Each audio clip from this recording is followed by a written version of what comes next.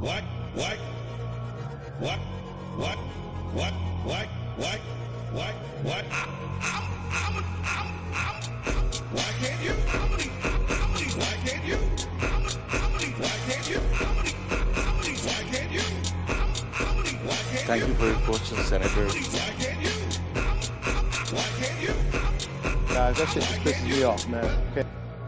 We'll do it live. Why can't you? I literally have no idea what the hell he's talking about. Hi, everyone. Mikey's here. He just stepped away for a minute. Welcome to Headliners, another glorious week under our dear leader, Donald Trump. We're here to recognize his glory and praise him, for he is the God Emperor. Long live the Bone Throne? Blood for the Blood God. I don't know. Something. So whatever MAGA says, I have no idea. Anyway, yes, he is invisible again.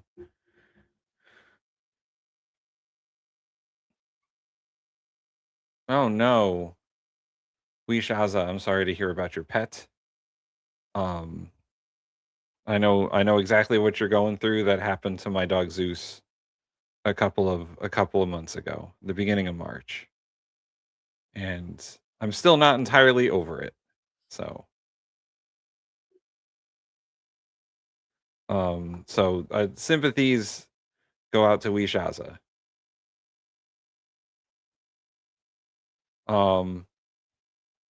If you all remember, put Zeus's in the chat in memory of Shaza's cat and Zeus. So let's this would work better if Mikey came back. But you know what? Here, I'll do this. I'll pitch the merch, and then hopefully Mikey will be back, and then we can do the thing. I actually have to share the screen to do that.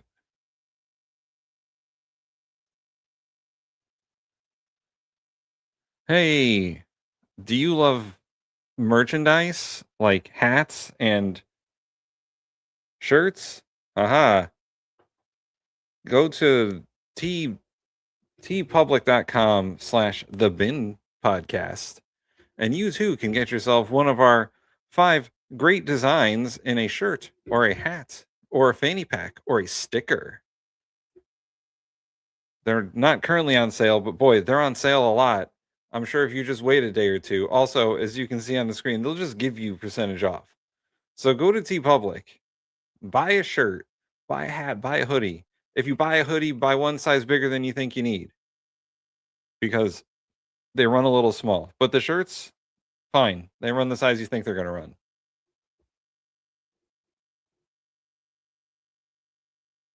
So, yeah, go do that thing. Sorry, reading the chat. There's a lot of ADHD today. I'm going to put that out there. So do that thing. Do all the stuff. Like and subscribe. Here we go. Become a member. If you're a member, you get the little puppy emojis of all of our pets, and also you get special member videos. If you don't like YouTube because YouTube is just a wretched hive of scum and villainy, patreon.com/thebinpodcast, and you can become a supporter of the show there as well.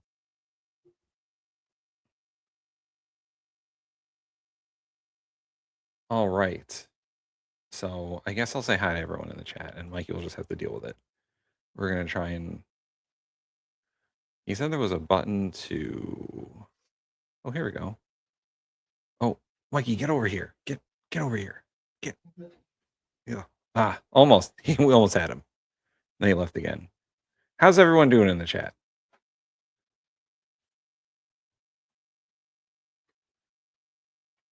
What's going on, Muttley?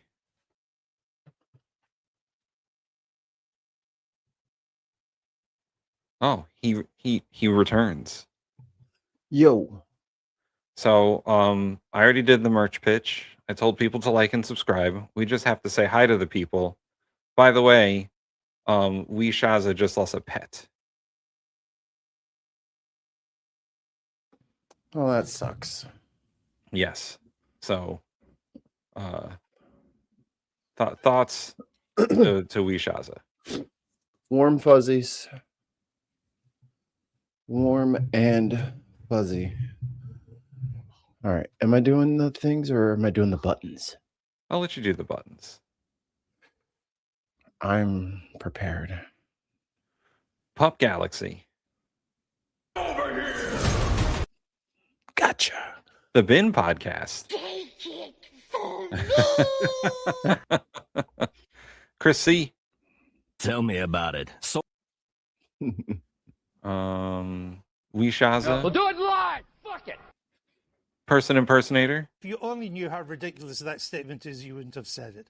Adams. Over spilt meek. The Dark Lord Greg. I'm full, but I can't pass up this great opportunity. well, how much? Oh, for the Dark Lord Greg, I have the Audible version of Parade of Horribles, and I've been listening to it all morning. Quiet in That's the the new- chambers, please. Quiet in the chambers. That's the Stop new getting Golden Carla distracted. Carl book. Stop getting distracted. No, I will not. Quiet in the chambers, please. Quiet in the chambers. Viper Scott. My time. Thank you. By the way, I posted the most recent edition of Viper Scott's Civics Corner. We need a whole network just for that. I know. Ooh, Person Impersonator has been a member for 3 Jim months. Crow. McKinnon. Oh, I thought you were gonna read. I don't know why I thought you were gonna read it. Open the fucking straight, you crazy bastards. McKinnon Yeah, says, McKinnon, open it. McKinnon says, I'm not doing so hot. The only cure is more t-shirt sales. Defending cankles, McTaco tits, and owning the libs. That's thirst. Muttley. Muttley, I need a dog one. Pool is a shame. He's shameful. It's a good dog. Oh, Dark Lord Greg already read the book.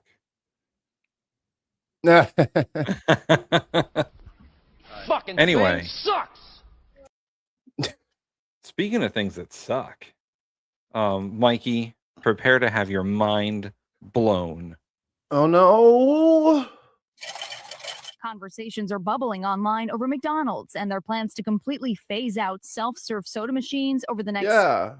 Okay, so say goodbye to these things. While Mickey D's first announced these plans back in 2023, thirsty customers are now starting to notice. They don't have a fountain drink machine anymore. They get you your drinks. Going and getting your meal and then going over. These greedy ass motherfucking corporations are taking away our free refills. No, you said you wanted a large, sir. That is only 4.3 ounces. You will not be receiving any other liquids, and you may not bring outside liquids into our establishment, or we will be calling the police to have you trespassed. How Understand? how dare they? No, it's gonna cost you another $3.50 if you want my fucking poorly cleaned Coke Oh my machine to God. give you some fucking bullshit.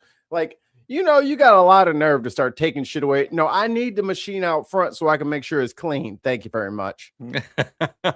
I've watched Gordon Ramsay's Hotel Hell, Kitchen Nightmares. I've watched what's the one with Tapper? Bar Rescue. Bar Yeah. Rescue. Yo, I still don't order ice in a lot of restaurants because I look around, I look at I listen to the service I'm getting. Does this sound like someone who really takes a bucket of scalding hot water to the ice machine every night? No. You got to get on. You got to get a chair or a step ladder because you got to get way up there, hop, hop, hop, and pour that shit in there. If I don't feel like everybody in this establishment is willing to do that for me, I don't want ice in my fucking drink. Yeah. And in fact, I feel the same way, Mikey. The first time I worked for the St. Louis Bread Company, my manager was obsessed with cleaning the ice machine, and that was the only place I felt comfortable getting ice from. If you don't personally clean it yourself, I'm telling you guys, as soon as you let it go 2 days, and if you saw the shit that was growing in those machines, you would demand that they go back out in public so that you can inspect them. Ugh. I learned how to clean the ice machines, and now like I do it at home. I clean the ice machine in my fridge. It's once you know, you can never not know. because it's a nightmare. It is pure life. Life will arise in that ice machine. And Mikey, here's one more. Those little soda caps on the dispensers, those need to be cleaned and sanitized nightly as well. Oh, all those should come off and they should go into a cup of cleaning solution to soak overnight, because I'm telling y'all, shit will grow on that shit almost immediately. And it's like, because it's alive. It's a moist, mostly sugary environment. So the yeast colonies are waiting for you to not clean up. McKinnon says, so here's the thing. In order for them to lose money on free refills, we would have to get, and I'm not shitting you, 16 fucking refills for them to start losing money. Right. Because they charge you $4 for a cup. That's what they do at the St. Louis Bread Company. They charge you $4 for a medium cup. That it costs literally a nickel, maybe 8 cents, maybe a quarter. It's a quarter for a large drink. See, they don't have our privilege in the UK. See, just like they're bringing that bullshit ass European burger over here that the guy pretended to eat on camera. the big arch. Yeah, they bring that big arch over here. Now they're bringing their no refills on Coke over here. Hey, I don't eat McDonald's anyway, so fuck them. In the UK, a medium Coke Zero at McDonald's costs them 4 pounds, when they're selling them at 4 pence. 4 pence, 4 pennies. They do the little weird. I don't even have that number. How do you guys even do that? How do you make the? What's the key command for the pound signal? Symbol. I don't know. But anyway, this continues.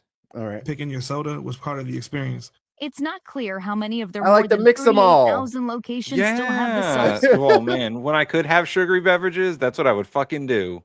Or I want Gatorade with Sprite underneath. Oh man, I want all the flavors. That's my shit. I'm feeling like some blue bubbly right now. Jeans, but McDonald's says it's on course to complete the transition to behind-the-counter soda service by 2032. Is it kind of sad? Oh yeah, for me personally, yeah. Gosh, I've been a heavy user of self-serve drink stations. I'm a Diet Coke addict. Editor-in-chief of Restaurant Business, Jonathan Mays, says he understands the online reaction. This thing that we had, like you would get the ultimate amount of control on how much you wanted to drink. And it was a great bargain. And you could mix and match. You could do all sorts of things with it. And now you really can't. Some customers speculating theft is the reason Mickey D's is pulling the plug. Nope. It's purely greed. I know what they're gonna do. They're gonna automate that shit. Yeah, they're gonna put. They already have semi-automated machines for the drive-throughs. Yep, and that's what they're gonna do for all the drinks. It's just gonna be part of your bump order. Yeah, the bump system's gonna take it, and then the machine's gonna whip out a Sprite, whip out a Coke. Chrissy says, I used to work at... Sorry. Chrissy says, I used to work at McDonald's, and every night we would remove the nozzles, put them in boiling water for 10 minutes, and then into a sanitizer solution. Yep. And then left to air dry overnight. That's exactly what you're supposed to do. That is a proper clean for consumption of the humans that come in there to pay money. Man. And ISG. Taking away our liberties. My freedom. My freedom. my McDonald's refill. Someone mentioned abuse of the water cups earlier in the chat. I forget who mentioned it, but that happens at the St. Louis Bread Company all the time. People are like, "Oh, can I have a cup for water?" And I see them getting like green tea. It is water. Can I have a cup for water? I'm just gonna fill this little it's like a little 6-ounce cup with fucking Coca-Cola or whatever. But even that, once again, that's in place for a reason. So if you want a free drink, fine. Here's 4 ounces of it. I hope you getting up over and over again will make you just give me the $2 next time for a small. Man, we're not getting any sympathy over here. They don't like us. Well, we've made a lot of enemies in the last year. This is true. Currently, too many people are going back to the well. You used to be able to walk into McDonald's, ask for a water cup. You take that water cup and get any drink you want. In light of the recent buzz on social media, McDonald's says the change is to ensure a consistent, high-quality experience for customers and crew across all ordering channels. That sounds like bullshit. Whether that's McDelivery, the app, kiosk, drive-thru, or in-restaurant. The classic soda fountain has long been a favorite of the fast food faithful. Quarter pound French fries, greasy Coke. At the center of that iconic McDonald's nostalgia. Get your first taste now at McDonald's. Even inspiring miniature toy versions. Yeah, McDonald's! Introduces the McDonald's soda fountain. But the real-life version going dry as the Golden Arches cut back on customer control. Valerie Castro joins us tonight, and she comes with the soda. So, Valerie, were these self-serve or were these... Are they back to the review some McDonald's drinks? What the fuck is going on over here? This one is a Coca-Cola from McDonald's. I know people haven't seen this before. A Coca-Cola from McDonald's. Thanks, lady. Oh, Went to man. the harsh deserts of fucking New York to get a fucking McDonald's cup. Oh, this is true. From the Dark Lord Greg. Last year I was in Europe in August and it was so damn hot and nobody puts enough ice in their drinks. Yeah. They don't appreciate ice over there in Europe. You know, one thing I will say about us to defend us, our McDonald's ice, our McDonald's drink, trash. Yeah. Truck stops. Yes. Brother, the chewy ice. Oh my God. And then some of them truck stops have like strawberry pop. Yeah. Yeah. And all the random shit that you never can find anywhere. Random gas station out in the middle of the fucking cornfield will have that shit. And be like, you have watermelon slushies? This has been discontinued. I'm a drink connoisseur. This is... I'll have to get on Reddit and tell everybody else. I do like how some of their sources in this story are just like, I assume influencers who are ranting about it. Like dude from TikTok playing the sad piano music. I used to go in there and ask for a water cup. And that's like NBC now. They're like us. But it is true that Europe does not have an appreciation of ice like America does. Because when we Amanda and I have, oh, come on, man. Like, why? We're just trying to have some fun in our lives. Chris is like, don't you know your country's over? Who cares about drinks? We're going to get to that. I thought we'd start with something fun. Bone crushing reality at terminal velocity. The wife and I have a term for drinks in Ireland versus drinks in America. We call it Irish water because there's never any ice in it. It's just chilled water. Y'all don't have ice machines over there? I guess not, because all we get is chilled water all the time. Like nobody serves ice unless you ask them for ice. Oh, cotton candy Faygo. Whoa. That's got to be like 7,000 grams of sugar. I didn't even know they had a cotton candy one. Sheesh. McKinnon says, if this is to be the end, I will have my free refills when I die with ice. With ice, damn it. Well, let's hear what she has to say about these various McDonald's drinks. Never seen them before. I don't know what a Coca-Cola is. Light the beacons. Light Correct. the beacons. Gondor calls for aid.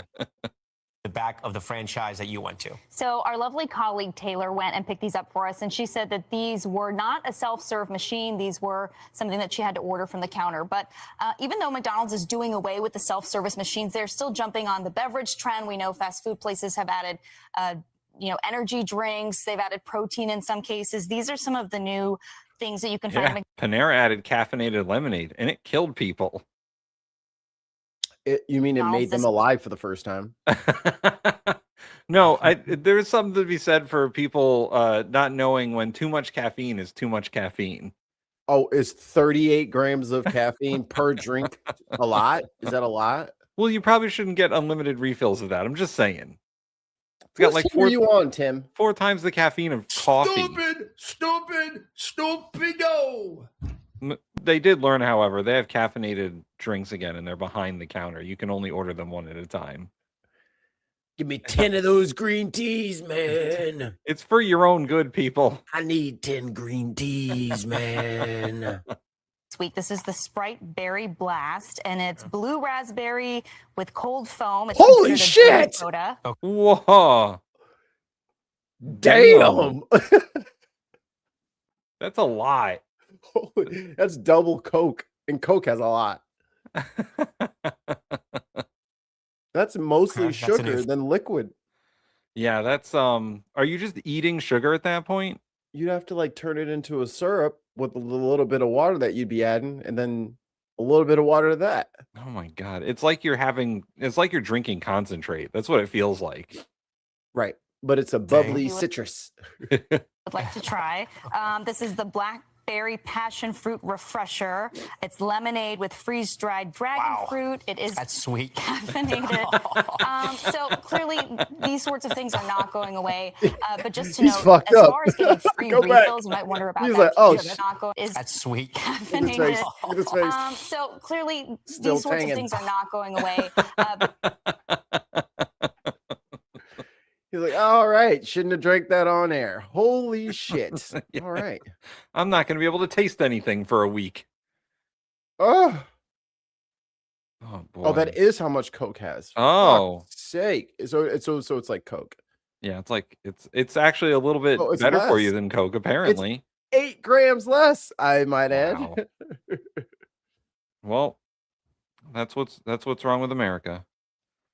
Just to note, as far as getting free refills, you might wonder about that if you can't. Yeah, that's the whole thing. I mean, you could go back. That was So great. the company says it's really up to the individual franchisees if they will continue to offer free refills or if you go back. So and store ask by for store, more. case by case basis. Ooh, they're going to some blame might it on the try to believe that. franchisees. End of an era. Anyways, Valerie, we thank you for being here. Thanks for bringing the drinks. We thank Don't. He was like, I don't want to drink any of that anymore. No, this is a totally normal, righteous thing that's happening. They're just going to get rid of that machine because a better experience? I guess. That was the line? That was the lot. That was it? Yeah, they want you to have a better customer experience, a more consistent customer experience. Really? Okay. Damn. 80 grams of sugar in a 24-ounce Dr. Pepper. Woo! Oh, in the words of Darren McAvalian from System of a Down, sugar! Sugar! Dum, dum, dum, dum, dum, dum, dum, dum, dum, dum, dum, dum. Sugar! Fine. You guys want soul-crushing reality? I'll give you soul-crushing reality. No, I'm ready! Inflation data and what could be the clearest look at the economic impact of the Iran war. Yeah, in April, inflation rose 3.8%. Let me pause you real quick before you even get started. Fake news. The president just fucking told me over the weekend that things have never been cheaper, prices have never been lower. Interest rates are great. The economy is great. The stock market has never been higher. You know what I mean? He's like groaning more now. I don't know how this could the president has assured me that financial green pastures are just over the hill. I'm pretty sure he It said can only good happen. Literally, what are you talking about? That we can only be this is only money for us. And then he said, I love Tesla. I saw a Cybertruck, and I think everybody at the intersection was like, fuck you. I always want to be like, fuck you and flip off the Cybertruck, but I always have this gag reflex that takes over. Like a Cybertruck drives by and I just go, oh. Yeah, I want to throw like a soup can at them, but I'm just doubled over retching because of the disgusting design of the thing. I just want to throw up on it. I've never had a reaction like that before, but I want to throw up on it. I just want to get in there like a xenomorph queen and just vomit acid right on its windshield. It's a strange sensation that comes over me. That's the highest level in nearly 3 years. It was up 0.6% month over month. Here with us is NBC News Chief Business Correspondent Christine Romans. We're also joined by Investopedia's Editor-in-Chief and Chief Business Editor of People Inc., Caleb Silver. Good morning to you both. Christine, I'll start with you just to walk us through these numbers. What are they showing? How do they compare with previous months? Well, look, 3.8% just shows you how hot the Iran war is driving up prices here. This is a There you go, guys. There you go. 3.2%. You know, the millennials are always just complaining that everything costs so much and it's so expensive. They don't understand. I had to pay $15 for my house in 1995. $15 cash. And I worked 14 minutes to earn that money. So hard being me. The inflation rose over 0.5% in 1 month. Like, do we have to finish charting this shit out before motherfuckers understand the Biden loving Democrats, which we are not, by the fucking way. God damn, we constantly get called Biden shills and Kamala shills, maybe a Kamala shill or two, but come on, man. He don't know what he doing. All right, he doesn't know. He doesn't know how to fix it. He says he's fixing it and does all of the opposite things. This motherfucker took painting the floor, which should have taken $2 million, and somehow turned it into $11 million. Ooh, I got a clip about that too.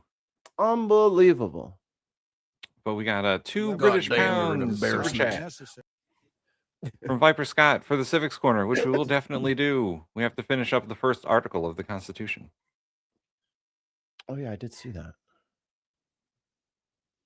But McKinnon says, it's great. I did that. Lowered inflation. Biden didn't. Biden turned left. Biden turned they left. Always go left. Go left. I'm right. Inflation is right. Right? He's so smart and great. He cares about us. That's the thing that'd be crazy to me. They'd be like, he cares about us as people. I'm like, he doesn't even know you're alive. What are you talking about? My favorite part is still that lady at the gas pump who was like, I voted dumbass. I voted for him 3 times, but I guess that's my fault because I'm an idiot. Yeah. significant jump here, 3.8%. Remember, the Federal Reserve thinks 2% is the sweet spot. That's right, guys. And I don't know if anyone knows this, but this means that like prices are still going up. I mean, they were going up in March, but they're going up at a faster rate now in April, and they'll go up at a faster rate in May. Prices were still going up, and the Fed wanted a 2% interest rate, which meant prices were still going up on average 2% every month. Or year over year, whatever the calculation was. I found her. A worthless pile of And you voted for him how many times? 3 times. That was my bad. Apparently, I'm an idiot. I think it's only fair, right? It's only fair. Apparently, I'm an idiot. Oh, smoked it. Let's go. We're good. Got it in one. Let's do this. For inflation, 3.8% shows you how those higher energy prices are fueling in to just about everything overall here. And you know, it's not just the energy prices. It is gas prices, but it's also this. By the way, this is the government shutdown, so you can't actually see what prices were there. But now we're more like this here. So those higher energy prices starting to feed through everything. I mean, I'm looking at airfares up almost 21% over the past year. Caleb, we Great. It to go up. The cost of flying in an airplane has gone up 21% in 1 year. No, that's not his fault. It's Iran's fault. Did you want them to detonate Earth with the nuke they haven't built yet? I heard something like that they've canceled like 1 million seats over the summer because there isn't enough fuel for the airplanes. Well, do we get jet fuel out of the Strait of Hormuz? I mean, yeah. Yeah. Oh, you know, this could have some real fallout. Oh, shit. Oh, we don't drill that kind of oil. No, not here. We also don't refine that kind of oil here. Damn, it's almost like that's like an import. Damn. Apparently, I'm an idiot. Damn. Mikey, Goes Mikey. in, tide goes out. You can't explain that. Stupid, stupido. I like how we have enough that they can talk to each other. We just have a whole show of buttons. Let the scripting your begin. face. All right, we'll do it live. Fuck it. But what's your reaction to this number? Yeah, hot, but especially in the places where we have to spend money. So obviously that's gasoline, that's diesel, and that affects things like fertilizer prices. It goes right through the supply chain. So this ends up really at the grocery store where you still see food prices very high. Some of that is due obviously to diesel prices and fertilizer prices, but we just have this general trend of higher inflation. Christine mentioned the Fed likes inflation around 2%. Those days are long gone. Consumers know inflation probably isn't even 3.8%. It's higher than that when you think about the things we buy on a daily basis. Yeah, and Christine, let's go. Yeah, that 3.8% is average inflation across everything. Which means a lot of things went up 0.1%. Right. But it also means like airplane tickets went up 21%. Yeah, so 3.8 overall, you know. Through those categories, because I know that's where we are seeing the pain. Yeah. Caleb just said food, energy, shelter. Yeah, these numbers are hot off the presses, and there's a lot of them in here. And some that I really am interested in: fresh fruits and vegetables. Those are more expensive. Household furnishings, airfare. Tim, why what would I they be see, and more I bet Caleb expensive? agrees with me. I don't see know. things that are shipped with diesel. It's like prices correlate with other prices. It's like there's dependent variables and independent variables, and they correlate. I mean, look at the graph. March. End of February. What happened at the end of February? Like February 28th, maybe. Exactly. man. Maybe exactly on February 28th. I wonder why exactly on February 28th on that fucking chart the numbers go completely ballistic. What happened on February 28th? I don't know. Did someone start a war for no fucking reason? No, someone launched 15,000 kinetic strikes on a foreign country where we got all of our fucking gas and fucking our jet fuel and our fucking fertilizer. Not like a country of 340 fucking million people need that shit. No, we don't need that. We'll just go call Canada, our best fucking friend. Hey, can we have some fertilizer? Are you still mad at us? Yes, damn it. No, Canada's going to be like, go fuck yourself. Literally, or I will fuck yourself for you. Either you go fuck yourself or I'll fuck yourself. How would you like to do this? They are not our friends. The fact that they're literally running boats up the fucking east and west coast from Mexico to Canada because of us. Yeah. That's embarrassing. Which is 70% of the stuff in the United States that gets to your store shelves. Those things cost more because, look, farmers, ranchers, shippers, small businesses, they have a significant new cost that they have to deal with. Diesel prices are $2 more today than they were a year ago. These are those gas prices, about $4.50 here right now. And here's something else. What we're hearing from economists and the brainiacs who study this is they think that the energy shock is just beginning to come into these numbers, that we have a lot more pain ahead, especially with no real off-ramp in sight here for getting energy costs under control in the near term. And Caleb, you mentioned the Fed. Hey, Mikey, do we know an economist? We do. We should ask him. Oh, I'll tell you what he said, but I don't know if I'm allowed to say it on stream. Okay. Oh, we have a question from the chat. Yes. Do we have any confidence whatsoever that Warsh will be a reasonable Fed chairman, or has DJT finally found his yes man for that position? From what I understood, he's a yes man. Yeah. He wouldn't answer the questions, the easy ones that you're supposed to be able to answer about whether or not Trump won an election. Yeah. I think he's going to be more of a I don't think he's going to be as much of a yes man as Trump wants.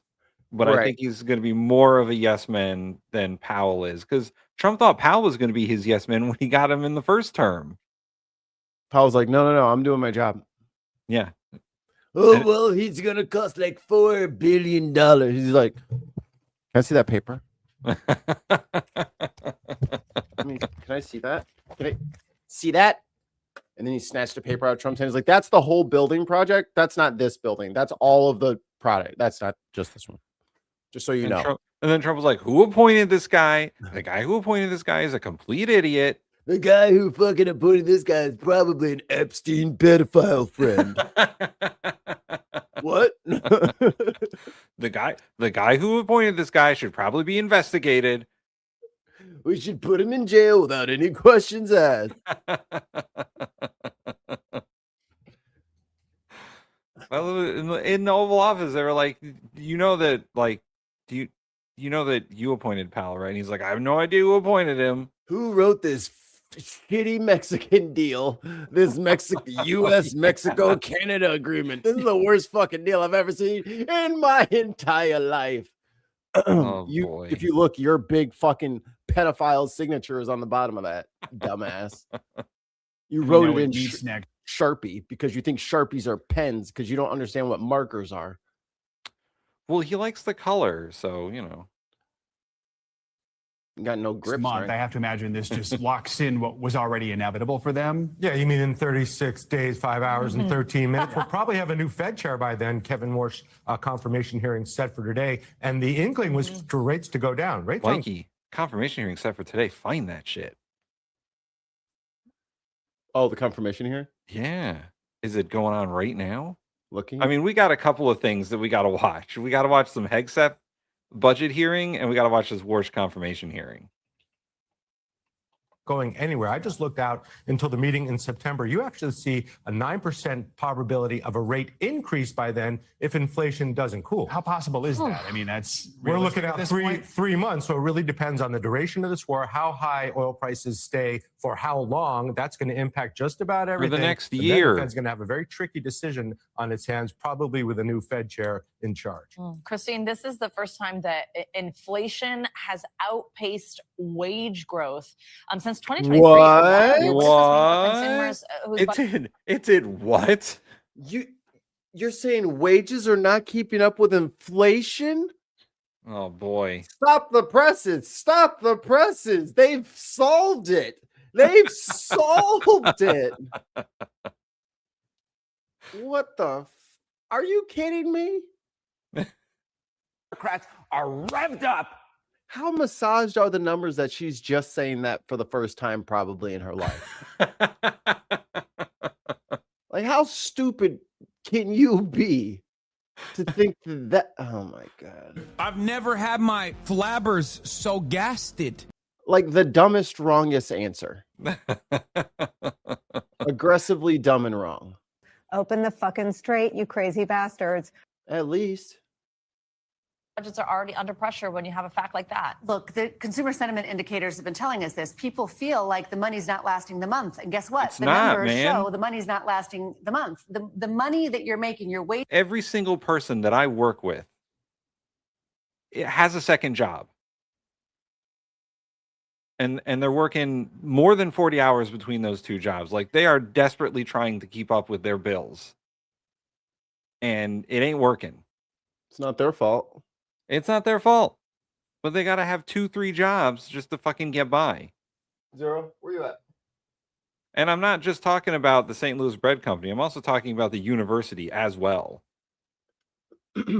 It's most things, most places, most. And I was listening to another panel, and they were this cost this and this cost that. Everyone is working, or they were complaining about customer service. Everyone's got an attitude and they're on the phone. It's like, because they're fucking tired and they're grumpy and they're broke all the fucking time. They have to work all these hours and they're still broke at the end of it. Oh, that's because finally inflation has eclipsed wages. What the dumbest shit I've ever heard. No, McKinnon's right. We're just being lazy. Real men work 3 jobs to make ends meet. Real man shit. I mean, I guess technically this is a third job. Like, and then in a grave at 45 from a fucking sudden grabber. Well, I only slept 36 minutes for 5 years. What do you mean my heart stopped? that's what I'm talking about, man. Like, some of the people who I work with, like, they're fucking like not sleeping. They're just not sleeping. They wake up at 5 a.m, go to work at their first job, and then come to the second job And then I don't know when they sleep. They don't. They just nap.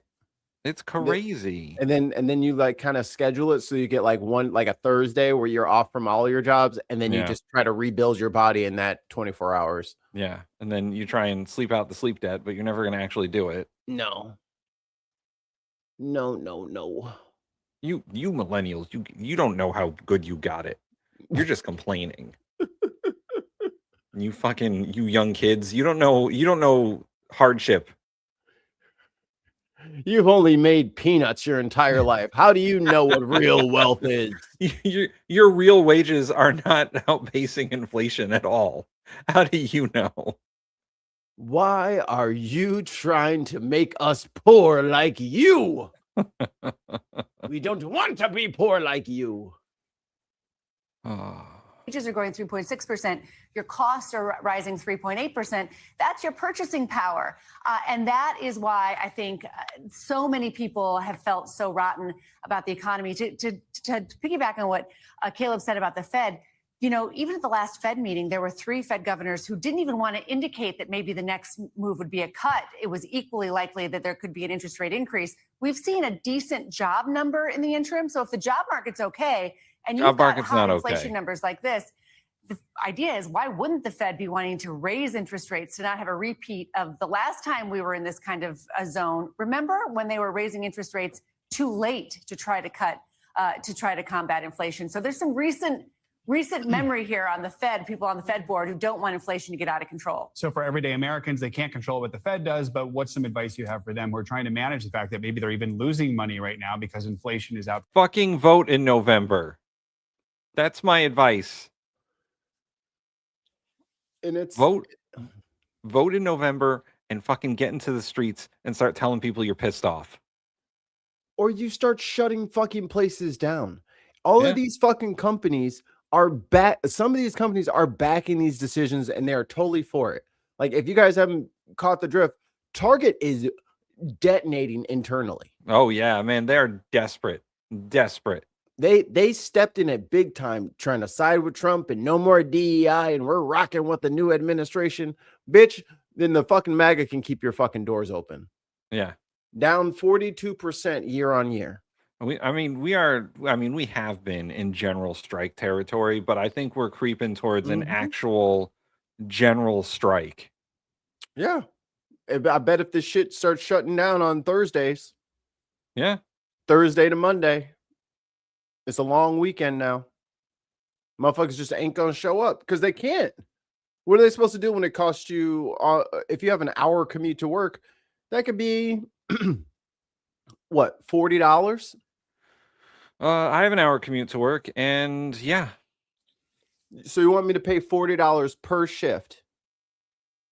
And now I got to make extra time to make all these refueling trips. And I can't even get a fucking Coke. No. No, I have an hour commute to work. Let's see. My gas mileage is fairly good. I get 28 miles to the gallon. Yeah, that's pretty good. Let's see.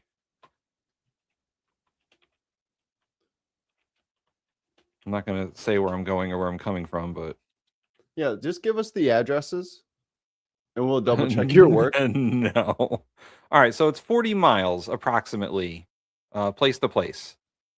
And I get 28 miles per gallon. So that's at least 3-4 gallons of gasoline. Right.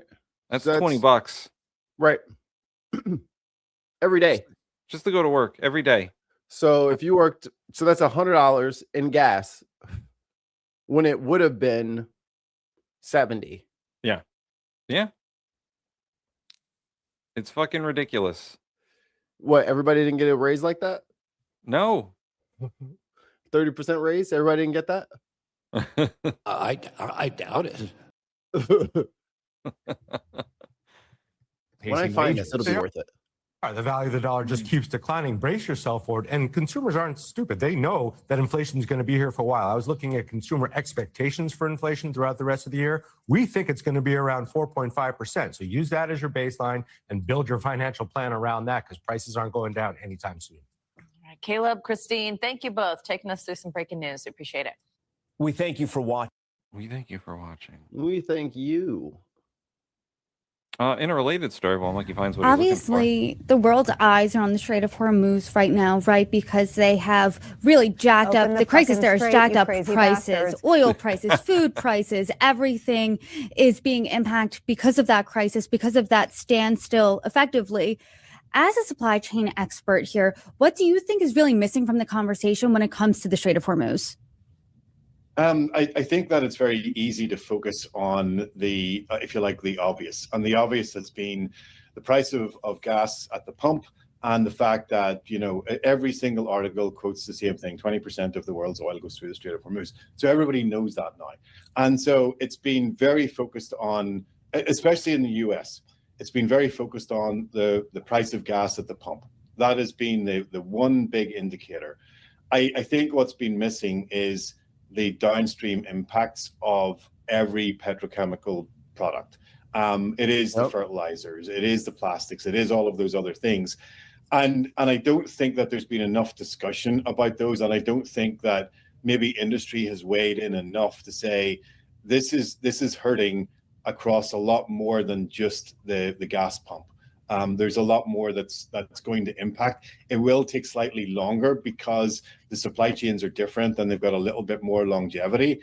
But we've been using up a lot of that, if you like, work in progress to the point whereby, you know, you have started to see not only fuel shortages in, you know, some of the Southeast Asian countries, which has led to tailbacks and queues and, you know, frustration at a pure civilian level.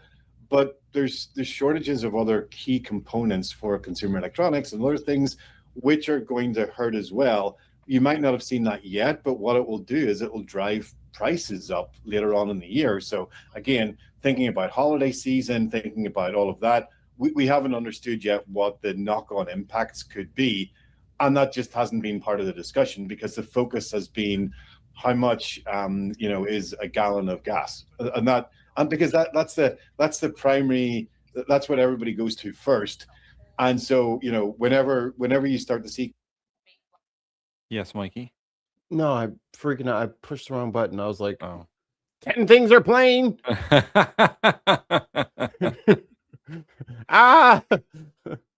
Consumer electronics increasing by 10% coming into holiday season.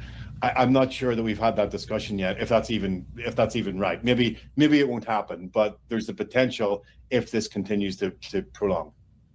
I think you make a really good point there, right? Because everyone's talking about gas prices because that's the headline, right? And also everyone or almost everyone needs to use gas. Everyone sees gas prices. They're so visible. You drive by any gas station, you can see they're right in your face how much they are. They've been up over $1 year over year, up almost 30 cents week over week here this week. But like you said, less things that are being talked about are fertilizer prices, fertilizer shortages. And when you think of that, I mean, fertilizer is obviously used to grow. Get ready to not have food. Exactly. Like, soon. They didn't understand any of this when they started. They didn't understand any of it. No. They didn't understand what they were doing when they did it. And they still don't understand it now. Because if they understood what was going on, they would not be blockading the Strait of Hormuz. No, we need that shit immediately. An entire fucking airline is gone now. Right. Like Spirit, yeah, wasn't in the best financial health. They had filed for bankruptcy previously, but they would still be around right now if the price of jet fuel and the availability of jet fuel was still there. Oh, so you're saying when things are unstable, it's bad for business? Well, especially businesses who are not already weakened financially. Like, Right. those are the businesses that are going to go under first. Our food. So we're going to be seeing the impacts of that for a while, right? Right. And you know, and even if you have products that are not in any way related to oil production, and you think, well, those are going to be fine, those are not going to be impacted, they still have to be transported. And they'll either be transported by ocean, by air, or by road, all of which are seeing fuel increases. So you can't. This is one of those ones where you can't escape, even if the products that you're thinking about have no resemblance, no contact whatsoever with the oil industry or petrochemical.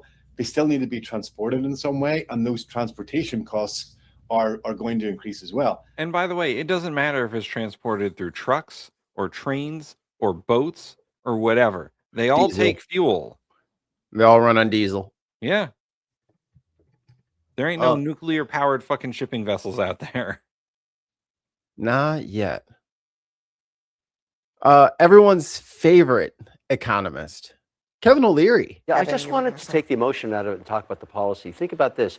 Wouldn't you want more people to come to New York that spend over $5 million construction jobs making their pied-à-terre, and then they have to pay the maintenance on it, then they pay the property tax on it, but they put no financial burden on the city because they're not here. So why would you disincentivize the incremental person to do that by taxing them more? Why not say to them, if you don't use the city's services at all, and you spend all this money on taxes and construction jobs and maintenance and doorman and everything, let's get more of these people. Let's get hundreds of thousands more of them. He doesn't get it. He's so stupid. He doesn't get it. So stupid. So then just move everyone out and everyone go live in the fucking woods because Elon can afford to like have a pied-à-terre second home in everybody else's home. So just move the whole city out and just let him do that. Is that what you want? So just have the whole city be empty and owned by somebody? What a fucking moron. What an absolute fucking moron. It's the people who have the pied-à-terre houses that are driving up the price of living in New York City. Right. It's the people who have the fucking $10 million fucking apartments or a building named after them who are driving up the rents in New York City so that no one else can fucking live there. And I think the proof is in what happened during COVID. Yeah. When the pandemic started happening and people were leaving New York City because A, it was too expensive to live there, and B, their jobs were disappearing, they moved elsewhere because they couldn't afford to live in New York City anymore. There was no reason to live there if they didn't have a job there. Right. You can't live there. You can't live somewhere where you can't feed yourself or pay the rent or mortgage or whatever. You have to be gainfully employed, especially in New York. So what did they do if they still had jobs in New York City? They moved to the suburbs. They moved to Connecticut. They moved to like Jersey. upstate New York. They moved to Jersey. If they didn't have a job in New York City anymore, they just fucking left. No, they were leaving New York because they hate New York because the liberals were so and nothing to do with taxes. Their jobs shut down. They have to work, so they have to move somewhere where they can work. Yeah. Simple shit, guys. Simple shit.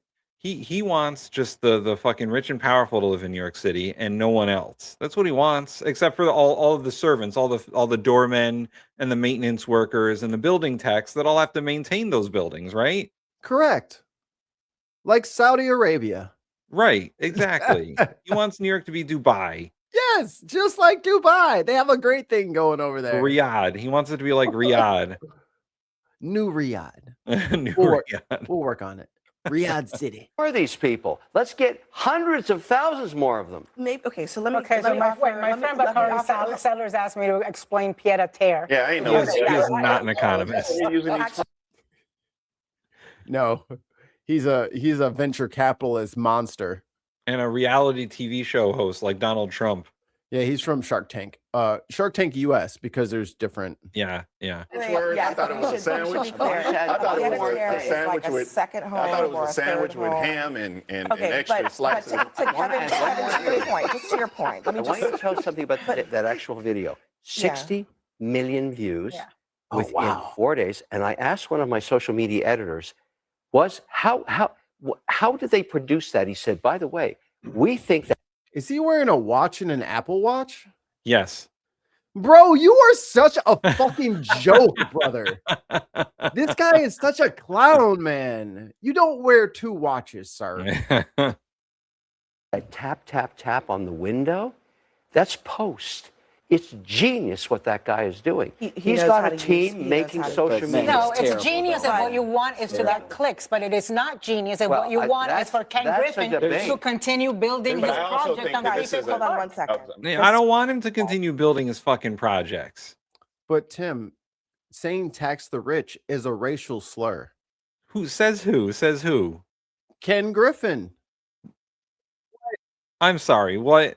He said that's a racial slur. When y'all say tax the rich, that's what y'all mean. Y'all are hating on his class of people. He's being discriminated against. This is class warfare, Tim. And he is just a unwilling participant and a hostage. Where's Kay in the chat with all warfare is class warfare? Man, no, that's not how racism works. That's not how discrimination works. You're discriminating on them based on their success. No. How dare you tell me to pay my fair share? That's racist. that is baffling, man. That is baffling. Only people who paid $10 for coffee say dumb shit like this. That motherfucker is lucky that we're saying tax the rich and not eat the rich. All right. Well, they don't look all too tasty. What Mamdani is trying to do. He's lucky it's just Mayor Mamdani outside of his apartment building. Oh, there we go. Diz in the chat. All warfare is class warfare. That's right. Just look at this chart. Yeah, Low, you hate us middle, because you ain't us. And upper middle wages have been growing at, let's call it 10% in this country. The top 3%, or not in this country, in New York City, the top 3%, their wages have been growing by 34%. That's the imbalance. Brother! Whoa. We just talked about this. Y'all are cheating. If the rate of inflation is 3.8% as of last month, and your income inflation is at 34.5%, you have literally nothing to worry about. Nothing bad has happened to you yet. Nothing bad will ever happen to you. Oh, it will. Because this K-shaped, and this is what a K-shaped economy looks like when it's in a bar graph. But this is a K-shaped economy. And you know what happens? The bottom drops out. And when the bottom drops out, we're going to eat the top. Yeah. Percy says, Stephen Roth said he considers the phrase tax the rich to be just as hateful as some disgusting racial slurs, or even the phrase from the river to the sea.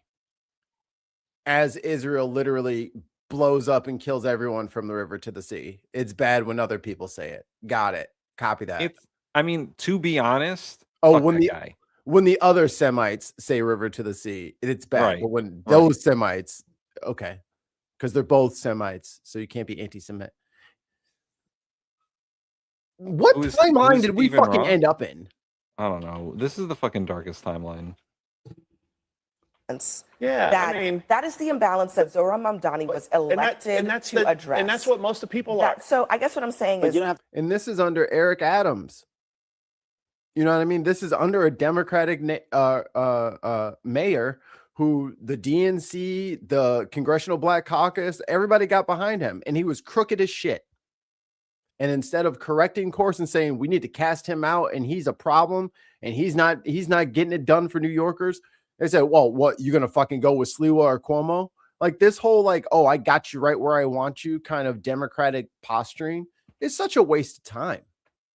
You know what I mean? Because you're just gonna fucking lose. I'm glad in this case it was a DSP member that won. But this is why Trump wins all the time. They try to do this oh, I got you cornered. You're painted into a corner. You have to do what I tell you to do. People will eat dirt before they listen to the DNC. Yeah. And Mikey and I were talking about this off air. In Connecticut, John Larson just lost his primary convention to the former mayor of Hartford, who is not a progressive, but more progressive than John Larson is. And Rosa DeLauro came within a few votes of having to have a primary with a Democratic Socialist. Yeah. And she's been in office for 30 years as a Democrat. The DSP is coming. People are getting pissed. Everybody wanted a third party. Now is the time. 2 British pound super chat from Viper Scott. In a parallel universe, who's the best president? Bernie. Yeah, Bernie. I can't think of someone else. In the good timeline, we had Bernie for 2 terms. Oh man. Oh, And why can't we live there? And it ushered in an era of peace and economic economic euphoria that will be realized for 1,000 years. Not only did he help America, but America got its stick out of its own ass and finally started being nice to the rest of the world based on the gentle but strong posturing of our first Jewish president, Bernard. Can you imagine James Ronald Sanders? Can you imagine James Ronald? I don't know what it is.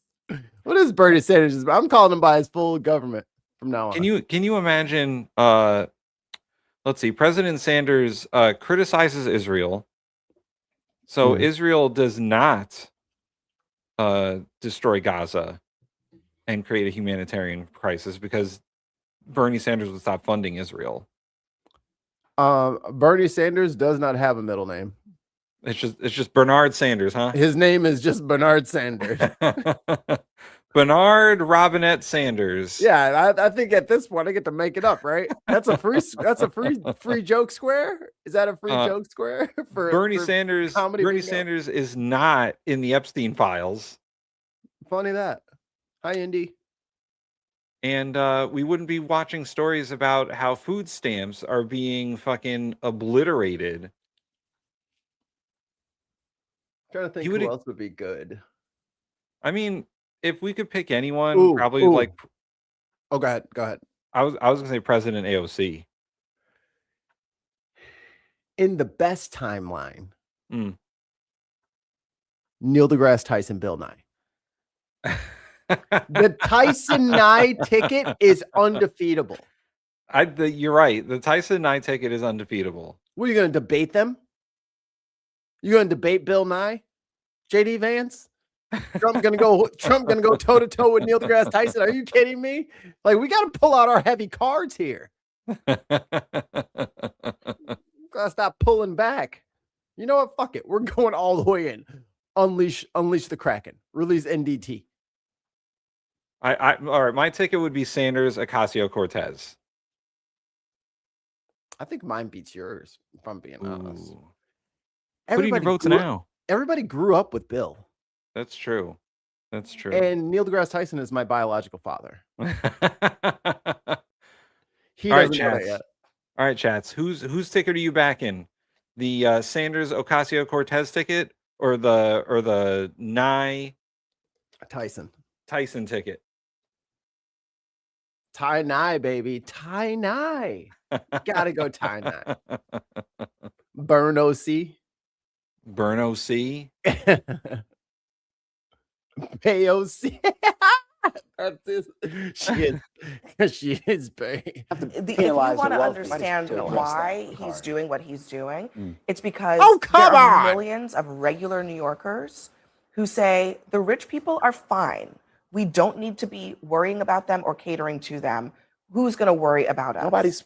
I mean, that's a basic principle of populism that he is enacting as mayor. And look, it's a powerful branding that he's tapping into. He's hardly the only one. Most major Democrats, Donald Trump did it, are tapping. But this whole idea of demonizing. Yeah. Oh, so y'all just get to keep your additional 11,000 homes that you're not fucking using. Like, fuck off, dude. Crying about everything. Oh my God, I got no votes. Damn.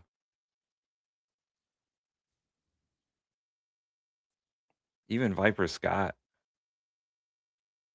Man. People who've been successful. It's a powerful thing right now, but I think they could be in the cabinet. Acknowledged point extends Anna's point, which I think was very well stated, and I agree with you 100%. There's a dark undercurrent of rage and violence that comes with this. You look at the Luigi killing of the United Healthcare CEO. Yeah, okay.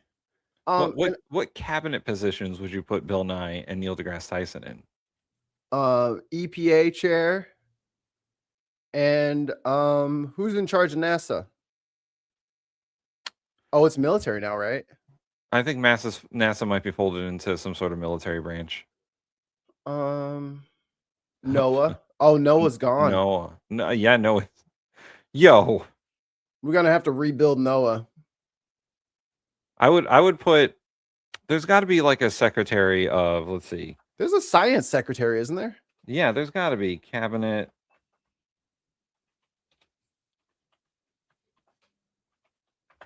Or I wouldn't even be mad with someone who can accurately use the scientific method. Just putting them in charge of HHS because at least they'll test things.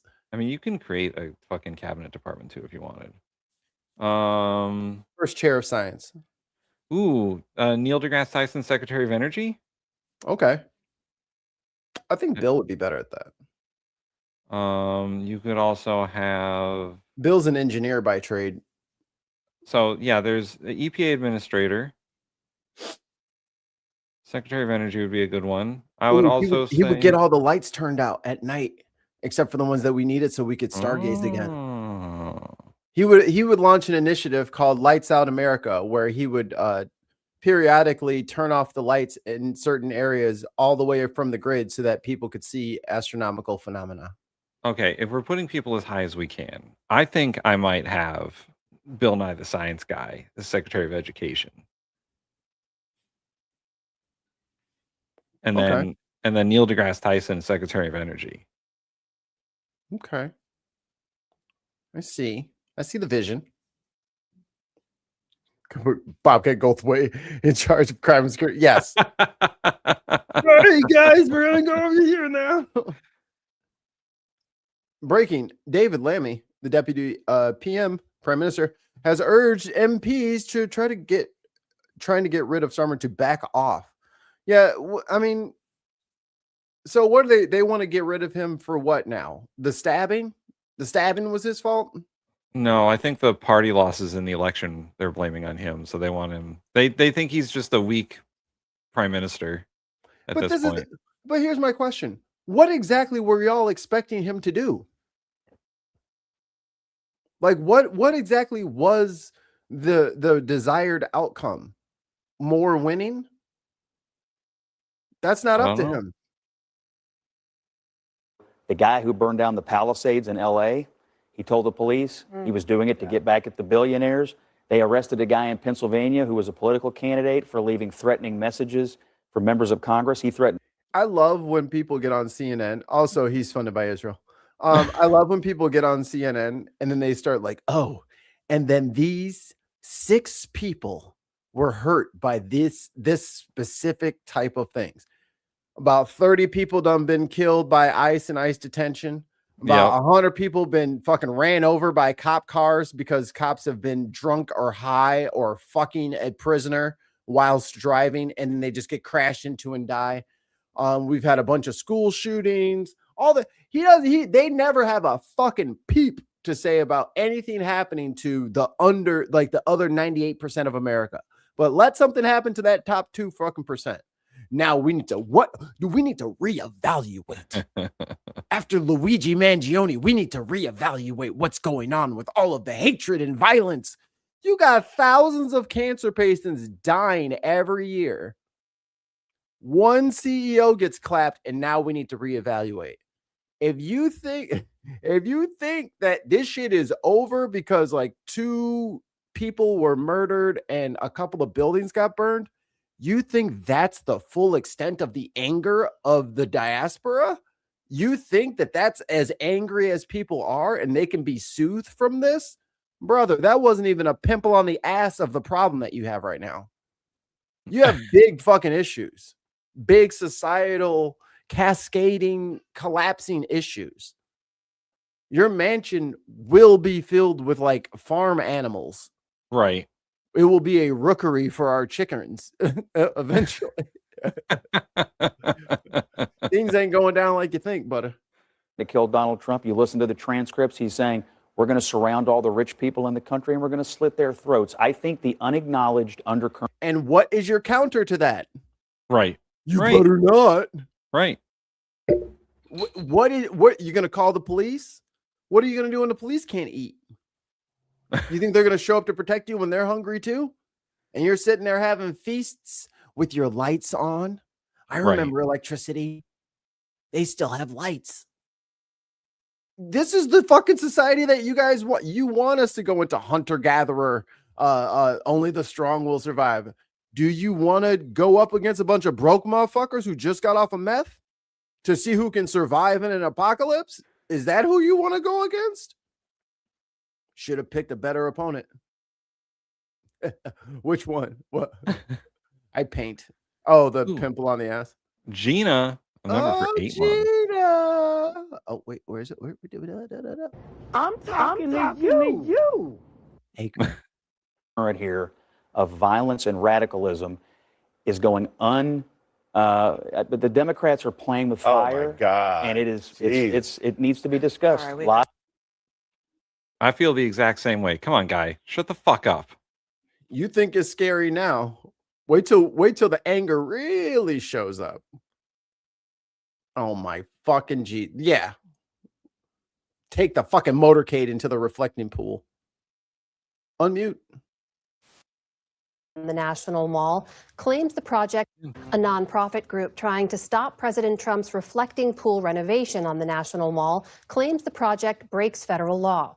The Cultural Landscape Foundation filed a lawsuit today. Yo, I heard that Trump gave out a no-bid contract to the company who did this, who is also a company that he likes and uses all the time for like Mar-a-Lago shit.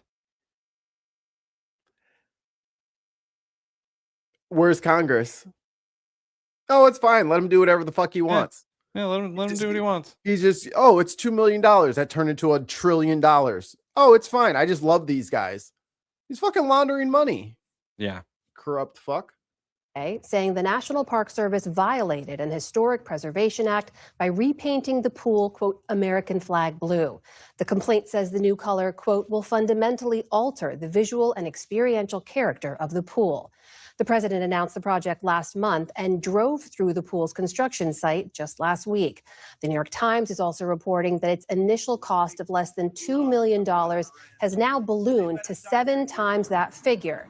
For more on the project, I'm joined now by one of the reporters covering. Brother, paint the fucking floor, drain the fucking water, sweep out the fucking leaves, put down the paint. What the fuck cost you $14 million? You could have built a whole new fucking monument for $14 million. Oh my God. What is the problem over here? What is wrong with everybody? It's just like cost $14 million to paint a floor. It's just like Kristi Noem and the hundreds of $1 million she spent on fucking commercials that she shot with her friend's film crew. Yeah. She acted like she built a second. Oh, that's what she did. She had to build a clone. Yep. That was the cost.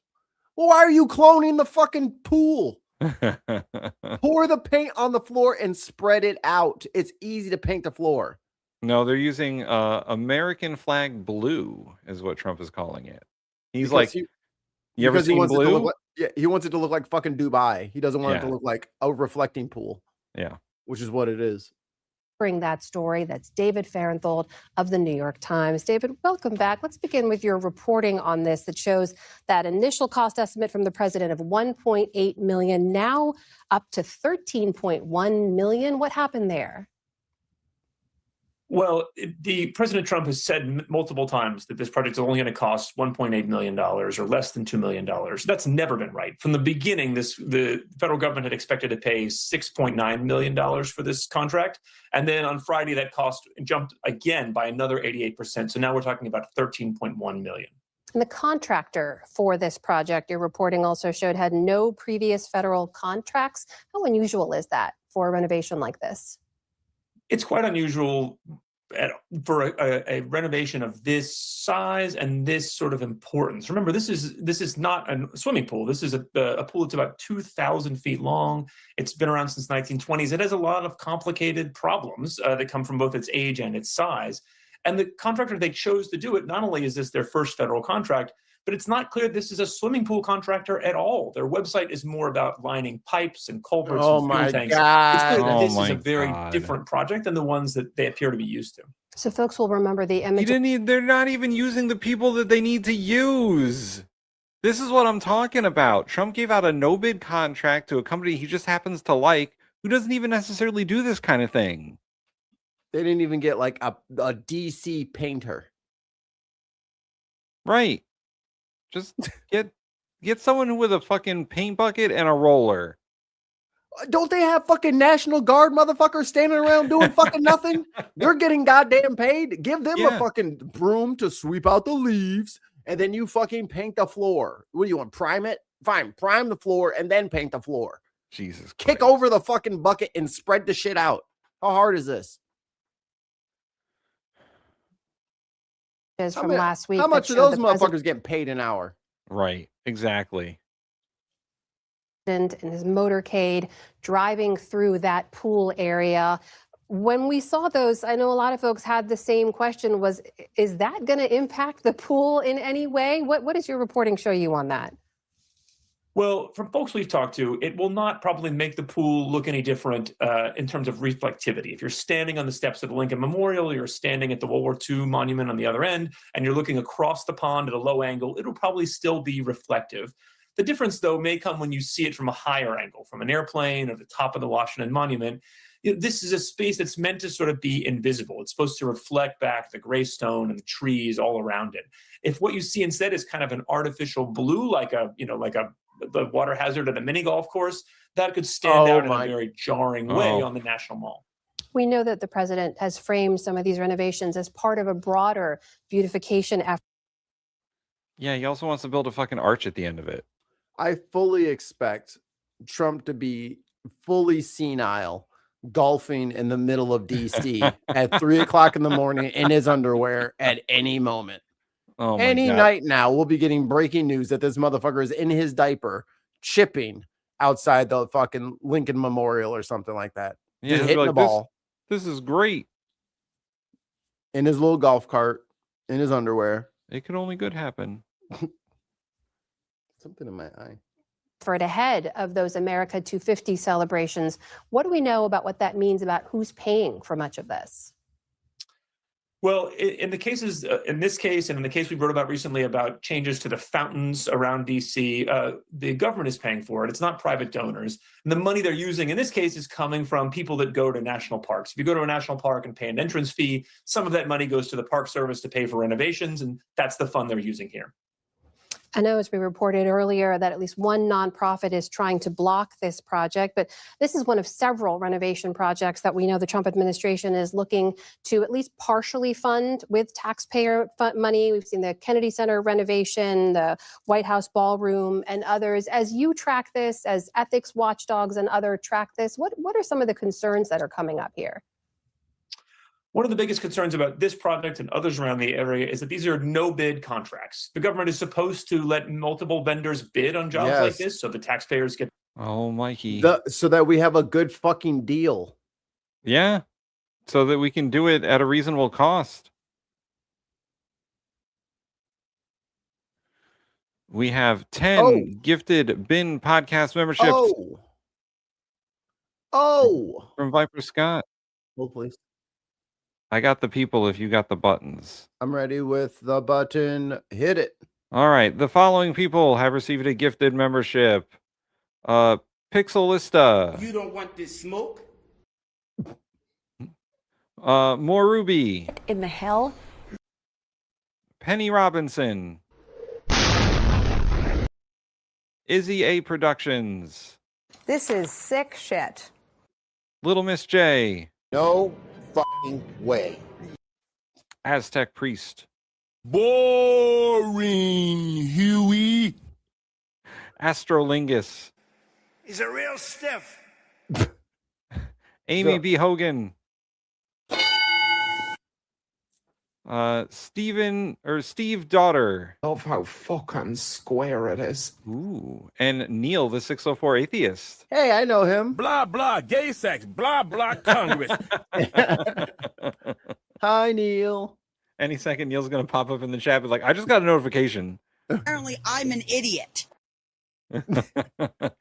Thank you so much for your continued patronage, Viper Scott. You are the apple of our eye. Everyone thank Viper Scott right now. Right now. Do it. Don't you say I didn't tell you to do it? Because I did.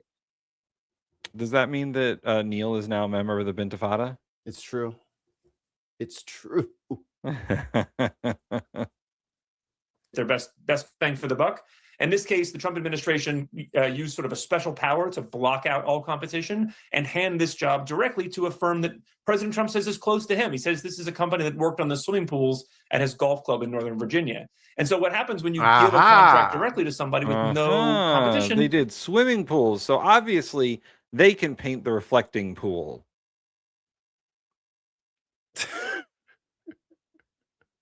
God damn it. Everyone else knows that this is fucking corruption. This is corruption. None of this is okay. None of this is okay. He's not allowed to do any of this shit at all. Obviously. Like, it's just fucking crazy. Ooh. You don't really know you're getting the best deal. You don't know that you're getting the best person for the job. And so it raises questions about why they're circumventing the normal contracting process and what we're losing in the process in terms of quality or maybe overpaying. David, in the 45 seconds or so I have left, I know you track the money often when it comes to the president's decisions around things like this. Where does this latest project fit into the broader pattern? Well, we have been looking at the way President Trump has been doing two things with these projects around DC, both using no-bid contracts to direct money to firms that are close to him, and also circumventing the historic review process that's supposed to keep the Washington core, the monuments of Washington, looking consistent and preserved. And what we're seeing here is that he evaded both those systems here and just sort of went around them all to have the reflecting pool painted blue because that's what he wanted. David Fahrenthold of the New York Times. Always good to talk to you. Thank you so much. Thank you. No, thank you. No, thank you. No, thank you. So, yeah, fucking corrupt this shit.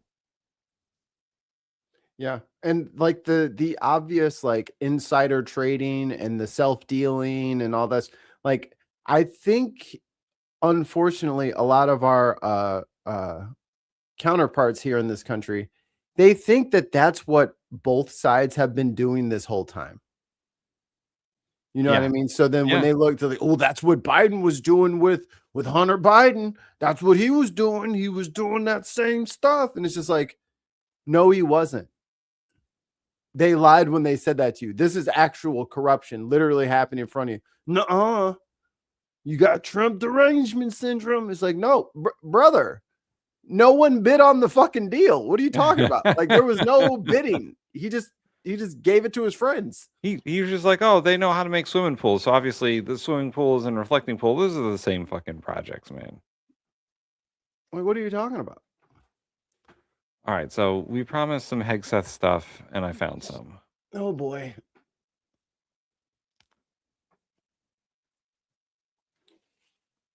And it's muted again.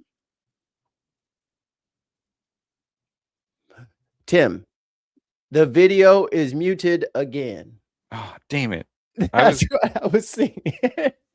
Thank you very much, Mr. There you go. Mr. Chairman. Mr. Secretary, the war in Iran has not only cost 13 American servicemen. Tons of mice, $5 in the super chat. Tim's hat 2026. He peed in your pool. It's true. That'll be my campaign slogan. It's got pipes. It drains. It's a chlorinated pool. It's fine. Remember lives. It is also costing American taxpayers dearly. Tens of billions of dollars and counting, and that's money that could be helping people perhaps get health care. But instead, we're paying for bombs dropped in a war that American people overwhelmingly oppose. Now, earlier this morning, I know that your team testified Trump's war with Iran cost $29 billion so far. That is $29 billion blown on a war of choice, and that's what it would have cost actually to save the ACA tax credits. But as my colleagues have already stated, what is concerning as well is it seems quite clear that that cost estimate is suspiciously low. Right. Now, your acting comptroller suggested that damage to U.S. facilities was not factored into that figure. It is clear that there has been extensive damage to American military assets. New reporting from the Washington Post and others indicates that Iran has hit at least 228 structures or pieces of equipment at U.S. military sites. Can you tell us what the cost of damage done to U.S. facilities is because of this war? Well, I think Jay covered pretty clearly what we can or cannot share, but I would simply respond that, and I think it's an important point, considering what the president is undertaking, is what is the cost of Iran obtaining a nuclear weapon? And the fact that this president's been willing to make a historic and courageous choice to confront that, it comes with cost, and we recognize that. I understand what you're I don't know how much the gas would be if Iran had a nuclear weapon. I don't know if it would be more. Probably what it was, right? It might probably be a be few the cents same. here or there. I don't know if it would go up, honestly. It probably would still be going. It was going down. I mean, if they had a nuke and that would let them open up the strait, then I would say it would go down. Yes. Yes. I'm just gonna throw it out there. It would go down. It would probably go down. Your judgment is, we have a judgment as well, and I'm asking if you can tell us, and at what point you can tell us what the cost of damage done to U.S. facilities is because of this war. Yeah, ma'am, thanks for the question. So for future posture in the Middle East, we don't know what that's going to look like. We don't know how we're going to design these bases. The damage to date, you do not have any cost estimate on it at all. For the military construction, I don't have a cost estimate to provide you at this time. Well, when will we get that? Again, it depends on what the future posture is, how we decide to construct those bases. To date, you know what has happened to date. We can't get that number, and that is a real concern to us. Our job is to appropriate dollars, and we're just told it's coming, and we don't get it. So it's very hard to do our budgets. And right now, Mr. Secretary, people are paying $4, $5, even $6, $7 for gas, and American taxpayers are now on the hook as well for paying for this disastrous war. You're spending families' hard-earned tax dollars on a war that many strongly oppose, and you're forcing people to pay more at the pump, and yet you're not even providing a real breakdown for the cost of this war so far. We have no real details, you have indicated that, and yet now you want Congress to send you $1.5 trillion more. To me, that is unacceptable, and I hope our Republican colleagues will join us in They not will not. only rejecting that absurd request, but in insisting that the American people get the actual answers on how much money, their money, we are spending. Here's what the Republicans are going to do. They're going to kiss Hegseth's ass. They're going to kiss Trump's ass, and they're going to be like, "Here's your money, Daddy." Did you want our money for our kids? Here, take that too.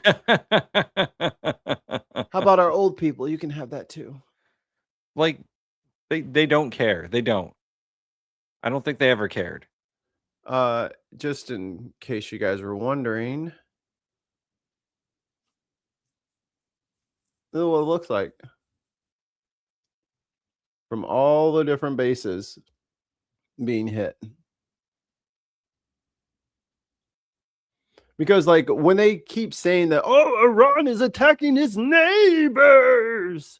Yeah, sometimes like hotels where American troops are stored are put there, but they're going for American bases in those countries. But they only reported that they're attacking the country. What are they attacking in the country? The Americans in the country. They're attacking us. They're not attacking their neighbors. They're attacking us. And they've apologized to their friends like, hey, I'm sorry that I blew up some shit in your country, but I was trying to get the people in your country. So maybe get them out of your country and then I won't attack your country, but I will attack them if they stay there. So I guess what would you give it, like 3 more months? And then I'd say the Middle East countries, the GCC, the Gulf Coast states, they'll probably just put us out. Yeah. Just like Nigeria did, just like a bunch of places did. They'll just, you can leave now. I mean, Saudi Arabia almost did it. Right. And then we made a deal with them. Oh, with that, the escorting of the ships bullshit. They're like, oh, would you like to get all of your shit the fuck out of here? Yeah. They're like, what oh, are you you want doing? to, do you not want to use our airspace? Because that's what we're going to do. Because you can fly from fucking Kansas next time. Because I heard you and the Germans are falling out, which is a whole nother thing that they haven't, which is like Europe and the rest of the world is kind of sick of our shit. Like we were kind of in a very privileged position in our posture and seating after World War II. Our entire like Dresden and many European cities were razed. You know, they're still finding bombs out in the UK, unexploded ordnance. We didn't have any of that shit. All of our fighting was done away from here. Right. They had to rebuild. We got to stay built. Well, everyone is caught up to us because Americans sat on their fucking asses and did nothing. We did no infrastructure improvements. We didn't do anything for the people. And now the rest of the world is caught up and our advantage is gone. Well, now we don't get to be in front no more because you gave our lead away. Right. You blew a fucking 100-point lead. Oh boy. Dicks. On this. Now, let me turn and say, Secretary Hegseth, the president has called Medicaid, Medicare, and child care little scams and said, quote, we're fighting wars, we cannot take care of daycare. I'm just trying to understand that. Is it your position, since you're asking taxpayers for another $500 billion for the war, that American families should be forced to give up child care and health coverage so that you can have $1.5 trillion for this budget? Senator, that's not my department. I certainly support this, and I also support the president's efforts to find and remove fraud wherever possible in a general sense. I'm not talking and we about do that in fraud. our department as well. I'm at every not step. talking about fraud. I actually asked whether an American family should lose their health care or their child care to pay for this budget. That is literally Answer the what the question. president suggested. Right. The president has proposed a historic $1.5 trillion my budget that God. will defend the nation and confront threats like Iran, which previous presidents allowed to happen, as Senator Graham pointed out. Well, Previous we're- administrations said they wanted to Your take care of this opinion, problem, the question, and they did the not, question and in he's front of doing it. this committee, the question in front of the American people is, what are they being asked to give up for this $1.5 trillion? That's where I was talking about. And lastly, Mr. Secretary, your budget request cuts through Trump's ramblings and really, to me, makes the truth clear that you and the president don't value families as much as you value defense contractors. You want to increase the war budget. I meet Let me every finish. family at Dover. Okay, don't tell me Let we me- don't care about families. Mr. We sure You do. don't, Mr. bitch. And we Secretary- take care of them in every way we You possibly can. don't. You Yeah. don't. Yeah, you care about American families by fucking spending, what was it, $28 million on fucking steaks? Right. Right. Blowing our hard-earned, fucking hard-taxed dollars, just blowing it on fucking whatever you want. Dumb bitch. Also, with the language that he uses when he talks about the military, he doesn't care about the families of these military. He cares about how deadly they can be and how explosive they can be and that they're vicious war fighters and all that bullshit. He could care less about their, otherwise part of this military budget would be going to increasing their benefits and their pay. Right. But Yeah. instead they're like, I'm asking- draft. Right, exactly. Oh, we're going to loosen requirements because there's not enough people signing up. Are they all fat, black, and gay with beards? You about taxpayer dollars that everybody has to. When we've been to war before, we've asked people to do victory gardens. We've asked them to pay more. You are not doing that. You are asking for $1.5 trillion, which means something else has to be given up. That is what this committee is looking at. You want to increase the war budget for the next year by $500 billion. That is taxpayer money that could be used to feed families or build new affordable homes or wipe out some diseases completely, or increase child investments 20 times over. But you are asking us to blow it all on war, and that's not even counting the money that you have spent bombing Iran, or that you may still request in a separate supplemental. And to me, this budget wasn't even strategically crafted. $1.5 trillion is like the president decided that was the number, and you all filled in the blanks. So what Yep. I'm here today That's to say exactly is you what asked for a happened. massive Called it. laundry list of unnecessary spending. It's a huge payday for defense contractors, and you still don't even ask to give DoD civilian workers a pay raise. And to me, this is absurd. I know you do not care what I have to say. So let me quote you someone you might actually listen to, President Eisenhower. He said, "Every gun that is made, every warship launched, every rocket fired signifies in the final sense a theft from those who hunger and are not fed, those who are cold and not clothed. This world in arms is not spending money alone. It is spending the sweat of its laborers, the genius of its scientists, the hopes of its children. That is what this budget proposal is asking. It's going to leave Americans cold and hungry to fund Trump's war and make defense contractors a fortune. So that is why I hope this committee throws that in the trash and comes together with a budget that works for all American families. I got another one for you. Okay. To Thank ask you, a Senator. couple questions until he arrives. Thank you, Senator Murkowski. Mr. Secretary, I'm just going to follow up on the questions I asked in my first round and the questions that had been asked by members of both parties. In my assessment, there was no imminent threat to the United States that justified the president using his Article 2 powers, and there was insufficient preparation to make sure that we had the right troops, the right capability deployed. There used to be a consensus in national security that America should only go to war when there's an imminent threat to our national security, when all other options have been exhausted, and when we have clear objectives and a plan for how it ends.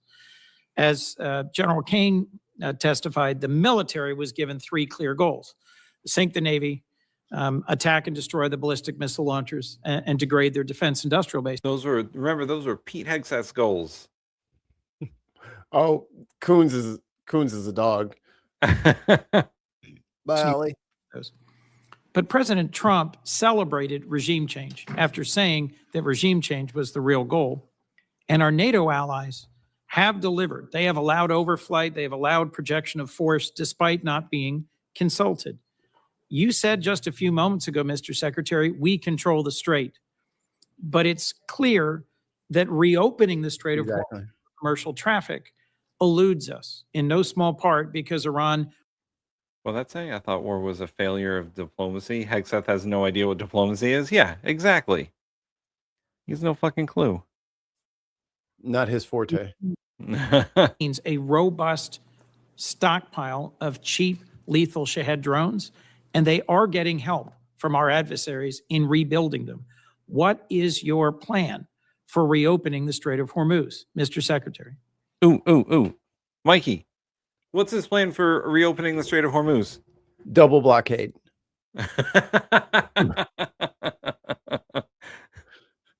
We don't let our own ships in there. How about, oh man, here's his plan. He's going to sink our ships in the strait so that no one can ever get through. Aha! If it's all jammed up with sunken ships, how will you pass now? I would just note that the majority of your question was highly disingenuous and loaded with suggestions that I very or perhaps even disingenuous. much don't agree with. From the beginning, Please feel free, sir, to pick any one of those From the things. beginning, we've been very clear about the military objectives and the Yes. underlying strategic objective, which is preventing Iran from getting a nuclear weapon. Yes. Take, for example, the fact that Iranians' conventional Navy, they had aircraft carriers with Shahed drones on them before this started. They had full-on destroyers and battleship capabilities, none of which they have anymore. And Did the their inability Iranian to- Navy have aircraft carriers? Iranian Navy had 3 drone aircraft carriers. The Okay. Iranian Navy They had had 11 launch submarines. platforms for drones, sure. They had 11 submarines. And you've They had sunk a all of the terror regular Navy. Yo. Because they launched drones off of a ship. He's like, an aircraft carrier. I mean, if I carry a paper airplane from here to the kitchen, I guess I'm an aircraft carrier too. But I don't think that's what it means. That's not what it means. hilarious. There's no manned craft leaving that boat. Yeah, So it's not no. an aircraft carrier. It would be an unmanned a UAV carrier. Yes. Yeah. You can have a UAV carrier, but it's not an aircraft carrier. I think it would be considered because these are like one-way drones, right? These are more of a weapons platform than anything else. Correct. They retain fast boat capabilities, which they've always had. We understand that, which we can control for and will. We've degraded almost completely their defense industrial base capabilities. The idea that they control anything, you can terrorize something, you can hold it at issue with piracy, as I've talked about at the Pentagon podium time and time again. That doesn't mean you control it. We control what goes in and out, and we control we have to restart conflict. The president does as well. Mr. So Secretary, we're the ones that will manage where this goes in the future, and they have very limited ability to set the tempo or respond to it. And that gives the president a lot of options to ensure that Iran never gets a nuclear weapon. the connection between their ability to close the Strait of Hormuz using fast boats and Shahed drones and our strategic goal, shared broadly, to prevent them from ever having a usable nuclear weapon is utterly unclear to me. And my question was, what's the plan for reopening the Strait of Hormuz to commercial traffic? He did not answer that question. He doesn't have an answer. There is no answer. Oh, can I show you something real quick, Tim? They are stuck.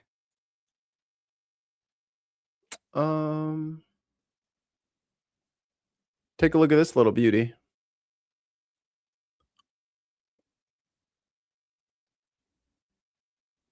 That's 80 meters underground. Yeah, well, what is that? Like an old MiG? That's an what did they say? That is an Eagle 44. Eagle 44. Iran unveils its new Eagle 44 underground air base. So there you go. Genius. Good job. Yeah. We blew up some of their stuff. They have a whole fucking airport in the mountain. They have boats in the mountain. They have a bunker that's a mountain. You got any D-mountain bombs? No?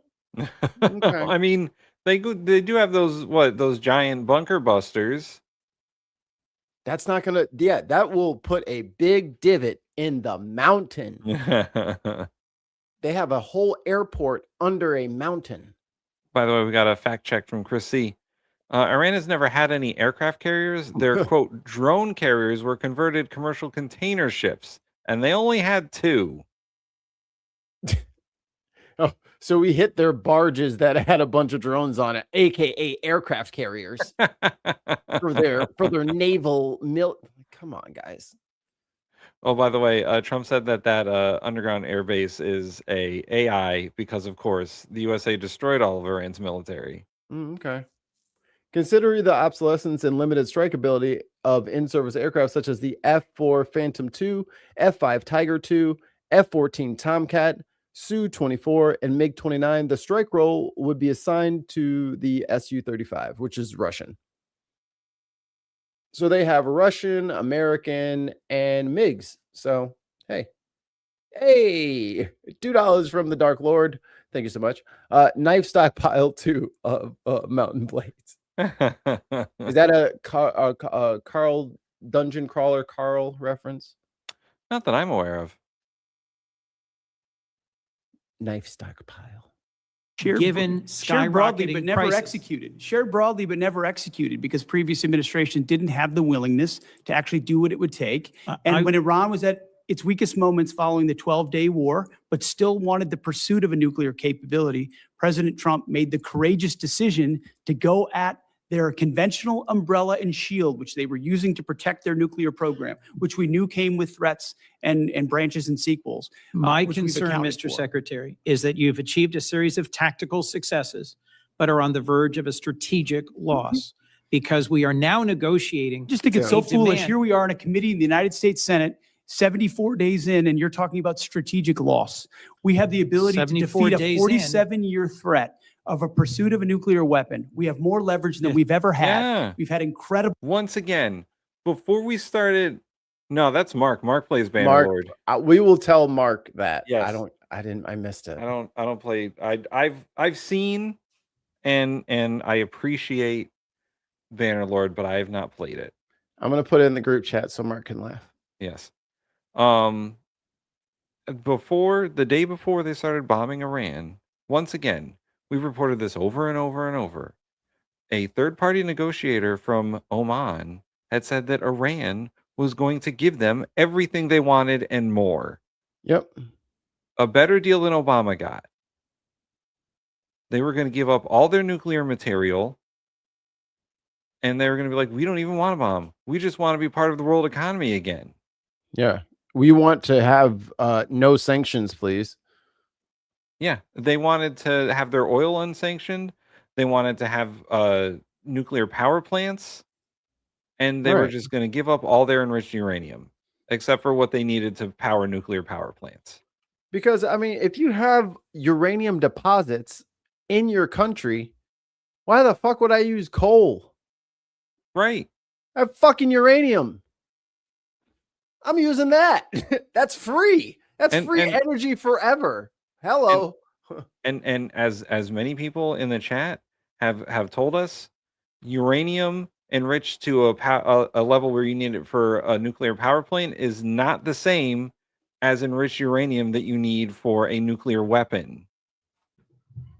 Yeah, the concentration is much lower. It's less than 10%, and then for bombs it's over 90%. Right. But I mean, and this is something that I don't think a lot of people really understand.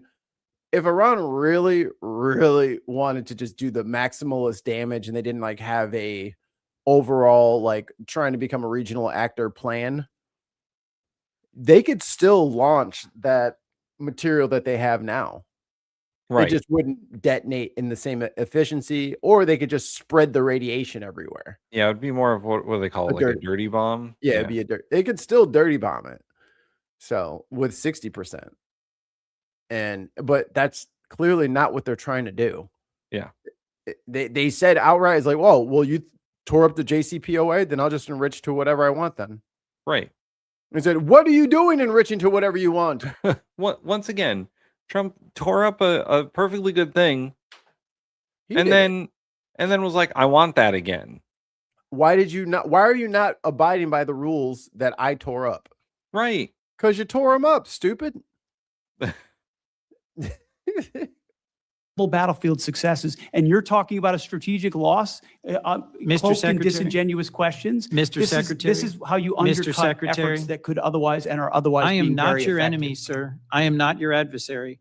I share your goal of preventing Iran from ever having a usable nuclear weapon. To finish my sentence, control of the Strait of Hormuz, the ability to degrade our partners and allies' gas and oil production capabilities through cheap drones, the ability to harass and harry commercial shipping remains in Iran's hands. And their demands are that we recognize sovereignty for them over the Strait of Hormuz, which I believe our president's rejected, you've rejected, I reject. But my question remains, how do we reopen the Strait of Hormuz to commercial shipping? If we control it, how do we reopen it? And your average American is seeing this at the gas pump every single day as the cost of gas continues to rise. Senator Coons, I know that your question has not yet been responded to. And it deserves an answer. It does But I also deserve an understand I'm answer. delaying my colleagues. But But- that's Can the you- question that can you pause deserves it? an answer. So it says core of Iran's peace demands from May, right? So the most recent: end sanctions and blockade, lifting of all OFAC sanctions on Iranian oil, and removing the U.S. naval blockade on Iranian ports. That's number one. Number two, Strait of Hormuz sovereignty, recognition of Iran's control over the Strait of Hormuz as a new mechanism or long-term tolling system. Reparations and assessment, payment of war reparations by the U.S. for damage caused, and release of billions in frozen assets in foreign banks. End regional hostilities, a comprehensive halt to all attacks by Israel and the U.S. in the region, including Iraq and Lebanon. Nuclear program stance, Iran has proposed a 5-year timeline for negotiations, delaying discussions on its nuclear program, and refuses to transfer its enriched uranium stockpile to the U.S., preferring to dilute it. Which is also a very reasonable way. Like, if we can't get it out of there, dilute it and send it out. Because I think they've already capitulated that they don't even need to store the additional nuclear material in the country. It can stay in a separate country. So, I mean, sorry, Trumpy, looks like you're going to be caving, because they're not moving off of that. And there's nothing we can do militarily to make them do that. Right. It's crazy. According to the IAEA estimate, as of June 2025, Iran possessed 441 kilograms of 60% enriched uranium, where the percentage refers to the share of isotope 235 in the material. Yeah, 235. You get 235 out of 239. Right.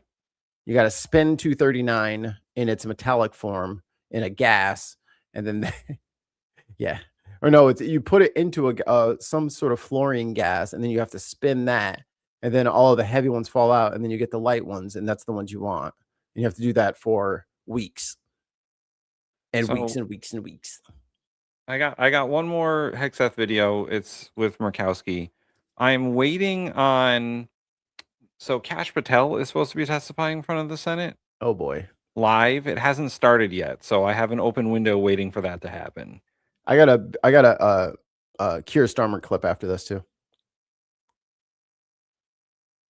We'll unmute it like a good boy. There we go. Like a human. Thank you, Mr. Chairman. Mr. Secretary, gentlemen, thank you. I wanted to start off my questions with a focus on the reconciliation package. I know that it has not yet been introduced, but we're told $350 billion. Here's my concern, and I'm just going to be really direct. We've got a second reconciliation that we're going to be dealing with in these next few weeks regarding immigration enforcement. And we're halfway through a calendar year. A third reconciliation may or may not happen. I'm just being direct and upfront. I think certainly the Tim, focus will be I to just try realized to something. move us to that. You can't put fucked in our title. That's why no one's here. Really? Yeah, it's I'll put some stars in there. Okay. I was like, wait. Are we, we're being filtered out. I get it. You can't swear in the title. You can't swear in the title. Yeah. Oh. I was like, no trolls today? Yeah, you can't swear in the title. McKinnon says, I've tried Kash Patel's whiskey. I haven't blinked in 3 days. Oh, don't tell me you drank that with your mouth. No. We only use that for cleaning off bolts. It's an anti-seize. That's fine. You drank it? Poor lad.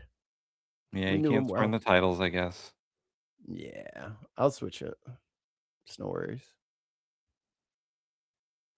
Maybe. But here's my concern. If we have a $350 billion sitting in the reconciliation package, you look at what is contained in that. 53 of your 85 requested F-35s. So I look at that and say, wow. No trolls, but you got a duck. Well, we love our actual Bintifada binsiders, bin cells. We love y'all. But we need to filter in the swine so that we can abuse them for also monies. there's a small percentage of them that we can convert, so they must join us. If the reconciliation bill fails or doesn't advance, you drop below your own FY26 fighter procurement baseline. All right, fixed it. Over $53 billion for Yay. drone dominance. I think this is all something we support. Over $113 billion for munitions production and industrial-based investment. There's other areas. My dogs are here's my hungry. question. Wait, I need to get the- that. I need to get that on the soundboard from Dark Knight. The Russian guy. My dogs are hungry. I'm sure they'll be funneling in here now. Well, all we have to say is Elizabeth Warren a few times and they'll show up. Yeah, and let them dig some holes. All right, it's okay. We'll fill them in later. Yeah, but let them dig. I worry about us banking on a third reconciliation package. I know we don't want to engage in the speculative here, particularly if it's a negative, but I'm worried about the committee accepting a defense budget where effectively a quarter By the of way, it. this is Republican Senator Lisa Murkowski. Yeah. Where's she from? Alaska. I almost said Dakota, but same thing. Yeah. Including some of the bread and butter procurement requirements, depends on a third reconciliation package that may be an uphill climb. And so I don't know, Mr. Secretary, if you can kind of walk me through why I shouldn't be worried about this, why what is included in the base budget bill will be the good coverage that we need, and it is not necessarily dependent on an additive of the reconciliation. Senator, I appreciate that perspective and share your concern. That's why one of the main efforts, setting aside operations and everything we do in real time for the troops, is ensuring that both the base discretionary budget and reconciliation are passed so that President Trump's historic budget is realized. Because of the underinvestment of the past, whether it's continuing resolutions or Biden budgets, we need to supercharge our defense industrial base, our munitions into the future. And so our entirety of our team and our department is running in the same direction to ensure that reconciliation as swiftly and as clearly and cooperatively as possible is passed alongside the base discretionary budget. Well, I understand that, but hold on, pause need it. you to understand our concern here. This is the real fucking problem. Remember when they were going through his fucking confirmation and everyone was like, dude, you have no experience with money. You know that this is a big bureaucratic like budget thing, right? Like you're going to have to manage all of these millions of dollars and over 1 million people. You're going to have to be in charge. I know what I'm doing. I ran my company and it's a bunch of fake news that I ran it into the fucking ground and it was burning the ground where it landed and the ground caught on fire where it landed. Like that was your fucking company. That was your nonprofit for the troops that you fucking somehow went $2 million in debt in and had to fucking go belly up. And now you guys want to give him $1.5 trillion. Yeah. When he can't handle literally 1% of that. Cool. Cool. No, you're right. I have Trump derangement syndrome and I can't fucking add. You're right. Right. Well, even when you have Republican senators questioning what you're doing. Hello. And she's like, is the money we're going to give you going to be enough? Are you going to need more money in the future? Because this is a little crazy. Like, are you going to fuck this up too? Right. Exactly. That you've got your base budget and then you have the reconciliation. I want to ask about the Iran authorization. No great secret around here. I have been talking about an authorization of use of military force. I understand that the administration has made clear that you believe that the actions taken thus far fall under the president's Article 2 authority. I think reasonable people have disagreed about the boundaries of presidential war powers for a long time. But the war powers resolution is pretty clear here. It requires the president to terminate hostilities within 60 days, absent congressional authorization. I think it's important that we in Congress actually assert our own role and responsibility to this. That 60-day clock expired April 28th. Ooh, is he going to say that, oh, I get more time because we're in a ceasefire? We called pause. Base. We called base. Base. Base. We called a timeout. Car.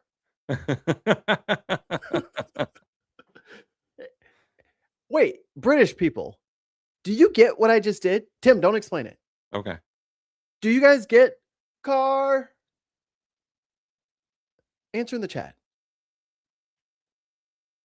And then on the 1st, the administration sent letters to congressional leaders asserting that the hostilities has ended. So fucking curious right now. I think where there is confusion is when the president says hostilities have ended, we still have 15,000 troops that are forward deployed, more than 20 warships in an active naval blockade.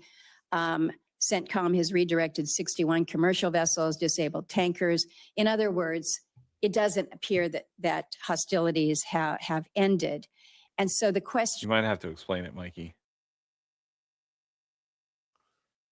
Oh, man. My poor sweet babies. They didn't raise y'all right. See, that's how you see, Tim. This is how you could tell the signs of abuse. It's not up front. It takes a while. I'm here for y'all. Hey, my Brits, I love y'all. That's for when you playing outside and you're in the street and you're playing like, I don't know, basketball or something, and someone's driveway, but like the hoop is, the hoop faces the street, and then you guys play in the street and you shoot towards the driveway. And then like a car comes, so you have to yell out car, and then everybody knows the game is paused, and you have to like, Yeah, you gotta get out of the way. and then everybody goes back in. Oh, that's so adorable. Yeah, that's for when you're playing in the street as a kid, and then a car comes, you have to pause the game. I've done that many. Then we take out our shotgun and shoot the car as children. To you is I used to have to do that playing, what was the game? Foursquare? You ever play that? Oh yeah. Because you'd make the grid out in the fucking street with some chalk. Yep.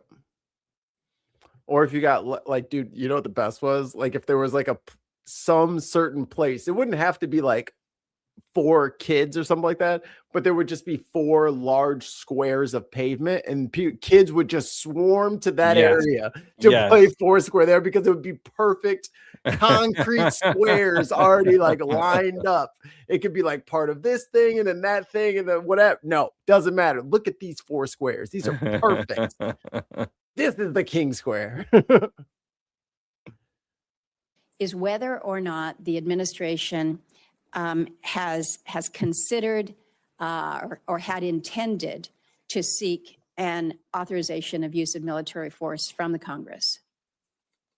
Senator, our view is that should the president make the decision to recommend, Yeah. it's that we would have all the authorities necessary to do so. Do you think that it would be helpful to the president if it was made clear that in fact the Congress did provide an AUMF? I think the president, our view is that he has all the authorities he needs under Article 2. Right. Yeah, no, unitary executive theory. He can do whatever the fuck he wants. All right, Mikey, play your Starmer video because Kash Patel has begun. Oh boy. Oh. You guys don't care about my oil cooler? Right now, the chair of the committee is doing his opening remarks, so you got time. Has insisted he will not walk away despite going to the UK, baby. The disastrous election results last week, but more than 50 Labour MPs have now called for him to go or to set a date to leave. Sir Keir says he's proved his doubters wrong in the past and will do so again. Okay, why are they mad at him? Because they're losing elections? Like, what is UK people explain this? Brits, why are you upset with Starmer? Like, our systems are, octagon, hexagon. Like, they're very, very similar, but there's a lot of places where they do not overlap. And this is one of those places for me. It's like, I feel like y'all just put him in. But I'm on my 4-year. I'm on my 4-year system, so maybe they don't think about it that way. But I feel like he just got there. You know what I mean? Like I don't know that something catastrophic has happened to y'all that everyone wants to get rid of him yet. Like I don't think if something did, yeah, get rid of his ass. But has that happened yet? Has it gotten that bad that fast? Uh-oh. Oh boy. Oh god damn it. All right, get rid of him. This has local elections. I'm not I like him, but public sentiment is in the toilet. Labor has been making vile attacks on disabled people. Oh, the part. See, and that's the other part that we got to disambiguate, because it's like the party and then the person. So, okay. So Labor is like corporate DNC. No, I think the Labor Party is the Labor Party, right? The Labor Party aren't they the left-wing party? That's him then. The left party that's what I'm trying to figure out where the spectrum actually falls here. I'll look this up. What's the US equivalent of your Labor Party? Would it be like DSP or like an AOC Democrat or like a it looks Hillary like Clinton Labor is left of center. So they're liberals.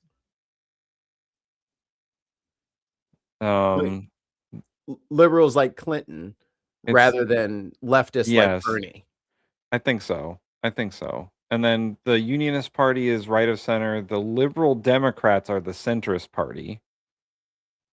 Reform is the Nigel Farage party. MAGA. Or Mega. So they're saying Bernie Sanders AOC, but that's not part. Like, I don't get how that the Labor Party is transphobic and the AOC Bernie, like, you know what I mean? Like, so certain things are not translating here, and I'm trying to get a universal translation. You know what? Maybe I mean, because they consider themselves the Labor Party, right? Maybe if they are a workers' rights centered party. Are they workers' rights centered? Realistically, Labor's are okay. A few dumb moves, but progressive for our media. But too progressive. So they're the wokies. They're the wokies.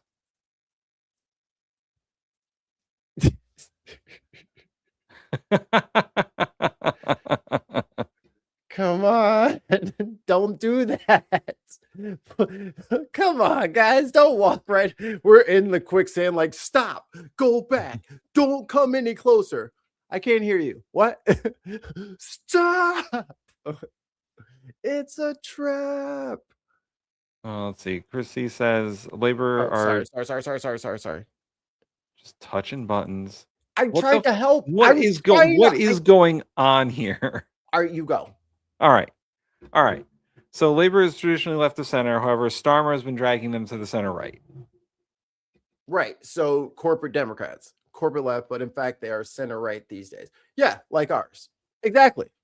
It's exactly the same. They're the Democrats, like the Democratic part, the DNC Democrats.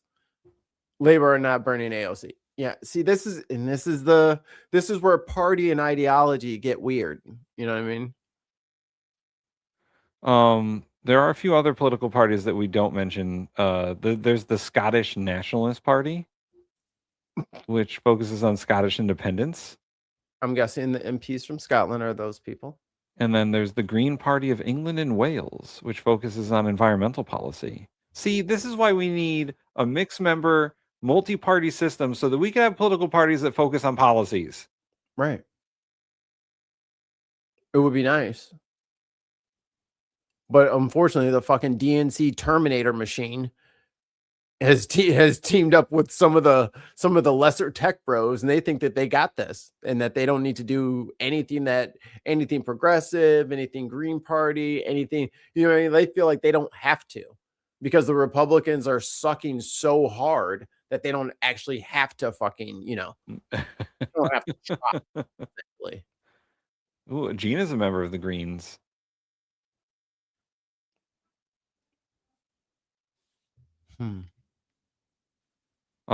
There's also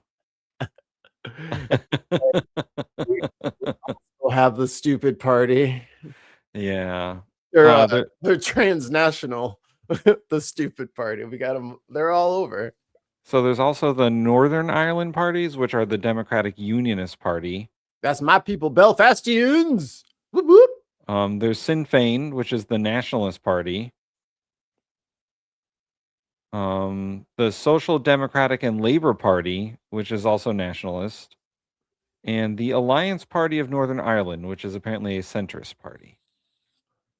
What you mean? What do we do? What? Here's a fight.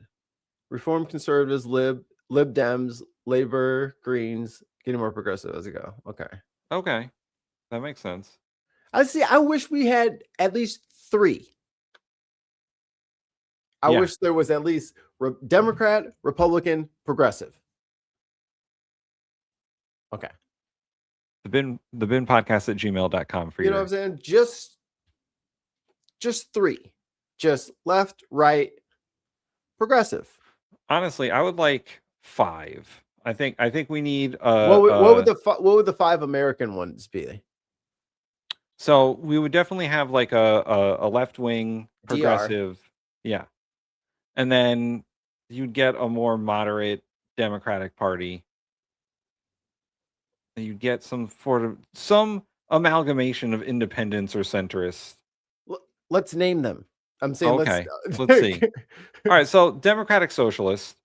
So okay, DSA is on the board. Yeah. Regular I'm gonna just throw up 2 and 3, which would be the DNC and the RNC. Yeah. Or DNC and the GOP.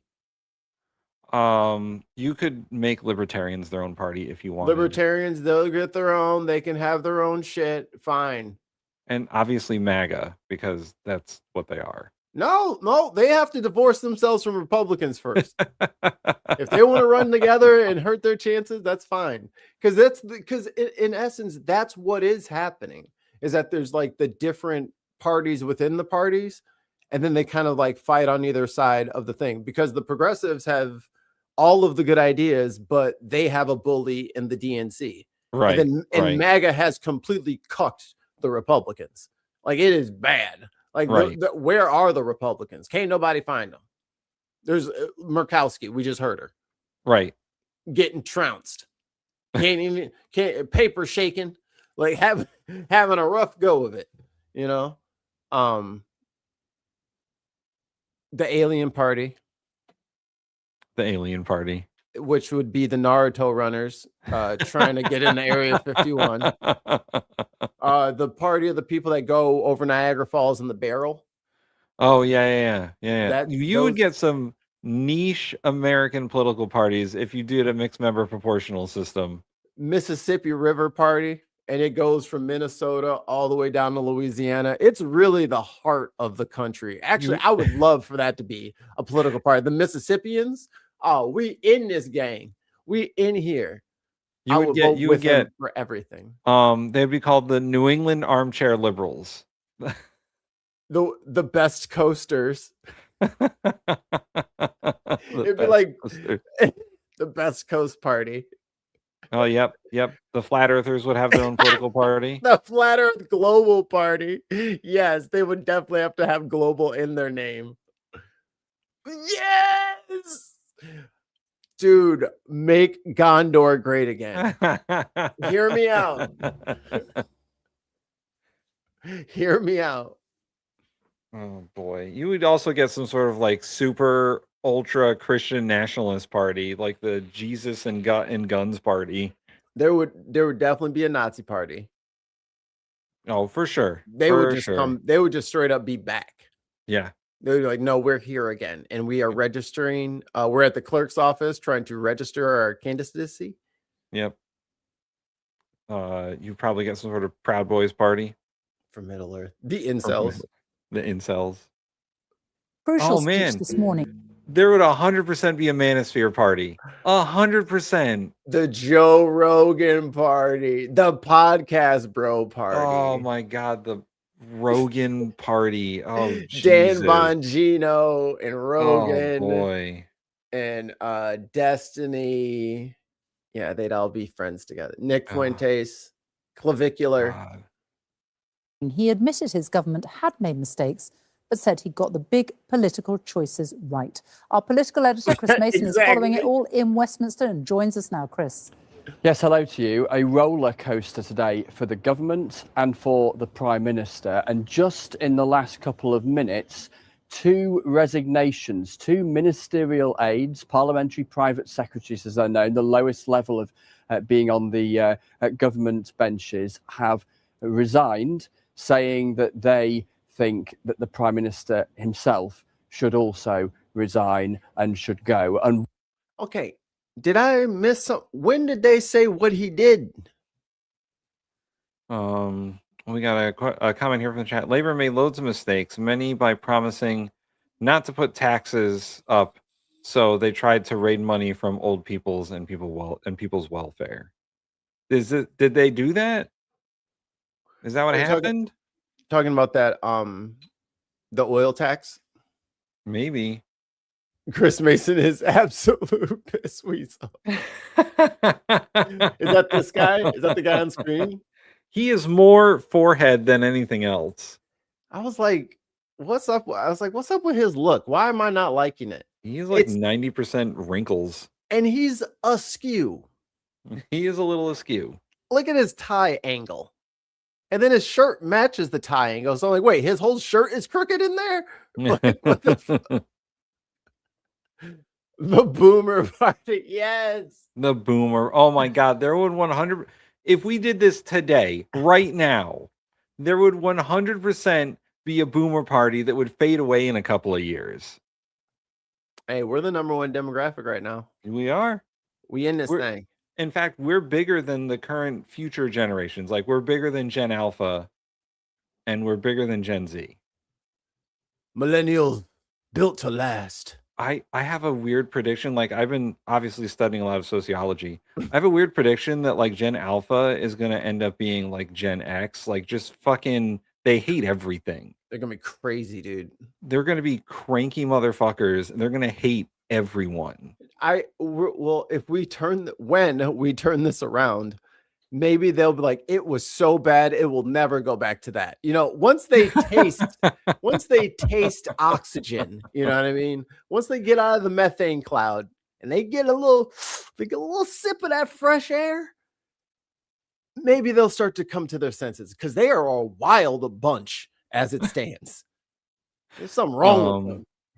Chrissy reports, yes, they did. They raised the taxes. It's one of their manifesto promises. Not put up working taxes, but they also reduced the amount of welfare for long-term sick by €200 a month. That's a lot of money. Hey, it's still fucking better than the fucking bullshit we got here.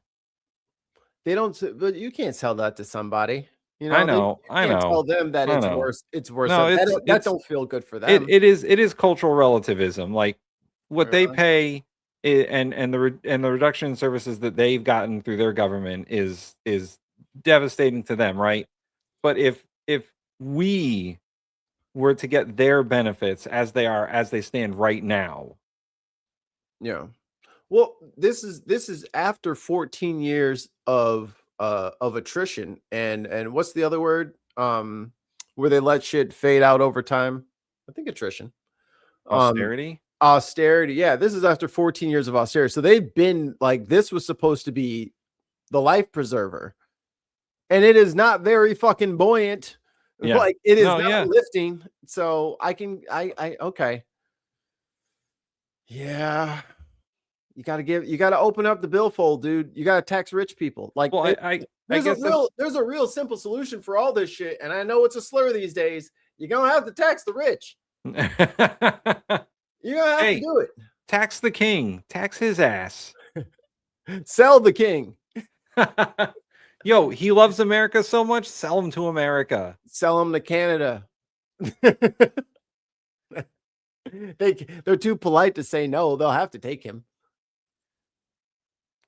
Yeah, cut the lifeboat as slow as thinking. Yeah, the people need help now. Well, and you know what the problem is, and I've read some of the books on this.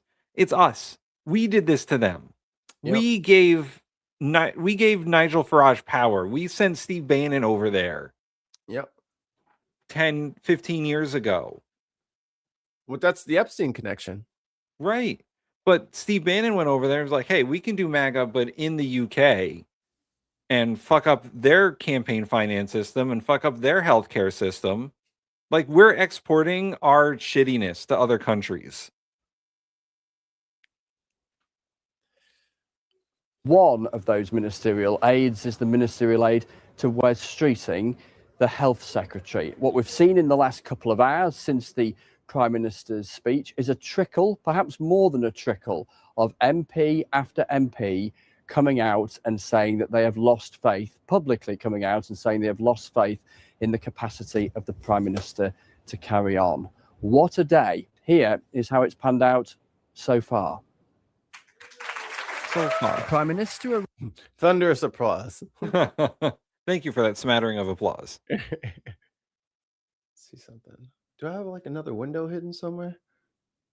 Yeah, I need to switch to opera. Arrived here, his job on the line. Some in his party have fretted he's not. I left a video running for like hours, dude, and it never lagged.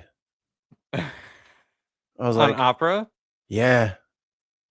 up to it for I months. always wonder if I should like go back to Firefox because Firefox was better than Chrome too. But then we have issues in here, I think. Yeah, we do. That's the problem is Firefox isn't compatible with everything, but it takes up so much less resources. We're fucked. And then along came last week dire election results. I get it. I feel it. And I take responsibility. I know I have my doubters. And I know I need to prove them wrong, and I will. Okay.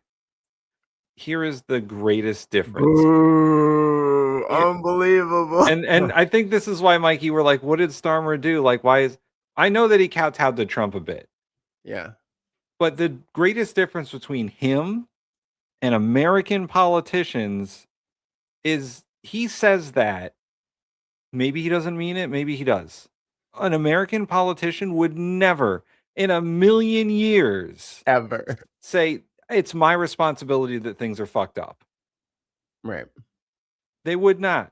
They would be like, it's so-and-so's responsibility. I'm doing a great job. Fuck that other guy. It's all his problem.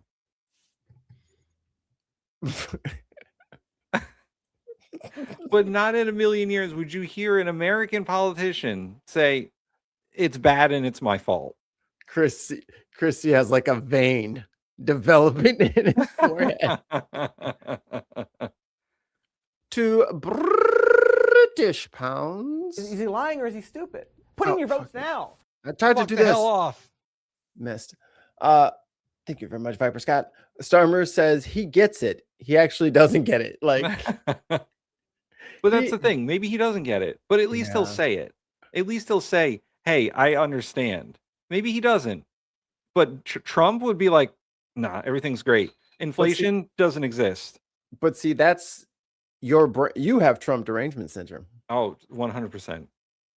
So we forget what politics used to be like and where we had competent motherfuckers who were supposed to be where they were and they weren't dementia-riddled Nepo babies. Right. For the last consider it, dude. Like since Obama, we've had fucking insane old men. Yeah. Well, once again, if we Land were of going to confusion. the alternate universe that would be like President Sanders, we wouldn't be used to the bullshit that Trump and his people do.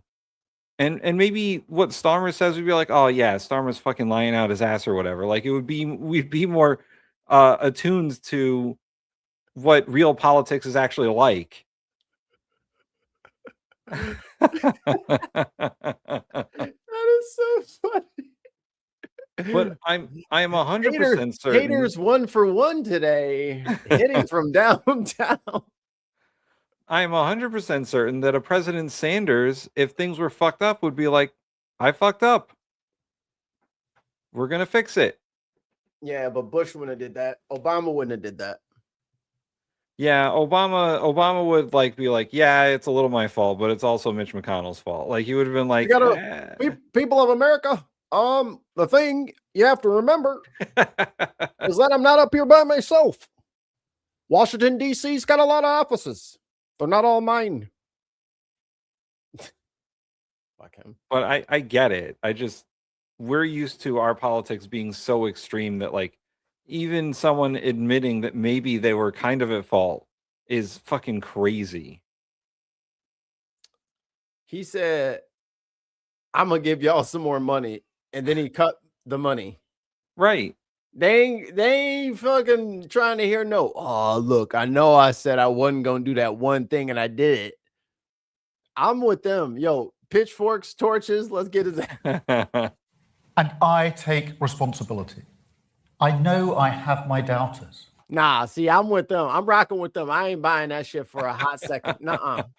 Smelling like a wet fish. Fuck this. And I know I need to prove them wrong, and I will. So Keir Starmer's back against the wall. He was noticeably more angry, more passionate than we often see him, and he wanted to set out. Oh boy. Oh wow. America reign in your fucking president. Trump has just said that Starmer should stand down and call an election. Good thing no one listens to him. We can't. It's hard. He's unstoppable. He's a menace. Gravity's on our side though. Yeah. who he claims to stand up for. Millions of people held back because the status quo in this country does not work for them. I am fighting for He's them. earned it, We Billy. are fighting for them. I am their prime minister, and this is their government. He said the UK should be at the heart of Europe and young people should be able to move freely into the European Union. And he said British steel should be nationalised. So I can announce Ooh. that legislation. If only. We do need steel. See, this is once again. This is the crazy part. I think, and also the disconnect. I would love for our leaders to say those sorts of things. Take us out of it. We have to react how the Brits are going to No, react. I'm just saying, as an American perspective. I know we want everything. Okay, we can't have everything in the store, Tim. They have everything better than us. We're not going to get nationalized dick. I We just can want a nationalize few the things internet. off the shelves. I just want a few things off the shelves. We have no money. We have nothing. Okay, grab 2 things and we are running out of here very quickly. I start putting things into the cart. Nationalized healthcare. Mikey, can we get that? Put the multiple parties inside.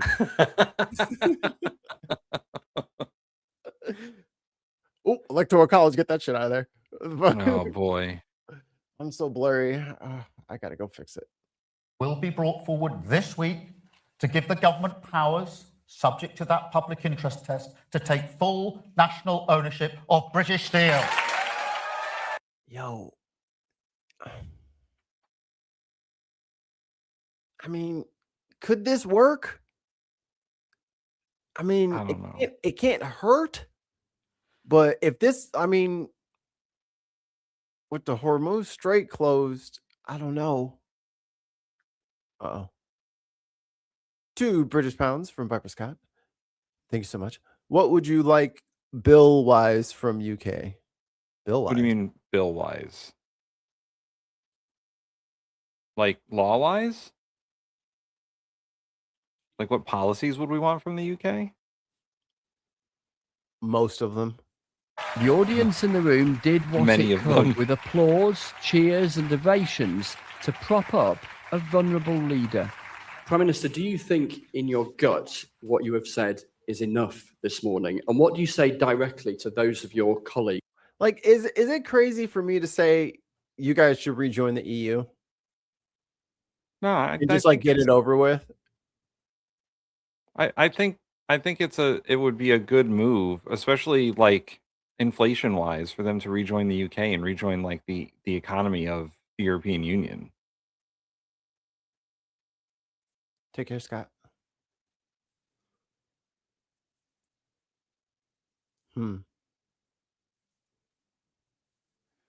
Proportional representation. If I was to only take one thing off the shelves. Ah, here we go. Can I point out the only reason why Starmer is on about renationalizing the steel industry is because they haven't been able to find a private buyer. That's what I was Man. saying. I'm like, is it a good deal? Are they going to be able to turn $1 over? And if they can't, Well, here's that's a bad idea.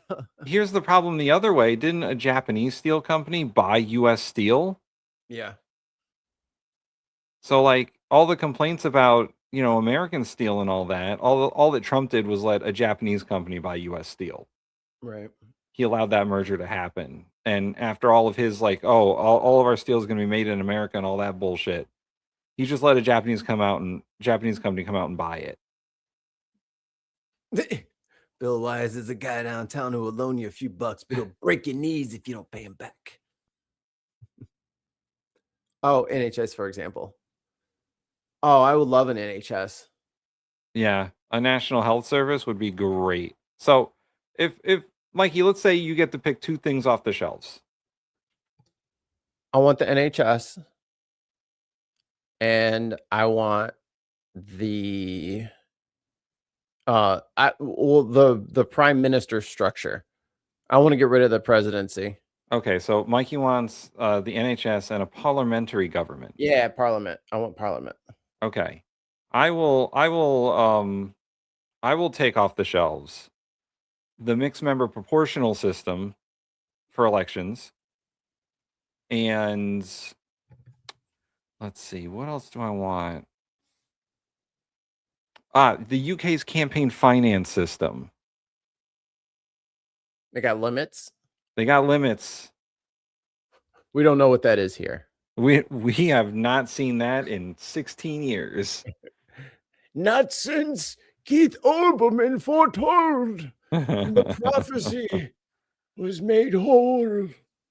Honestly, if we were to take those 4 things and just change American government that way, more perfect union, baby, it would be so much better. I don't know what Jefferson and Adams were fucking thinking when they were like, we'll take the parliamentary system and make it shitty. Was 340 million people even existing on the planet at that point? I doubt it. There's more people in this country now than there even was on Earth back then. Like the whole House of Commons, House of Lords thing's fine. It's whatever. But I would greatly appreciate that over the Electoral College or this fucking separation of powers no longer being a separation of powers. I was close. There was 600 to 680 million. So almost half of the population of the Earth at the time, they would have never thought would be in this place. Who are weighing up right now whether to back you or to suggest that you should go. What I'm doing is setting out the response, the direction that we... A la carte. We're at the buffet. We're at the buffet. What works? What doesn't work? Let's do this. Yeah. I don't want the prefix menu. I want a la carte. I want to be able to choose. It's just like the soda machines. Need to take. And the acknowledgement that in the world we live in now, we like our choices. We need a bigger response than 2024. It is a different world. And later he said, I think what we witnessed with the last government was the chaos of constantly changing leaders. And it cost this country a huge amount. A huge amount. A Labour government will not inflict that on our country again. Then at lunchtime, a key moment, a statement from the former minister, Catherine West, who told the BBC over... I was about to say, cameraman, what are you doing? The weekend, she was willing to begin a leadership challenge to try to remove the Prime Minister. So, what is she saying now? I have reluctantly concluded that this morning's speech was too little, too late. I get education. Would you use the Nordic Finnish model? Shartan, who doesn't do too many things with us too much anymore, is in Sweden, and he's from Norway. Their schools are crazy awesome. Yeah. Like their kids are like so happy about school every day, and they eat like restaurant meals and like sing, and it is like an episode of The Wiggles up there. It's crazy. Their schooling is great. Okay. Here's education. Here's what I might do. I might put, all right, it's a tough choice, but I might put campaign finance system back on the shelf and take their higher education system. Yeah. Where student debt is not $2 trillion.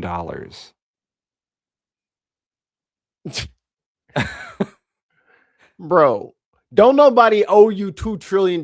Fuck off. No one owes you that money. No one owes you that money. That is a made up bill. $2 trillion fucking dollars. For what? For what, I say? I am hereby giving notice to Number 10 that I'm collecting names of Labour MPs to call on the Prime Minister to set a timetable for the election of a new leader in September. So she is clearly not happy, but crucially, she has backed down from threatening a leadership challenge.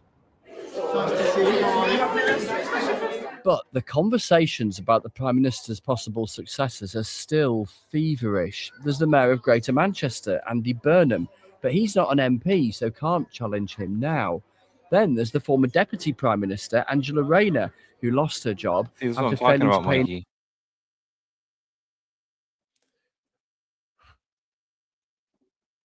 They just get to go to school. So they can know more stuff. Mm-hmm. Probably makes them a better member of society when they're not, Yeah. punished for learning. Congratulations. $80,000. Enough tax on a flat. We as a party have to do better than this. And we can only prove we mean our Labour values. I thought that shit said ooh woo. I was like, what the fuck? Ooh woo. You guys gotta fix that. By putting the common interest ahead of factionalism. Oh, okay. And we can start by accepting that Andy Burnham should never have been blocked. It was a mistake that the leadership of our party should put right. Mr. Burnham would love to run for the leadership, but the literally bro party blocked.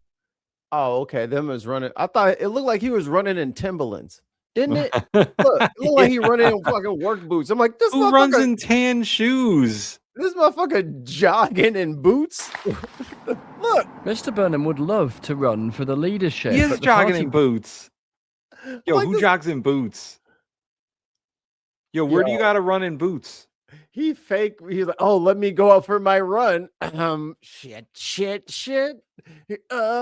Grab these. blocked him from being their candidate in a by-election in February. But his friends say he should be allowed back. I half expected him to run past. Like behind him. On your left. But needs a few months. All this talk, though, of an orderly transition. If Andy Burnham tries to come back and there's a on your left, not till September election, that'd be a complete circus. It won't be orderly.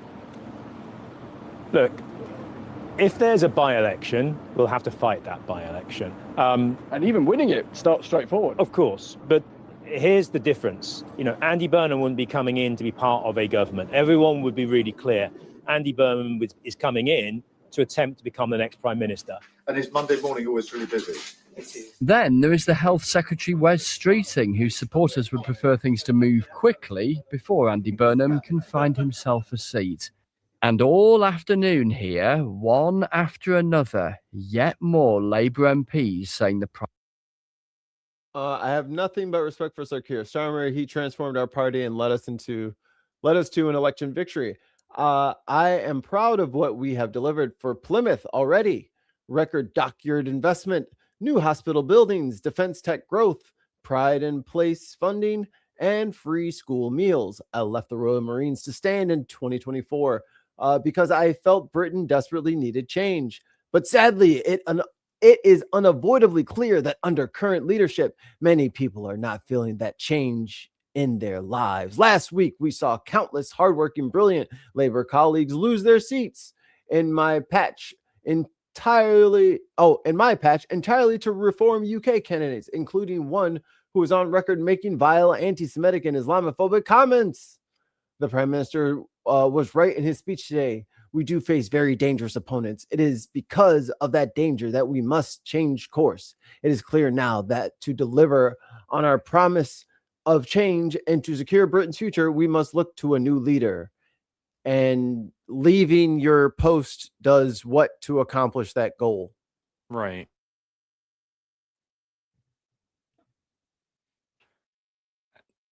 You wouldn't. It's a quirk, right? It is probably accomplishing a goal, but what is the goal? What are you trying to get done? It's a quirk of the system. Like, you would never see our congressmen or senators just resigning in protest because they don't like the prime minister or the president or whatever. We did have that, actually. There is one person who recently just did that. Yes. Marjorie Taylor Greene. But you wouldn't see an en masse, like, congressmen saying, we don't like the president, the direction the president's going in. The 10 of us are quitting Congress. Right. You might get a couple.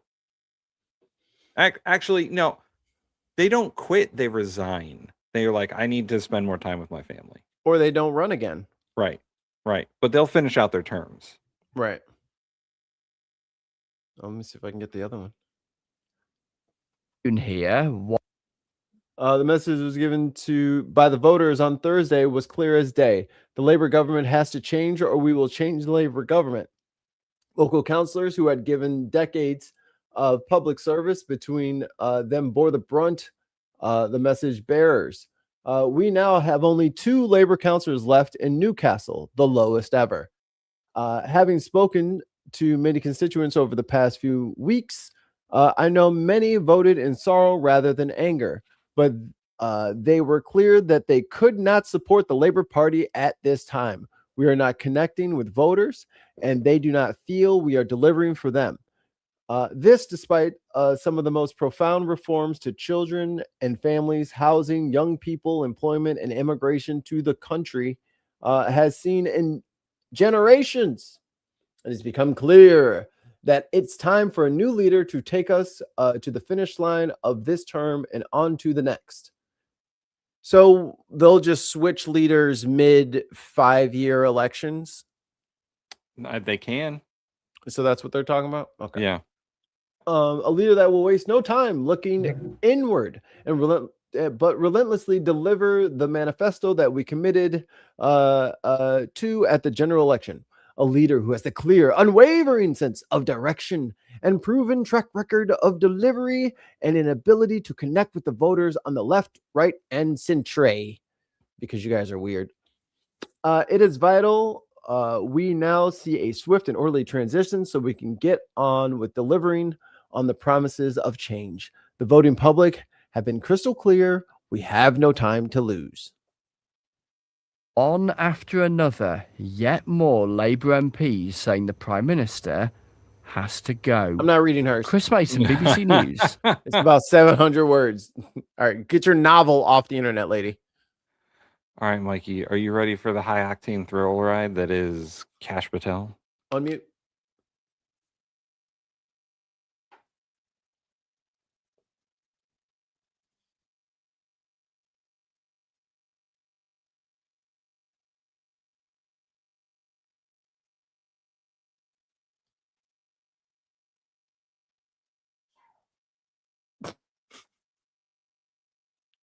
Tim. What? You gotta unmute it, dog. I thought I did. Oh, I muted it twice. Sorry, that's my bad. The problem is I can still hear it. I'm like, unmute. Oh boy. They've had 7 prime ministers in 7 years. What the fuck? Oh yeah, they had Boris. Hold on. I can name all the Powerpuff Girls. You got Boris, and then you had the lady, Liz Truss. Oh yeah. A cabbage outlasted her. The cabbage lady. And then Keir. I don't know about the other ones. Who was before Keir? I thought it was that's the mayor of London. That's not who that is. I can't think of it. Yeah, I don't know. Say what again? What? What'd I say? Did I say something weird? Oh, the mute thing. Oh yes. Oh Rishi yes. Sunak. The rich kid. Yeah. He didn't last too long either. Rich Sunak. That's right. I had a name for him. Yeah. Sunak, Truss, Boris, Theresa May. David Cameron. Is it David Cameron? James Cameron? No, James Cameron is the film guy, right? No, it's not James Cameron. Yes, it was James Cameron before that. Oh boy. Right after he got done with what? Avatar? Is that what he did? Yeah, all the Avatar movies. I feel like we're in a fucking Avatar movie. Yeah, we are. We're the blue people. Worst of the worst, who posed a danger to our communities. That would be fine. But if you look at the Department of Homeland Security's own data, overwhelmingly the people being targeted and locked up pose no risk to public safety. So when you divert resources away from fighting serious violent crime to locking people up who mostly don't pose a risk to public safety, you're making us less, not more safe. Let me close by thanking the thousands of law PI. enforcement personnel, both local, state, and federal, who work tirelessly each day to keep us all safe. And I look forward to the hearing and discussion today. Mikey, a bit of breaking news. Do you know who Brandon Clark is? I think so. From the Memphis Grizzlies. Oh, okay. He died. Brandon Clark. Apparently he did. Hey, be respectful. I know. That's what I'm saying.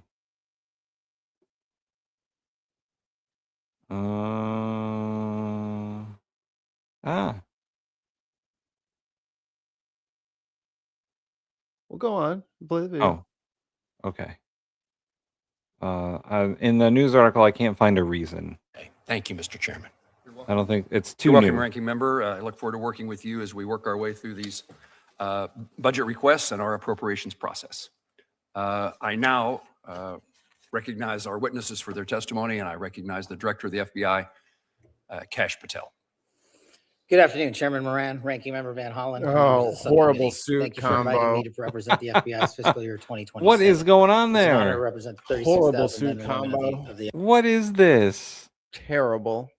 Too many Hate it. patterns. Hate it.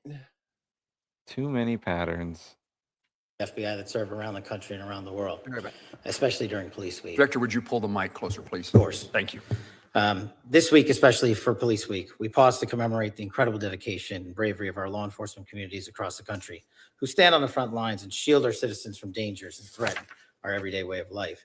Every day, the FBI safeguards our nation's safety and security with our law enforcement partners. To achieve our no-fail mission, we fully support the president's Get to budget him getting proposal asked for the questions. FBI for $12.53 billion to get us right-sized. Before getting into specifics, I'd like to highlight that the importance of the FBI mission is never more important than at this critical time, especially during the recent violent. Us to surge resources when threats necessitate enhanced judicial security. But you bring about Rob and Gaddy have said, after a thorough review by our OPR, Office of Professional Responsibility, yes, sir. Director Patel, do you agree with these three gentlemen? As Yes, the head sir. of the FBI. So you agree, Director Patel, that if one of your agents was unable to perform his or her duties because of excessive drinking, you would need to take corrective or disciplinary wait, action. what? You agree with that statement? Hold on. I would do that. And would you agree that if one of your agents was unable to perform his or her duties because of excessive drinking, you would need to take corrective action or disciplinary measures? Yes, sir. Director Seralta, same question for you with respect to the U.S. Marshal Service. Do you agree with the responses from Director Sakata?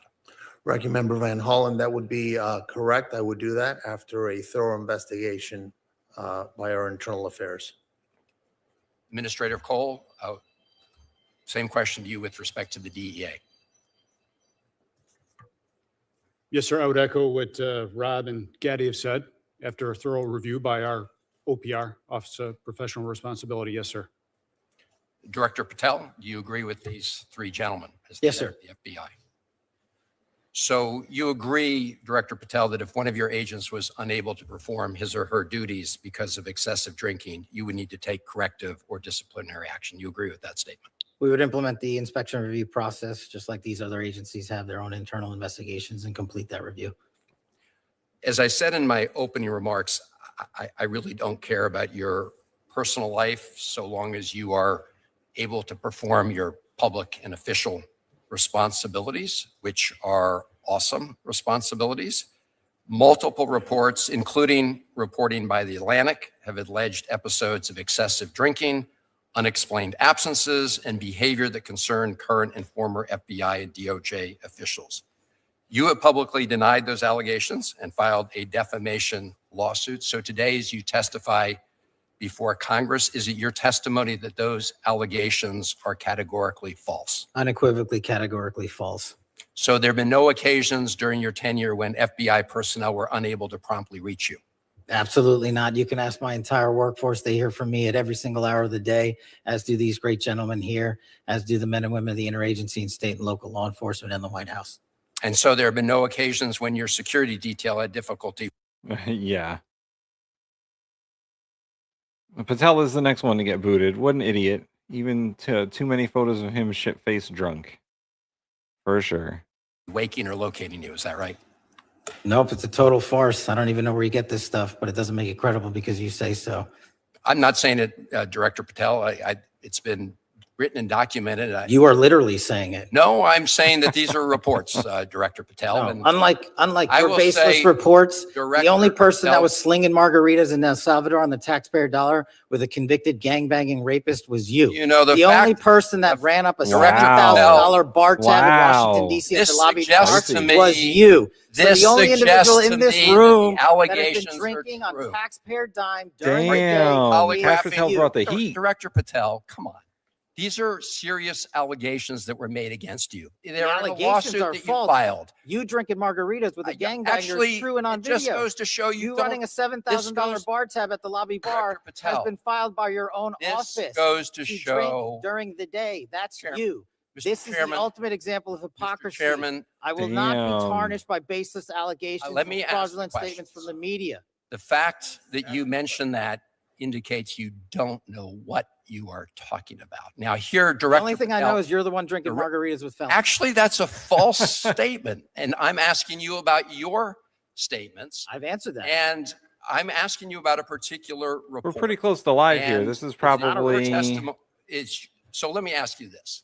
10 minutes off of live. Are you willing to take the test that it's called the audit test that members of our active duty military and others take to determine whether they have a drinking problem? I'll take any test you're willing to take. I will take it, Director Patel. I'll take it. You ready to take it? Let's go. Yes or no? Let's go. Side I'll by take it. side. I'll take it. All right. I think that the fact that you're so, have you ordered polygraph tests of members of your team to determine how that story came about? The FBI conducts polygraph tests all the time. No, have you ordered polygraph FBI tests members? for members of your team to determine who was the source of the stories that I'm asking you about? I don't order any polygraph tests. There's an internal inspection review process for any and all leaks, especially of baseless information at the FBI that's been in place for the last 30 years. Those processes are followed by career intelligence and agents on the ground. So I'll take that as a yes, since you said that these were unauthorized disclosures. I have another round of questioning regarding your firing people who were important to gathering intelligence with respect to Iran, but I'll wait for my second round. Thank you, Chairman. Senator Collins, we're pleased to have the chairwoman of the full committee with us. Thank you very much, Mr. Chairman. Director Patel, the proliferation of illegal marijuana grow houses connected to transnational criminal. Oh my God. All right, real quick. So I had to change Stinky Boat over there, and I got her a snack and stuff. And I'm listening, bro. Fucking Miss Rachel must have ended and the Wiggles came up. I see you, Australia, trying to spread your violent, vile, disgusting accent into our children. All the words had the most Australian accented, heavy potato, banana. I'm like, stop it. You could have said cherry. You could have said anything. You're intentionally picking words that show off your vowels so that you will poison my child's mind. She's not going to be saying, oh, no. Like, okay, that's not happening. Okay, she's going to say no. She's not going to say no. It's not happening. Anyway. Mikey, you missed it, but Cash Patel lost his goddamn shit. Really? That quick? Yeah. It just that started. quick. Well, I skipped the opening statements and I went straight to questioning, and this happened. Personnel were unable to promptly reach you. Absolutely not. You can ask my entire workforce. They hear from me at every single hour of the day, as do these great gentlemen here, as do the men and women of the interagency and state and local law enforcement in the White House. And so there have been no occasions when your security detail had difficulty waking or locating you. Is that right? Nope, it's a total farce. I don't even know where you get this stuff, but it doesn't make it credible because you say so.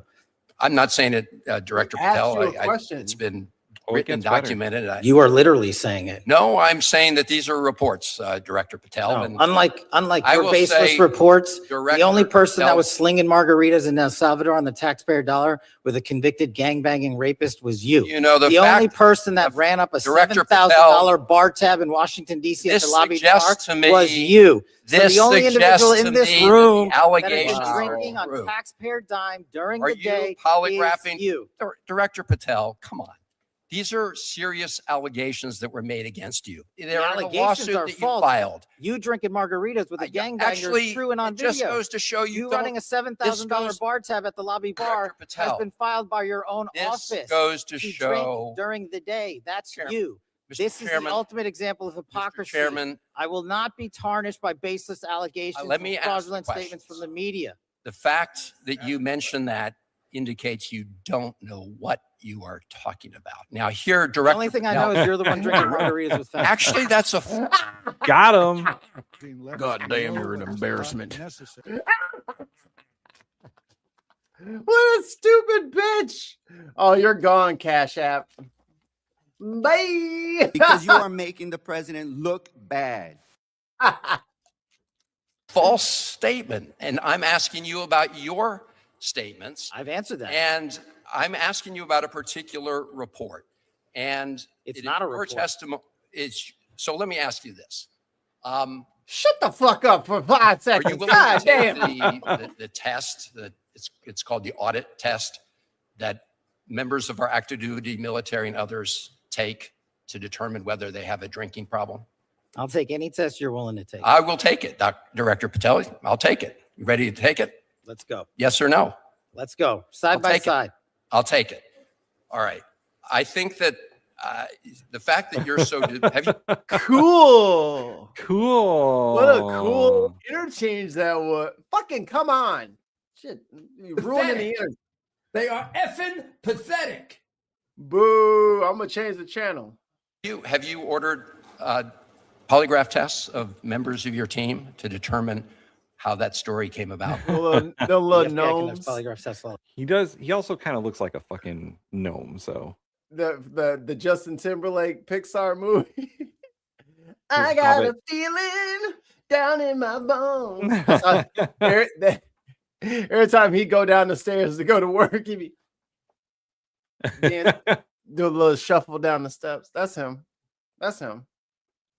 No, can't help have you ordered polygraph tests for members of your team to determine who was the source of the stories that I'm asking you about? I don't order any polygraph tests. There's an internal inspection review process for any and all leaks, especially baseless information. Oh, that wait. Chrissy posted the actual fact check. Cash Patel has reportedly directed more than 24 staff to take lie detector tests to find the source of the leaks. It is alleged behavior. Got him. I literally have it for this reason. Oh, right there. No, the lie detector determined that was a lie. And he is under oath. Right. Also, print screen. Oh, yeah, that's great. That's a good one right there. Oh, look, his girlfriend's right behind him. Yep. And a dude who couldn't look more disinterested on his back left over there. What's up with the lady right to the left? Is that maybe she's like popping her gum or something? It looks like her lips are sucked into at her mouth. Jesus. What's happening? FBI that's been in place for the last 30 years. Those processes are followed by career intelligence and agents on the ground. So I'll take that as Red. a yes, Red. since you said that these were unauthorized disclosures. I have another round of questioning regarding your firing people who were important to gathering intelligence with respect to Iran, but I'll wait for my second round. Yeah, you fired that Iran cybersecurity squad He did? right before the Iranian conflict. Yeah, It was it's totally a working to address these dangerous grow houses that are operating not just in Maine, although we're a particular target, but Oklahoma, California, and other states Hold on. as Tim, well. should that be our thing? Is for everyone's thumbnail, we find a picture of them with their eyes closed. Oh my God. I've got a few of them. We should build a library and then we can make a calendar. Oh my God, yes. A bunch of blinking politicians. In the blink of an eye, a calendar. Let's see, I've got Newsom doing it. I got Alex Jones. I just got Patel. Apparently, I'm an idiot. I got a handful. I got a starter pack. Let us build the It's connection. essential that we have support from FBI, from DEA. This is Susan Collins. Man, I don't know how I feel about Graham Plattner, but get this fucking lady out of here, man. Yeah, she's got to go. Like, I don't think I've matured on Graham Plattner, but I'm okay with their decision. Yeah. It is what it is. Yeah. Janet Mills wasn't going to do it. I'll take a reformed Nazi over her. Yeah. Whatever. From Treasury, this has to be an all of government A effort Nazi on to our close side. these operations down. Senator, I couldn't agree with you more. And what we did since you and I we've spoken in between you last year in this hearing, but the HSTFs that we stood up, the Homeland Security Task Forces that we stood up in 59 locations across the country, co-led by DHS and FBI, have specifically targeted the marijuana grow house operations, especially tied to the Chinese. There's two problems there. The Chinese nationals that are doing most of the criminal activity related to the grow houses have either severed ties or covered their tracks very well, and has led us to be unable to determine their direct connectivity. I'm not saying it doesn't exist back to mainland China. That's kind of their MO on how they do, whether it's grow houses or any other criminal activity. So what we're doing with the HSTFs is reverse engineering those programs, taking down the grow houses, whether they're in Maine or Oklahoma, and tracing their banking records and their financial statements to see what we can do with the sanctions program overseas and shut down the financiers of these operations. Do we know where the money is growing going? weed? Yeah, that's what they're talking. That's what Susan Collins is concerned about. Weed? Yeah. Weed is Schedule 3 now. Yeah. And they're making up some shit about Chinese companies or whatever had doing marijuana grow houses in America. Bro, it ain't that. And next thing you know, they'll be growing corn. Right. Like, I thought I was like, wait a minute, grow house? I know they ain't growing fentanyl. Now they growing it? Oh, shit. Now we're in trouble. We'll skip the rest of Susan Collins. Yeah, she sucks. Senator Shaheen. Thank you, Mr. Chairman, and thank you to each of our witnesses for being here today. Director Cole, I'd like to begin with you. And I'm very pleased that the New England Drug Lab, which is located in Londonderry, New Hampshire, has now opened, not You officially. got a drug lab up there in New Hampshire? What y'all doing up there? What's going on up there? Got a lot of drugs? What you got a lab for? Is this like a Walter White situation you got going on up there? Oh, so we just send you the drugs. Oh, I get it now. Yeah, I get it. Yeah, I completely understand. Soon, and it's soon going to start processing samples. But I am concerned about the staff capacity for that lab. And I understand it's going to take about 50 full-time personnel once it's fully staffed. And it's the 8th regional DEA lab. So can you tell me how many positions the DEA needs to fully staff all of its labs, and whether you have requested money in the budget to do that? Senator, thank you for your support of the DEA lab and the funding to go along she with looked it. different. We are happy to report on time. Yeah, there's a few different people up there. Within budget. Right. Two things you often don't hear in government, but on time and within budget. We are looking forward to being That's the such a subject matter trope. experts in Yeah, I building know. that capacity there. Chemist, fully on board. We are ready to go.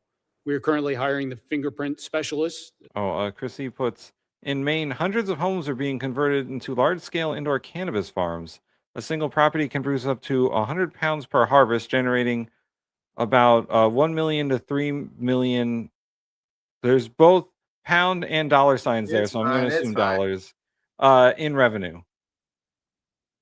Oh, no. Oh no. That's so bad. 100 pounds is like 100 people for 2 months. Yeah. It's not even a lot of weed. Somebody says moving to New Hampshire. Packing my bags. You might as well hit all the New England states, I guess. Maine's up there. They got all the weed. Shit. That are going to be required. But we're committed to have that lab fully staffed to service the men Time to move to Maine. and women of local, state, and tribal law enforcement as they continue to identify new synthetic strands of opioids that continue to arrive in the United States from Mexico that are being fueled by China. It's important to realize that. Yo, how is China doing all this shit? They got a lot of money. They're just doing everything. Well, when you own, a failing country's debt, you really stack up the dollars. You got a got lot of expendable income. I'm just saying they got their fingers in a lot of pies going on over here. It's when when you don't go to war in the Middle East, you do have an extra couple of dollars sitting around. When you don't bomb places for years. Somebody says Maine is too close to Canada. Ollie lives there.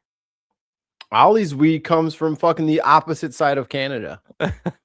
His weed comes from BC. And he's literally out in the Atlantic. Yeah, he doesn't get his stuff local, I guess. It comes in the fucking mail. To identify these strands and push out these PSAs. We have a recent PSA, public service announcement, that went out last week. We know what that means. 3 more strands of synthetic opioids. This Yes, lab is. we're seeing that in New Hampshire, and we're very concerned about it. But so you're comfortable that the money that you've requested in the budget would fully staff not just our lab in New England, but all of the other 7 labs? Yeah, so the great thing about DEA with the chemists, they are the highly fully staffed core series at DEA at almost 97%. They can make that We have a blue class stuff. in session right now of 17 more chemists coming on board. So I'm very confident that we are going to be staffing levels at 98, 99% Right. within the next few months. Yes, ma'am. Well, thank you. That's very good news for us. And the New Hampshire delegation is interested in being helpful in any way we can. Simp. Director Seralto, I know that you said that at the Marshal Service, you can't really control much of the work that you have to do, that you have to handle whatever comes your way. Ooh, But Lindsey you can Graham. control- We're skipping to Currency that. that came from drug traffickers. The foreign footprint that we currently have, you would have. You want to see some good old fashioned bootlicking? His Get ready. His lady of the South, Lady Graham. cartel members celebrating all over the world, designated terrorists celebrating all over the world that the So DEA was gone. that's a good answer. So terrorists and drug cartels would be celebrating. So I just want to say to the men and women of the DEA, thank you. I think you make our lives eminently safer. You're doing things that most of us wouldn't want to do and in the shadows. So I just wanted to get on the record my view that you perform where a is very it? important Oh, there function. we go. Director Patel, when you look at the threat streams against our country, are they going up or down? The threat streams over the last year in general have gone up over the last few years, which is why you've seen the resulting amount of violent criminal arrests. If we're arresting 44,000 people, which is twice as many as the year before, that's because there's a lot of violent criminals running around America. But the good news is that the FBI, along with these men and their agencies, are doing the work and arresting people at record levels, gangbangers, narcotics traffickers, sex traffickers, terrorists, and those that pose the greatest threat to our national security. During the Biden years, they say 11 to 15 million illegal immigrants came into the country. Are you familiar with that reporting? Yes, sir. Where's his bubble one? So what are we supposed to do? Just he ignore left it at home. Well, you don't want to ignore it, do you?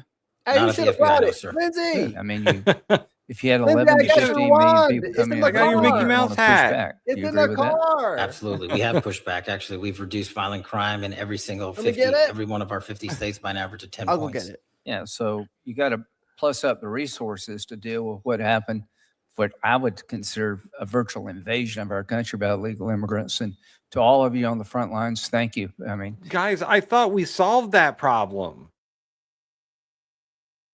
Are you saying America has a problem? No, they say it. I thought they solved it. Are you saying that he said that you believe that we have a fucking you unpatriotic piece of shit? You hate America. We gave how much money did we give DHS to do this? A couple $100 billion. Yeah. And they're still complaining about it. Yeah, exactly. It's not enough. It's never enough. It's never going to be enough. You could give them $1 trillion to do immigration enforcement, and they'd be like, well, we need more money. There's more immigrants. I mean, Melania is too close to the source. You know what I'm saying? She's the one. Illegals protecting illegals. You know what I'm saying?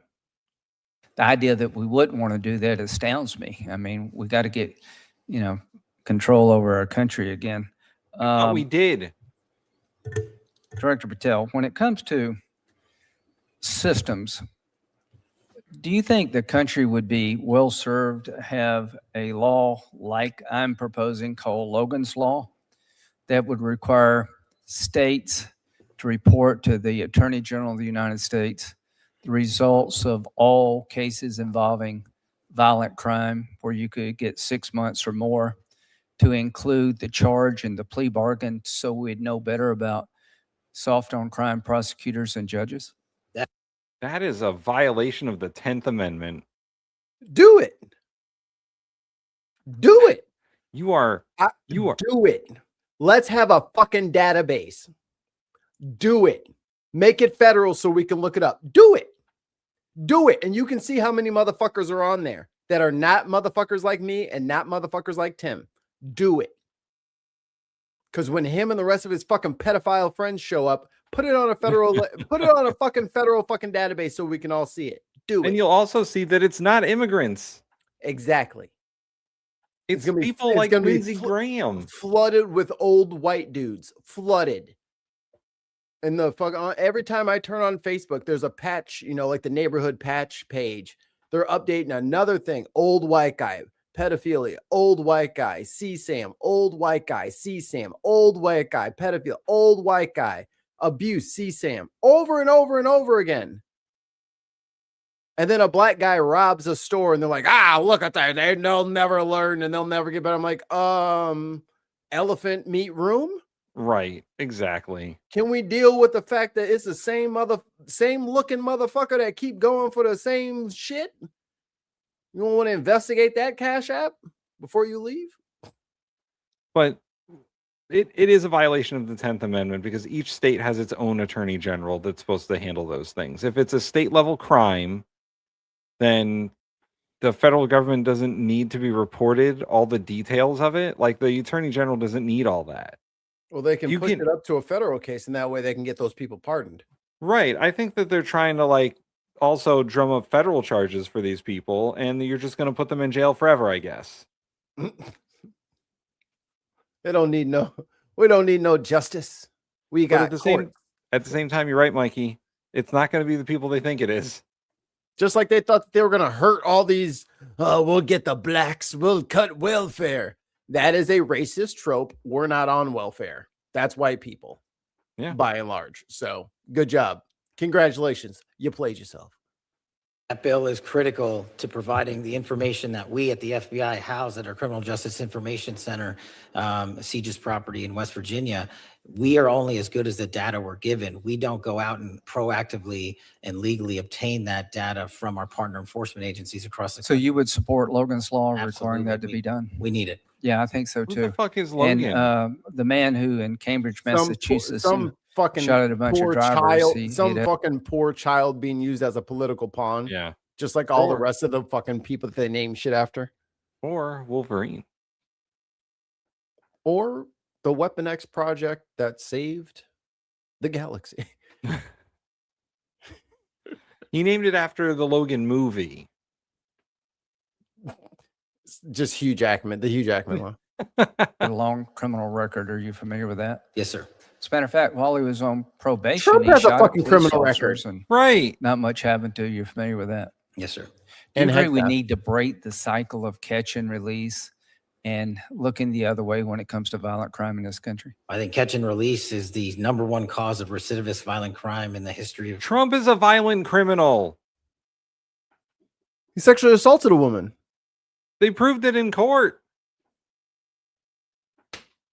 So yeah, we shouldn't fucking catch and release that motherfucker. Remember when they had that child sex sting in Vegas, and all those men showed up to meet a 15-year-old, and then that Israeli fucking government cyber person was supposed to show up to court, and they let his ass fucking fly directly back to fucking Tel Aviv. Yep, I remember that. We covered that. I thought you guys were going after the worst of the worst, and then there was like 3 ICE agents got caught up in the same shit. It's fucking ridiculous. I mean, not that you're telling those people to make, warrantless entries on people's homes. A fucking gang full of fucking motherfuckers who aren't allowed around fucking playgrounds. But you got them just running around the fucking neighborhood masked. What could possibly go wrong? Tell us more, Cash App. The United States of America. Okay. When it comes to the FBI, how's morale? I'm sorry? How's your morale at the FBI? Morale has never been better. When I go across the country and I talk to the line agents and the intelligence analysts and professional staff, I travel around the country. I talk to our state and local partners. They tell me one thing resoundingly: we're finally going to do the work that we were asked to do with the resources that we needed to get the Thanks job for done. going to Italy And to that's what drink this beer. administration is focused on, and that's why you're seeing the results that we talked about. Thanks for buying jets. Yeah, thanks for I like transporting your girlfriend all over the country in a fucking FBI jet. She has a 24/7 SWAT team now. Right. She's not even famous. The girlfriend of the director has a SWAT team protection service, Mikey, she needs help with her country music career. which is soon gonna start any year now. Mr. Cole, do you think we're seeing dividends from your focus on illegal drugs and cartels and all the above? Oh. Chris C says Logan's Law is a federal bill by Lindsey Graham and Representative Russell Fry to create a national public registry for violent offenders named after murder victim Logan Frederico. So Mikey is correct. A Political pawn. Yep, they always find some tragic case, name it after them, and you want those families' loved one to be forgotten? So weak, dude. So weak. What do you want me to say? Yes to your face? I can. Right. Like, it's not that big of a deal. It's a name, dude. Absolutely, Senator. And we will stay on the offensive, whether it's taking Nicolas Maduro out of Venezuela or capturing the next Chapo or helping coordinate the next Mencho El operation. Chapo, We will bitch. El continue to Chapo, target come on. those foreign terrorists that are killing Americans. Do you agree that the Maduro operation not only was flawless, it sent a new message that And is a war crime? new sheriff's in town and created deterrence we haven't had before? I think it sent one great message to everybody in the Western Hemisphere and the dictators and foreign terrorists around the world that they will be held accountable for sending this poison to the U.S. What does the DEA and the FBI have to do with Maduro? He was part of Tren de Aragua fentanyl narco trafficking ring. Oh, okay. I mean, that makes sense. That's what the evidence will show. Or whether or not that happened or not. Or was he just the president of a different country that didn't like Donald Trump and danced to his own song about Donald Trump? He was trumping on Trump, and that's why he ain't like him. Yes. Oh, yes. And we can't forget about the Colombian president. Yeah. Who our FBI and our ATF caught, arrested, prosecuted, and then Trump let go. He just said, "You're pardoned because I don't want other future presidents to not pardon me." He's like, they treated him so badly, and he was the president of a country. Oh, he paid. His people donated to the ballroom. Yeah. So he's out. Honduran. Yeah, you're right. Sorry, Honduran, not Colombian. Thank you all very much. Senator Coons. Ooh, Senator Coons. Thank you. Yeah, 400 Thank tons of you, that. Madam Chair. That no. Thank you, powder. Chair Moran, Ranking Member Van Hollen, That Senator powder Murkowski, chowder. and I appreciate each of our witnesses for being here today. During National Police Week, I just wanted to express my particular appreciation for the men and women of each of your agencies. When I was county executive, I was responsible for the second largest law enforcement agency in our state, and our partnerships with Marshals, ATF, DEA, FBI, and many other. Blah, blah, Freudian slip there. Blah, Congress. Bit of a Freudian slip there. Ruh-roh. Elements of federal law enforcement were really critical to our investigations and working to advance security in my home community. In just the last few months, the Newcastle County Police have worked with the FBI to arrest a suspect who had both plans and weapons to carry out a mass shooting at the University of Delaware. Worked with DEA to investigate methamphetamine distributors. Worked with the Marshal Service to arrest a suspect with a warrant out for attempted murder. These are just a few brief examples. I have other topics to get to, but if each of you could just briefly tell me, what are your plans for strengthening your partnerships with local law enforcement, and what more do you need from Congress to execute on those plans? Director Patel. $1 billion. Thank you, Senator. One thing we always need more of is data from state and local. Anything we can do from a legislative perspective at the federal state level to get us that data no. so we can ingest the data and get it back. Oh, you know what? Owners. That's Yeah, you know what the FBI could use? A national gun registry. That kind of data. Talk to the NRA. Get us a national gun registry. Yeah. Maybe we should get a list of all the people who own guns and have committed crimes. How about mandatory mental health screenings? There you go. There you go. How about that kind of data? Are we talking about that kind of data, Cash? critical. What we're doing to expand specifically at the FBI, for the first time ever, we stood up our LEPIC, our law enforcement partner engagement. They want legislation to allow AI to comb through everybody's shit to build the AI database. That's why he wants data. It is not so that they can research. No, they're going to feed everything into Grok, probably actually Grok. Just like our fucking all of our social security numbers are in there now. Yeah. So I'm pretty sure if you went on Twitter and asked the right questions, it would fucking tell you all of our shit. I mean, this once again goes into like the whole surveillance capitalism bullshit, where they just want as much data on you as they can get so they can tailor everything to you and probably predict if you're going to do crimes in the future. Like, this is getting towards several science fiction nightmares. They're telling you that they want to watch everything that you want to do, and that way you'll never be able to do a crime because we'll know everything that you're saying and doing. Yeah. And the Republicans are the ones that are for this. The people who are like, get government out of my life. Congratulations, you played yourself. Yeah. Y'all are the dumbest motherfuckers on the planet, just for the record. You're very fucking stupid. Also, like and subscribe. Because you're stupid and you need somebody to fucking help you through life because you cannot figure out basic shit because you're stupid. Council. So I didn't want to just hear from police officers from around the country by email and phone call. I embedded 10 officers and sheriffs and tribal officers permanently at the FBI because they're the best connected. And so for us, that's the best way forward, along with getting out into the field and making sure our field partners see and feel us and touch us and tell us what their problems are. Thank you, Director. Senator, more connectivity to our state, local, and tribal partners is the utmost importance at DEA. Here's my other problem with this. Doesn't this already happen? Isn't that why we have the Department of Homeland Security and all this bullshit? Because the Patriot Act 24 years ago allowed all these governmental agencies to communicate better. Yep. So then why do they need more? What he's been working on, Tim, since he's been in there, is DHS.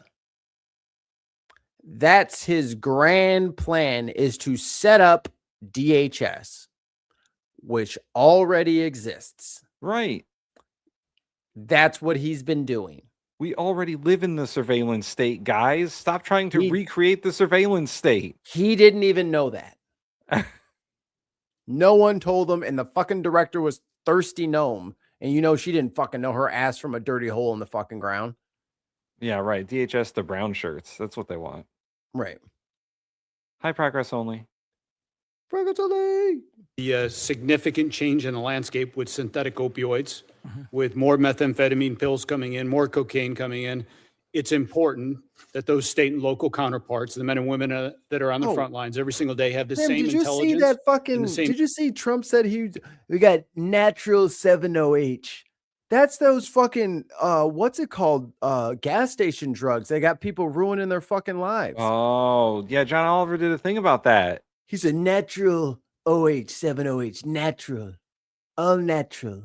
Yo, that stuff is completely unregulated. It will It's fuck you crack. up. It's brain crack. It's hyper drinkable brain crack. That shit will fuck you up, man.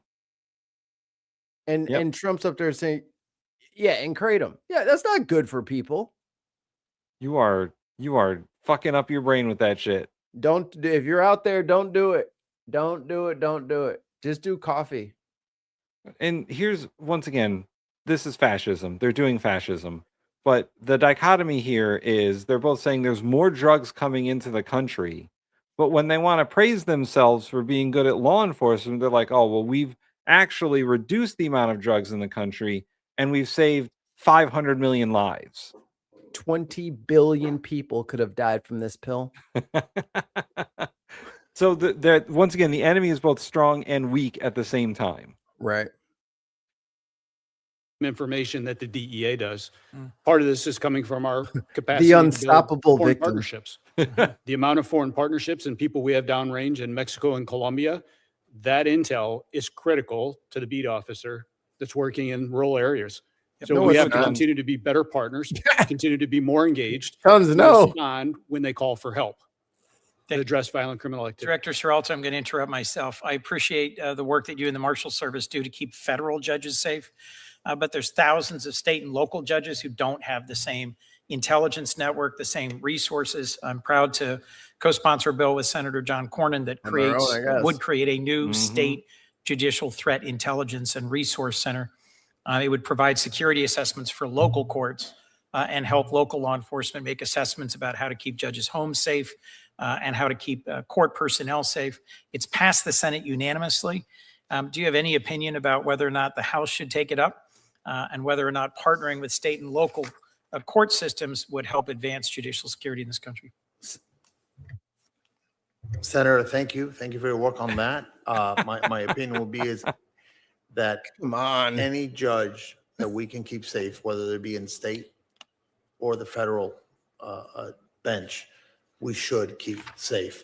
To that end, I'll tell you, what the judges fuck does make that mean? Decisions I that are don't even life-changing. know. Hold on, back it up. sometimes to Wait a minute. themselves. Yo, wait a minute. 50% of the Wait a time, minute. You're supposed to, I said, are you going to keep the judges safe? What the fuck was your answer, sir? that any judge that we can keep safe, whether they be in state or the federal bench, we should keep safe. To that end, I'll tell you, judges make decisions that are life-changing, sometimes to themselves. So 50% of the time, someone is upset with the judge's decision, right? Whether they win or lose. And that's something that we need to keep in mind. The justices, judges, the judiciary are the pillars of our country. I look forward to working with you on protecting and promoting judicial security. Director. So, Yowzers. Yeah. Woof. That wasn't even a hard question. Progress only says, so wait, should I get federal protection for my local position as well? Hell yeah. Yeah. Here, we'll let you pick your own security contractor and you can charge whatever the fuck you want. That's what they're fucking doing. Progress only needs Secret Service. I'll do it. I'll take a bullet. Patel, reauthorization of Section 702 is something I've previously grappled with, but we've not heard at all from officials from the FBI or the other intelligence agencies testifying about the proposed 18-month clean extension. Were you invited by Chairman Grassley to testify before our committee about Section 702? what I recall, Senator, is that we in the FBI team have been providing briefings pursuant to the chairman's request. So we've done at least a dozen in the Senate and at least half a dozen or more in the House, including myself and Director Ratcliffe personally. Okay. I have not participated in or benefited from any of those briefings. And doing oversight on the reforms that were put in place and how closely they're being followed is critical to my concluding whether or not I'll vote for an extension. Director, I have to ask you one last question. You attended the Olympics in Milan. Oh, here we go. How much did your trip cost? And Here we go. to what extent did that help you carry out your mission as director of the FBI? I greatly appreciate the question, Senator. As you know, the FBI and DHS are responsible for the security of the Olympics, the World Cup, the F1, the Super Bowl, and everything else. We had 250,000 Americans travel to Milan. We're proud that we stood up our jock there and had zero major security incidents involving American citizens. You had 250,000 Americans? That's For a lot the of Olympic- Americans. for the Olympics? Wait. No. Or does he mean in total per year? Let's see.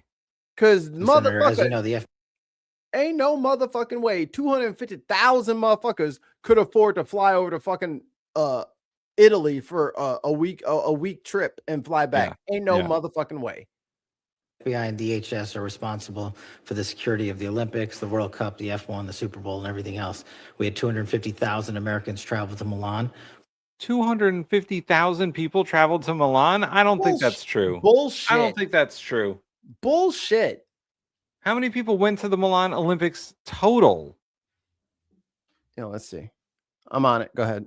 All right. We're proud that we stood up our jock there and had zero major security incidents involving American citizens. And what we did was we purposely planned that trip around the Olympics because, as I mentioned in my opening, the top cyber criminal from the CCP was housed in Italian custody. While there, we were able to work an arrangement to have that individual expelled from Italy instead of going back to China, like has so often happened in places like Serbia. And so we accomplished that mission and we kept it quiet, and that individual was returned to America 2 weeks ago. I was concerned that just before we went to war with Iran, a whole group of FBI agents were terminated, about 10, who were reportedly analysts with expertise in handling Iranian counterterrorism, fluent in Farsi, long experienced. I know there's ongoing litigation, but have you replaced them? Was there a reason for their dismissal? Do we have the capabilities we need to protect the United States while there's an ongoing war in Iran?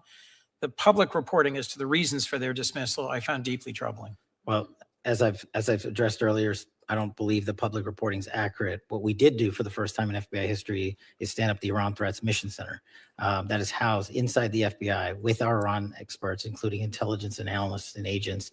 And we have seen a 47. Yeah, Ollie, we're still going. There's a lot of news to cover. God.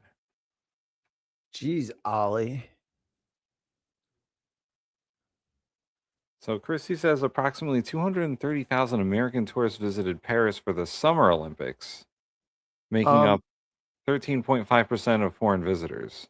It says for Northern Italy, the U.S. market making up 14% of the 1.3 million tickets sold. That's 182,000. Yeah, so it's not 250,000. Fuck him. He's lying anyway. % increase in the arrest of Iranian spies. Do you disagree that there I were will 10 nitpick. Iran Split his hair. specialists dismissed right before the war began? Yes. Senator Hagerty. Oh, thank you. And I want to thank all of you here today to testify, and particularly I want to thank your staffs. No. Fuck him. Boring. Huey. We're doing one more, and it's not going to be that guy. Oh yeah, Senator Murray. She'll do it. Fraud. In one case, the FBI helped bring justice multiple former business owners who orchestrated a $205 million Medicare fraud scheme on the American people. And those business owners filed nearly 1 million false claims for services that they never provided to any patients, literally stealing from American taxpayers and preying on vulnerable people who were suffering from Alzheimer's and dementia and substance abuse. But thanks to the FBI, those crooks were held accountable. So I just wanted to ask you today if you would pass along my gratitude to those FBI agents for their tireless work bringing those criminals to justice. I will, ma'am. The fraud work is often overlooked, and I greatly appreciate that. And very important. But I do have to say, unfortunately, President Trump, the guy who says he's going after fraud, granted this man Lawrence Duran clemency last June. He was set free and let off the hook for the $87 million. Well, that's actually a good structure for the question. I would like to thank you for your work in litigating fraud. However, your boss set those guys free. How do you feel about that? Freeing the fraudsters? He owed in restitution, and Trump granted clemency to Duran's business partner last February, cutting well short her 35-year prison term. He literally undid the important justice work the FBI served and let fraudsters off the hook, and I find that deeply disturbing.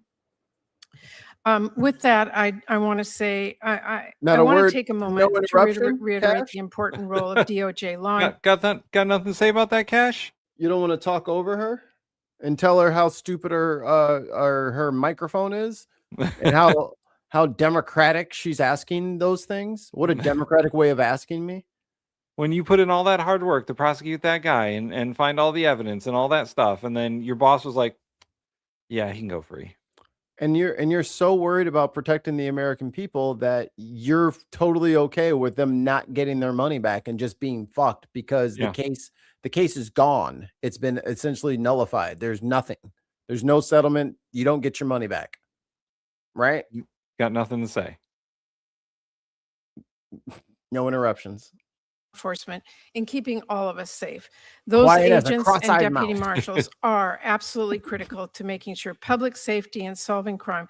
But I worry that instead of pursuing these child abusers or terrorists or drug traffickers or other criminals, you have our agents spending time carrying out Stephen Miller's mass deportation agenda and harassing families and children. I want to ask you, Director Patel, how many FBI agents have been reassigned to work on immigration enforcement? No one at the FBI has been reassigned to work solely on immigration, ma'am. There's another word for it. I would differ with you because according to the Cato Institute, go back. More than 2,000. I saw a micro expression. Watch when he says us reassigned. Reassigned to work on immigration enforcement. No one at the FBI has been reassigned to work solely on immigration, ma'am. Oh, I saw it. So it's the wrong wrong one at the word. FBI has been reassigned. Yeah. And now he's looking. He's told and this is a behavior thing, you guys. If you, he's staring her down afterwards, immediately after the lie, to see if it landed, to see if he needs to follow it up with anything. And his instant reaction is, it looks like she bought it, so I'm just going to break eye contact. Right. Run it from the top. How to spot a liar. Ask you, Director Patel, how many FBI agents have been reassigned to work on immigration enforcement? No one at the FBI has been reassigned to work solely on immigration, ma'am. Well, I would differ with you. According to the Cato, it's a different word. Chris C has the stats here. As of October 2025, about 3,000 FBI agents, nearly 25% of the Bureau's workforce, has been reassigned to immigration enforcement. The data indicates that some major field offices, up to 45% of their agents have been diverted to national security and criminal investigations to assist. Right. So instead of reassigning them, they're assisting other agencies. Right. Or whatever weird little reassigned. kid. Yeah. Because she didn't say the magic fucking word, he doesn't have to tell the truth. Right. And it's the authorization thing, the 60 days authorization thing. Well, technically we're in a ceasefire, so it doesn't count. Base. Car. We called car. Institute. A bucket doesn't More count. than 2,000 FBI agents were reassigned to work on immigration enforcement in 2025. By the way, it's not just the FBI. More than 2,000 agents from the DEA, more than 600 from the Marshal Service, and more than 1,000 ATF agents are spending their time on immigration enforcement. That has really pulled critical, highly trained assets off of work to keep our communities safe from drugs and guns and other threats. And I find that deeply disturbing. And don't forget about the ones who were working on the Now, Epstein files. Director Patel, I want to ask you about a number of extremely troubling stories recently about your leadership and temperament and what's happened. Here we go. He's going to the fly FBI off with the you at handle the top. again. And in response we to all go. the concerns Buckle about your up. leadership, instead of righting the ship, you've taken to polygraphing your employees to scare them and attempt to rat out leakers. There are reports that you're using FBI resources to investigate journalists for reporting what's going on. And that is absolutely not what this committee intended when we funded the Bureau. So can you commit to this committee today that no agent hours have been pulled from other work like counterterrorism or violent crime investigations to work on matters related to negative press about you or your personal lawsuit? Senator, I greatly appreciate the question, and I can tell you unequivocally, this FBI is targeting and investigating no journalists. This FBI is lie. Targeting no journalists. That's a lie. So he doesn't consider them a journalist. Right. They're targeting 2 journalists specifically. He doesn't that, like, it's all lies by omission. And if they can just twist the definitions of things and redefine things in their own little circular logic fashion, they feel like they can just say stupid shit. Because even a fucking 10-year-old can tell you're lying, Cash. Right. Even a 10-year-old could tell. I don't remember the names of the journalists, but a journalist from the Atlantic and a journalist from the New York Times were specifically investigated by the FBI. They were taken in for questioning. You think he's in charge of the FBI or something? Oh, right. It's ridiculous. Bro, we know it's you. Wait, hold on. We got one for this. If you only knew how ridiculous that statement is, you wouldn't have said it. Like, motherfucker, you act like we can't see you in the, like, we know you're the FBI director. Right. That's why she asked you. It's not just, you're just picking it out of a hat. Like, maybe she won't know that I'm the FBI director. Yes, motherfucker. You're the reason everybody's here. Obama and Biden administrations targeted dozens of journalists, targeting no journalists. The Obama and Biden administrations targeted dozens of journalists, sent out 1,200 interviews. I didn't ask you about the Biden administration. I asked if you can commit to this committee that no agent hours have been pulled from other work. We have not done so. Okay, well, there are reports that are using FBI resource to investigate journalists. You are saying to this committee today that that is not true. That's correct, ma'am. Okay, well, That's let me easily just proven, say, dumbass. Yeah. Director Patel, we need a serious budget, but we also need serious leadership. Yeah, Don Lemon was And investigated. I will say this, there's one clear priority in Trump's overall budget. He's not a journalist, and it he's a isn't law and podcaster. order, it is war. Because while Trump He's a is YouTuber. proposing cuts to programs that really do keep people safe, he wants to increase war spending by $500 billion. And I don't need to tell anyone here, we are not going to bomb our way to safer communities. So I intend to help rip that budget up and write bills that keep families safe. But beyond. Ooh, bam.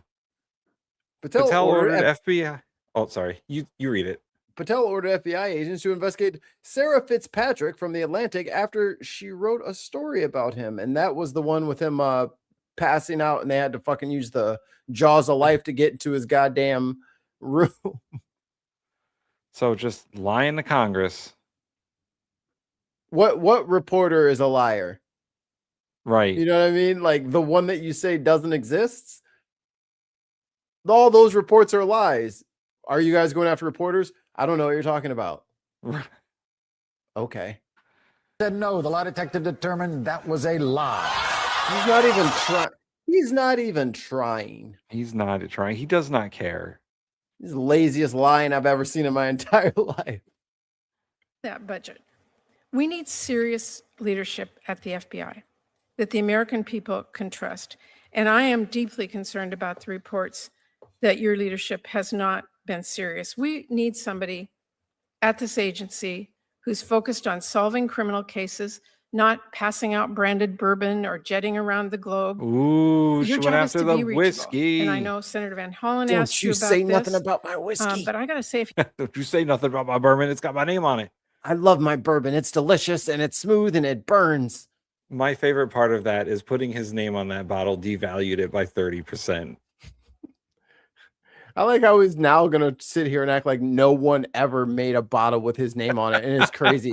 Dude, your name is on it. You think, oh, the deep state running around starting rumors about me drinking, and then they had all this personalized liquor trying to make it look like it was me. Of course it was you, brother. It's your whole MO. Of course you got fucking bourbon bottles with your name on it.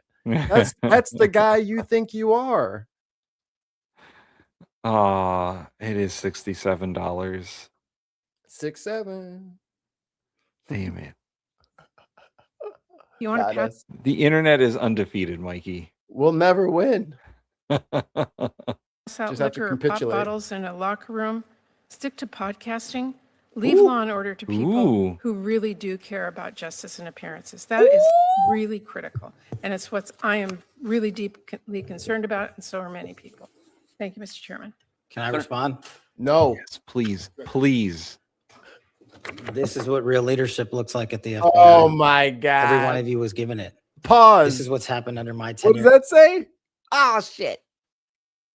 What? I can't. It's too fuzzy because the fucking camera quality on YouTube is shitty. I'm gonna go to the 1080. That's all boo boo. All right, let me see if I Yeah. can find that. Oh, This is what real leadership looks like at the FBI. Yeah. Every one of you I was can't given make it out. This is what's happened under my tenure at the FBI and the Trump administration. 20-point drop in the homicide rate. 45,000 violent offenders arrested last year, twice as many as 2024. 2,450 criminal gangs disrupted. That's a 322% increase from 2024. 6,900 child victims have been located since I've been in the seat. That's a 144% increase. 2,900 child predators and Got human it. traffickers arrested. That's a 70% increase. And we've arrested 8 of the top 10 most wanted fugitives in the world in 14 months. That's twice as many in the 4 years combined. That is what the men and women of the FBI are doing, well-resourced. Everyone should take a look at this. If people want to continue the baseless, fraudulent, false personal attacks at me, that's great. Keep the target on me, as I've always said, but the mission has never been better. Mr. Chairman, if I could just respond to the Senator Murray. I appreciate the work of our FBI agents, but Tim, pause it. leadership, serious. Bro. It's from Oh, his fucking Twitter. Oh man, he posted it on his Twitter. That's what he was holding. Oh my God. That's what this is. What There. a fucking. That's what he was holding. And there's nothing to back this up, right? Like he's just fucking making up shit. No sources. No sources for anything. Jesus. That's what he was reading off of. Chrissy is on the case apparently. What a fucking joke. What a So joke. ridiculous. He went up there with a copy of his own tweet, and that's it. What a joke. Oh, I have a dog that's having a dream. Mine keeps farting in his sleep. I'm like, God damn it, dude. Get out of here, you little windbag. One of those dreams where he's barking at something. Get him. Get him. Been better. Mr. Chairman, if I could just respond to the Senator Murray. I appreciate the work of our FBI agents, but leadership, serious leadership, is a concern. And we are seeing the pictures of passing out branded bourbon and what happened at the Olympics and jetting around the globe and all the rest of it. And that, I will say again, Mr. Chairman, is of deep concern to me. Thank you, Mr. Chairman. Thank you. Senator Fisher. Thank you, Mr. Chairman, and thank you, gentlemen, for being here today. I'd like to begin with the agency that you lead, right, Director let's see. Patel. Over the past decade or so, the FBI has come under intense and just to criminals. 15 Oh of man, Mikey, it's Katie Britt. Oh, fuck me. God damn, you're an embarrassment. which have crimes related to human trafficking That's or firecracker. crimes against children. And that includes a 2-week operation, Operation Southern Star in Montgomery, Alabama, which was an interagency operation where I believe you had 63 arrests, 52 guns. She's wearing her cross. She's nice and always sounds like everything that she's saying is of dire importance. Timothy Chalamet Bristol. Guess how many likes FBI Director Kash Patel got on that post? Out of 83,000 views. 10. 1.9K. That's I mean, that's pretty low. That's pretty low. Out of 8.3 people have looked at that, and 1.9K. So he's got about a 7% click-through rate. Sheesh. So Chrissy says the homicide rate fell by 21% in 2025. However, this is only across 35 large U.S. cities and does not show the full national data. Oh, the cities owned. Who runs those cities, Mikey? Democrats. Which party runs those major cities? Democratic cities. Big blue Democratic cities. Yeah. So You know what a lot of those big blue cities were asking for? What? Guns from red counties and red states that are nearby to stop shipping their fucking ARs into the hood because people are using them. Here, we'll put it back up. Chrissy wants to know the other claims. Oh, okay. Can I open a new tab? I want the picture. Open image. There we go. Enhance. Okay. 20% drop in nationwide murder rate. You're welcome.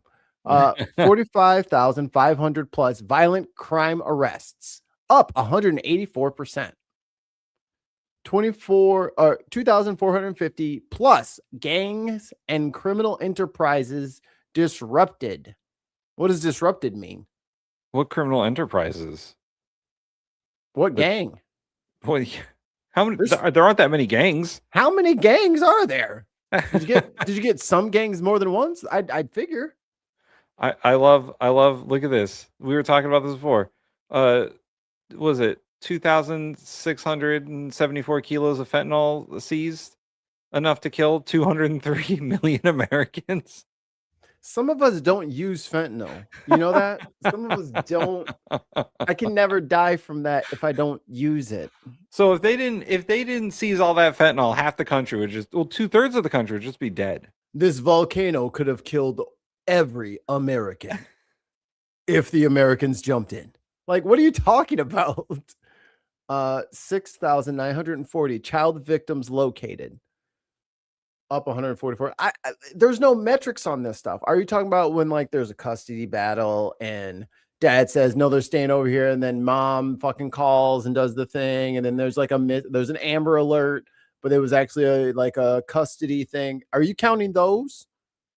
I don't know. 2,900 child predators and human traffickers arrested, except for that one that accidentally flew back to Israel. And you know the one that lives in the White House. Well, there's several that live in the White House. Let's be honest. 113 counterintelligence arrests, up 53%. 849 individuals disrupted from conducting terrorist attacks. January 6th. 150. Go ahead. It's very funny that some of these aren't like the individuals disrupted from conducting terrorist attacks. What is that up from? Is that up from anything, Cash? Or are you like? We just have 849. That's all you need to know. That's confidential. 158% increase in cyber-related indictments. And 8 of the FBI's 10 most wanted fugitives captured, twice as many as the 4 years as the Biden administration. So you can't fire me. I'm winning so hard right now. You can't fire me. They're gonna fire you, Cash. And guess what's gonna happen after you get fired? After you get fired, they're gonna lose this election. He's gonna start the impeachment proceedings will begin. And guess what, Cash? You're still not getting a pardon. Yeah. You're still not getting pardoned. Throw you under the bus in a very hilarious fashion, and we all know it's coming and you don't. Yep, it's gonna be hilarious. We all know it's coming. There's no one above him to protect him anymore either. Like Nope. I don't think Mulvaney or whatever is Mark Wayne Mullen is going to do anything to help him. And You don't think? He doesn't have Bongino there anymore. You don't think he's gonna come in and help? No. I think Cash right now is an island unto himself. Well, he's not a drunk island, so you can shut the fuck up accusing him of that. That isn't what's happening, so you don't have to say that anymore. And he's not drunk right now. He's definitely not drunk during the hearing. Of course not. He wouldn't. Why would you say that?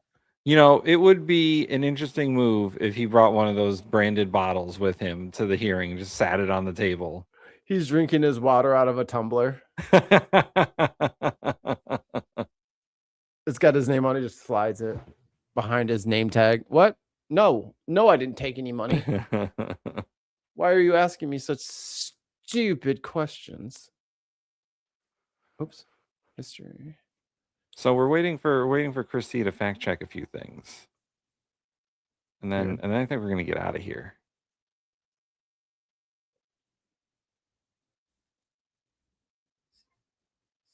This is all shorts. Highly recommended. Can't hear it. Oh, let me reshare here. Yeah, you got to put the sound on. I can't do the Chrome tab anymore because I'm not I'm trying Opera. Coasters, so people's brains don't work anymore because they're heavily reliant on AI. So they're emotionally insecure because they can't actually communicate with people because they now got their sex bots. Oh, so I need a sex bot. Oh.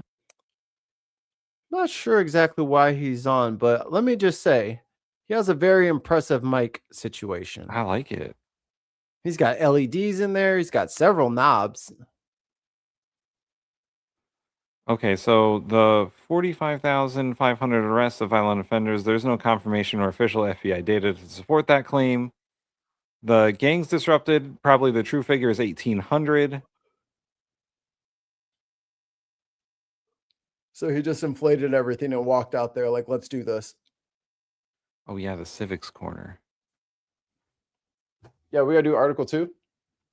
Or We you got to still on finish Article 1. We got to finish Article 1. Okay, we'll do that and then we'll go because I got to go. If you're wondering what that little ball is there, that's actually my Nacho dog. He's in there somewhere. And you can just about make out his ear. It's about there. Somewhere, a little tiny ear there. And I got a Pandora on the floor there. Okay. Get back to politics. She wants a treat. Wait. What hat is he wearing? Oh. Tim. What? Look at it. Yeah, what kind of hat? What in the what? What is going on there? What is this hat? That's a crazy hat. It's a hat with no bill. It's a cap with no bill. That's weird. The fentanyl figure is false. Last year they seized about half what they put in there. I mean, it's not like he would just inflate the number so he didn't get fired. Yeah, I think he's fighting for his life out there. Donald Trump is going to be in the Guinness Book of Records. Not only has he got that golden star with his name on and the occasional dog turd on the top. I think you mean ball peen hammers. He is going to, yes, Donald Trump, the US president in half a White House, is going to have his name in the Guinness Book of Records. Oversold it. All right, hit it, Tim. All right. So we left off on Article 1, Section 4, elections. Oh, put the banner up, Mikey. I got it. Where'd you hide it? I'll put a marker on here too. There. Now I know the time code. Haha. 0. What are you doing? Licking your feet. Making gross sounds. Oh, found it. There we go. Welcome to Viper Civics Corner. We are continuing our discussion with Article 1, Section 4 of the Constitution. Elections. The times... Flip. Flip. Flip that seat. Places and manner of holding elections for senators and representatives shall be prescribed in each state by the legislature hereof, but the Congress may... Thereof. Very important distinction. But the Congress may at any time by law make or alter such regulations except as to the places of Cushing senators. Cushing? Chussing? Chussing? What the fuck is chussing? I can't pronounce that word. Chussing. And then in addition, from the 20th Amendment, Congress shall assemble at least once every year. And oh my God. Meeting... What? Tim. Chussing is an archaic or 18th century spelling of the present participle choosing. Oh, so it's choosing? But it's spelled like that. Wow. Okay. How very Anglo. I know. So the 20th Amendment gave us Congress shall assemble at least once every year, and such meetings shall be on the first Monday in December, unless they shall, by law, appoint a different day. So the 20th Amendment made it so that Congress has to at least assemble once per year in December. For crying out loud. Section 5, the powers and duties of Congress. Hey, Congress, listen up. If you're listening. Congress, if you're out there, it's me, Margaret. Each house shall be the judge of the elections, returns, and qualifications of its own members. And the majority shall constitute a quorum to do business. But a smaller number may adjourn from day to day and may be authorized to compel the attendance of absent members in such manner and under such penalties as the House may provide. Lashings in the town square. Public canings. Public groveling. We will throw rutabagas at you. The stocks. Yeah, bring back the stocks. Can we get some retrofitted stocks? Yeah, let's bring that back. Millennials are bringing back the stockade, but only for members of Congress. Correct. Behave, or else we're going to throw tomatoes at you. Each house may determine the rules of its proceedings, punish its members for disorderly behavior, and with the concurrence of 2/3, expel a member. So that's just saying that the House and the Senate can have different rules on how they operate and how they punish their members. Like the Senate has filibuster, but the House doesn't. Correct. A good example. Each house shall keep a journal of its proceedings and from time to time publish the same, excepting such parts as may in their judgment require secrecy.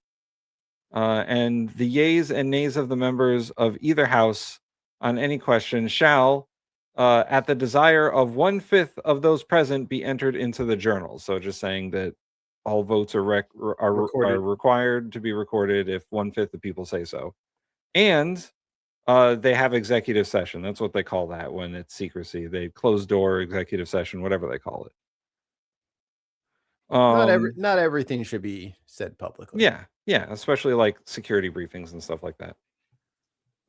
Neither house during the session of Congress shall, without the consent of the other, adjourn for more than 3 days, nor to any other place than that in which the two houses shall be sitting. So if we lock them out of Senate, yes, and then have the House meet for 3 days in a row, yes, and then they don't show up, we get rid of the Senate. Okay, yes. I'm with it. All right, Senate gone. We did it. Lock the doors. Section 6, the rights and disabilities of members. Senators and representatives shall receive a compensation for their services to be ascertained. Yes, good question. To be ascertained by law and paid out of the Treasury of the United States. That was our first mistake. Not anymore. Not anymore. They shall, in all cases except treason, felony, or breach of the peace, be privileged from arrest during their attendance in session of their respective houses, and in going to and returning from the same. So, You cannot arrest a House member or a senator on the floor of the House, or if they're going to or from the floor of the House, of their House of Congress. Unless you're going after them for treason, breach of peace, or a felony. All right, hear me out, Tim. Yeah. Marbles. It worked in Home Alone. It did work in Home Alone. Oh, marbles with cooking oil on them. Ain't no way he's making it up to there. And then we arrest him. They especially say that you cannot arrest them during a speech or debate. Cut the mic off. And then when he goes to turn it back on, marbles. Slip, right out the door. Boom, arrested. Got his ass. No senator or representative shall, during the time for which he was elected, be appointed to any civil office under the authority of the United States, which shall have been created, or the emoluments hereof, whereof, shall be increased during such time. And no person holding any office under the United States shall be a member of either the House during his continuance in office. So, saying that you cannot be a member of the legislative branch and the executive branch at the same time. It is unconstitutional to do so. Sorry, Margie. Mikey, do you remember Schoolhouse Rock? I'm just a bill. Yes, I'm only a bill. And I'm sitting here on Capitol Hill. And now Section 7 begins. All bills for raising revenue shall originate in the House of Representatives. So the House, any bill that requires any amount of money to be spent has to start in the House. They have the power of the purse. But the Senate may propose or concur with amendments as on other bills. So the Senate can agree or disagree if they want. Or add stuff. Every bill which shall have passed the House of Representatives and the Senate shall before it become a law, be presented to the President of the United States. If he should sign it, but if he doesn't, he shall return it with his objections to that House in which it should have originated, who shall enter the objections at large on their journal and proceed to reconsider it. So basically, this is basically how bills work. The veto. Both houses have to pass the same bill, and then the president signs it. If he doesn't sign it, it's called a veto. He can either say, I'm not signing this, or just say nothing. And after a certain amount of time, it becomes what they call a pocket veto, where it just goes back without any objections. And they have to either repass the bill with a 2/3 majority, or it dies. These I hope and pray, but as usual, I am still just a bill. If after such reconsideration, 2/3 of the House that shall agree to pass the bill, it shall be sent together with the objections to the other House, by which it shall likewise be reconsidered. And if 2/3 of that House approve, it shall become law. So the president can veto things, but they can also override a veto. Very rare does a veto get overridden. It 2/3 is hard because it's hard enough to beat the filibuster at 60. So then to say, all right, now get 67. Yeah. But in all cases, the votes of both houses shall be determined by yeas and nays, and the names of persons voting for and against the bill shall be entered into the journal of each house respectively. If any bill shall not be returned by the president within 10 days, that's the pocket veto time frame, it shall have been presented to him, and the same shall be a law, in like a manner as if he had signed it, unless the Congress, by their adjournment, prevent this return, in which case it shall not become a law. So if we put him in carbonite, yes, for 10 days, ha. And Sundays are accepted because that's the Lord's Day. The Sabbath. The Constitution recognizes the Sabbath. So this is how the pocket veto works. If Congress passes a law and they're not in session for 10 days, then the president doesn't have to do anything. He can just not sign it and it'll just go back to Congress because it's not going to become a law. If they're in session and he doesn't sign it within 10 days of it being presented to him, it automatically becomes a law. He doesn't do anything. But usually the president is going to want to have signed that bill for political reasons. He doesn't want to be seen as just like letting Congress do all the work. So what you're saying is when he takes that trip to China, he just hits some, flight delays. Yeah. Bad weather. Come on, storms. Storm it up for 10 days over there. Come on. Every order, resolution, or vote to which the concurrence of the Senate and the House of Representatives may be necessary, except on the question of adjournment, shall be presented to the President of the United States, and before the same shall take effect, shall be approved by him, or being disapproved by him, shall be repassed by 2/3 of the House and Senate, according to the rules and limitations prescribed in the case of a bill. So they're saying also not just bills, but anything that they vote on to pass, except for their own adjournments, the president kind of has to okay. So if they do like a resolution, the president can also like sign off on that. Oh man, more powers of Congress. All right, Section 8. The Congress shall have the power to lay and collect taxes, duties, imposts, and excises to pay the debts and provide for the common defense and general welfare of the United States. Nah. That doesn't sound like something they can do. But all duties, imposts, and excises shall be uniform throughout the United States. Yep, uniform, just like the tariffs. Just like the tariffs. They have the power to borrow money on the credit of the United States, which we are pretty much out of. We are running out of that. They have the power to regulate commerce within foreign nations, or with foreign nations, and among several states and with the Indian tribes. Cool. We're going to start doing trade with Cuba now, right? Yeah.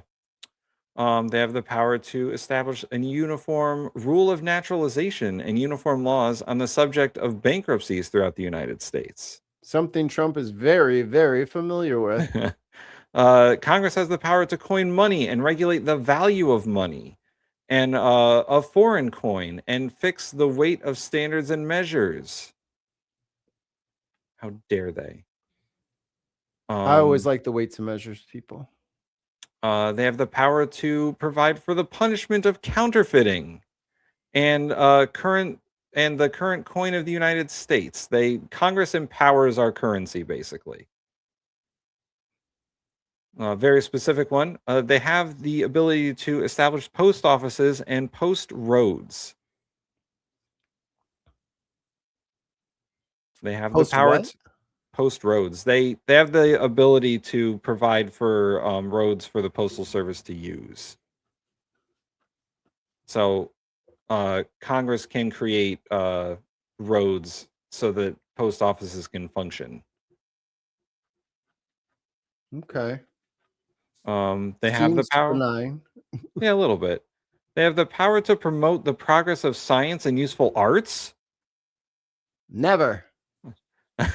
By securing for limited times to authors and inventors the exclusive right to their respective writings and discoveries.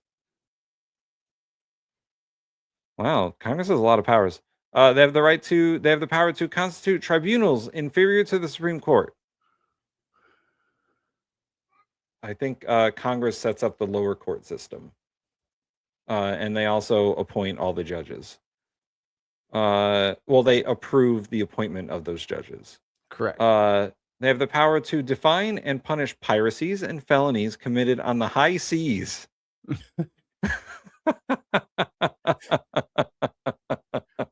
Well,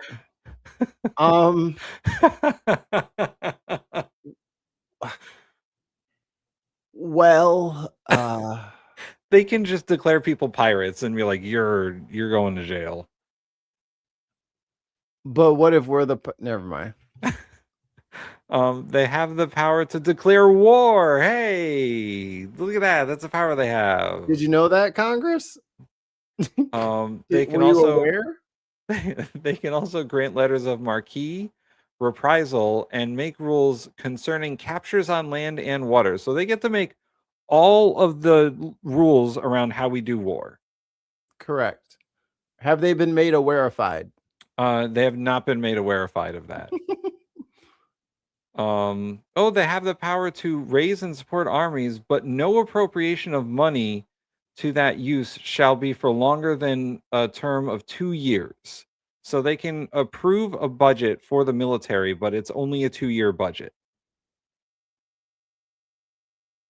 Okay. At a time. They can do a maximum of 2 at a time. Usually the current budget system is every year, but they can, if they wanted to, approve a 2-year budget. They have the power to provide and maintain a navy to stop all the pirates I'm that about to they say see. the aforementioned pirates. They have the power to provide for calling forth the militia to execute the laws of the union and suppress insurrections and repel invasions. Boy, they could have used that on Jan 6. Ask Nancy Pelosi. Oh yeah, she's Speaker of the House. She has that power, or she was. She was, and she had the entire power, and she said that the optics looked bad. Yep. Yep. So She that's could've why done she it. didn't want the National Guard standing on the steps of the Capitol. She was even the though third. even though they knew that they were planning to do this. She was the third most powerful person in the United States, and she's like, nah. She's like, I don't want people to think that like they're planning an insurrection, even though we have reports that they're planning an insurrection. Congress has the power to provide for the organizing, arming, and disciplining of this militia, and for governing such part of them as may be employed in the service of the United States. This is like the National Guard almost. Yeah. Right. I think it might actually be the National Guard. I was about to say you probably nailed it right there. Yeah. The appointment of officers, the authority of training the militia according to the discipline prescribed by Congress.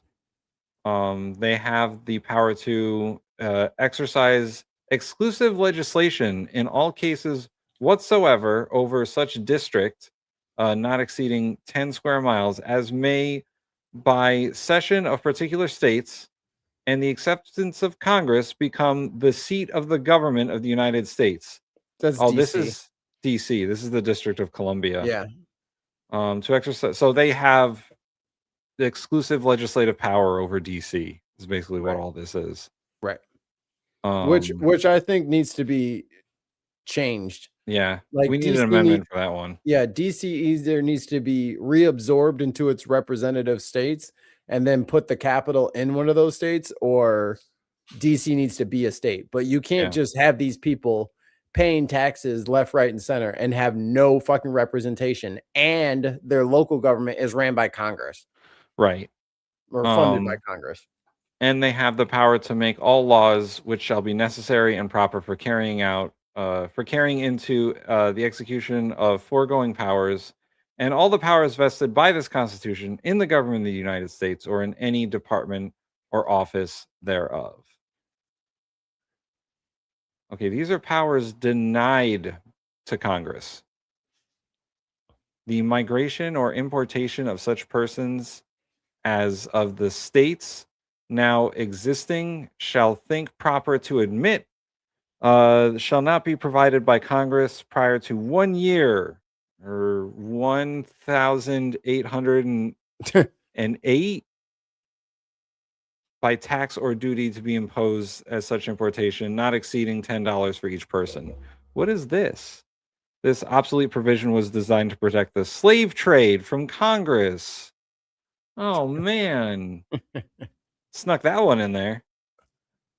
Just making sure. Ooh, the privilege of the right of habeas corpus shall not be suspended unless in the case of rebellion or invasion, the public safety may require it.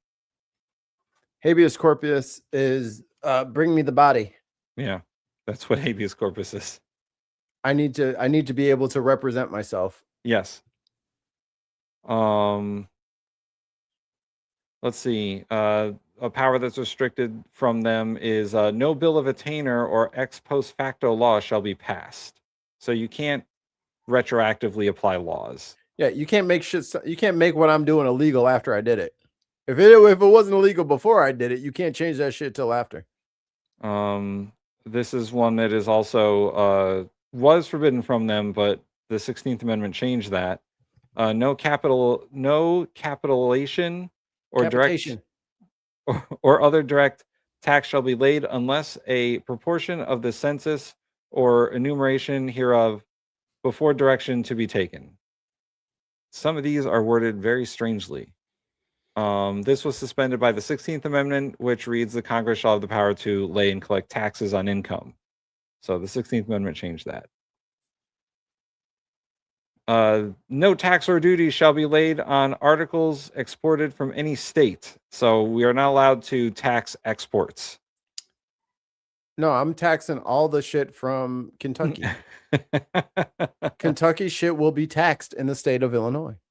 You cannot give preferences to any portion of commerce or revenue to the ports of one state over another, or you can't favor vessels bound to or from one state over another.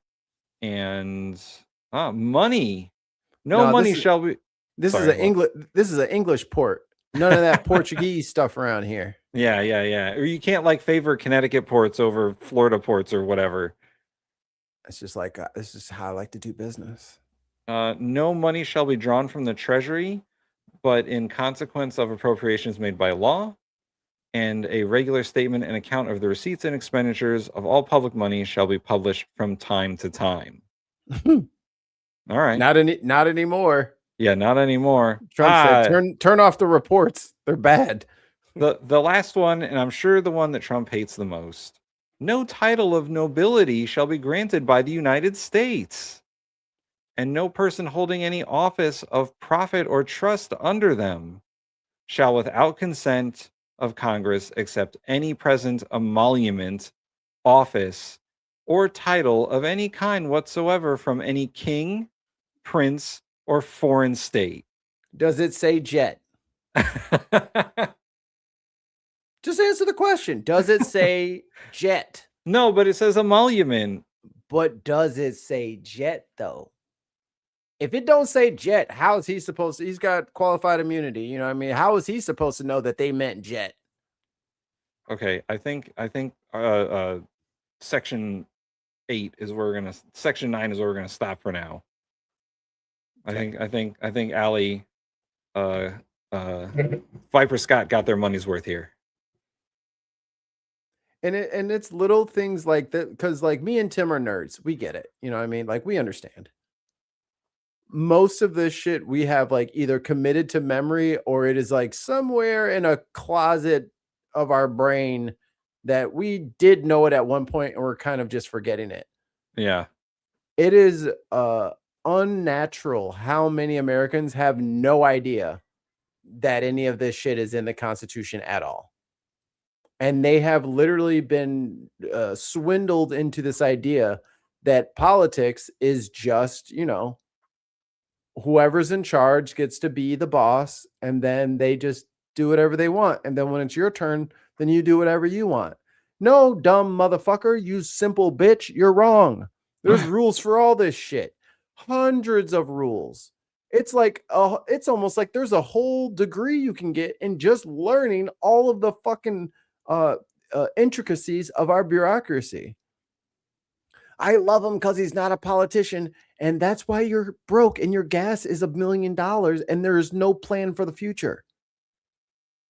You have to know this shit because it guides your behavior moving forward. No other president has just gone 100% in the opposite direction of what the Constitution says, because all of the other presidents, and maybe we overlook this, read it. Yeah. Trump has no idea this shit is in here. That's why it's like, why is everyone always telling me, no, I can't do what I want? Because, bitch, you didn't read the fucking instruction booklet on the country. Okay. One last thing before we go. We have the fact checks from Chris C. So, the almost 7,000 child victims located is not is based on victims identified, not actually located. Oh. As for the 2,900 child sex offender arrests, that is also hyperinflated. Only 205. Cash, what are you doing? He's lying his ass off over there. Did everything times 15? As for the 8 out of 10 most wanted captured, records do not confirm this figure. across any single year. Just making it up. Well, I said that they're the lowest. I said that they're most wanted because I was looking for them. As for the terrorist attacks thwarted, Kash Patel has the only information on that one.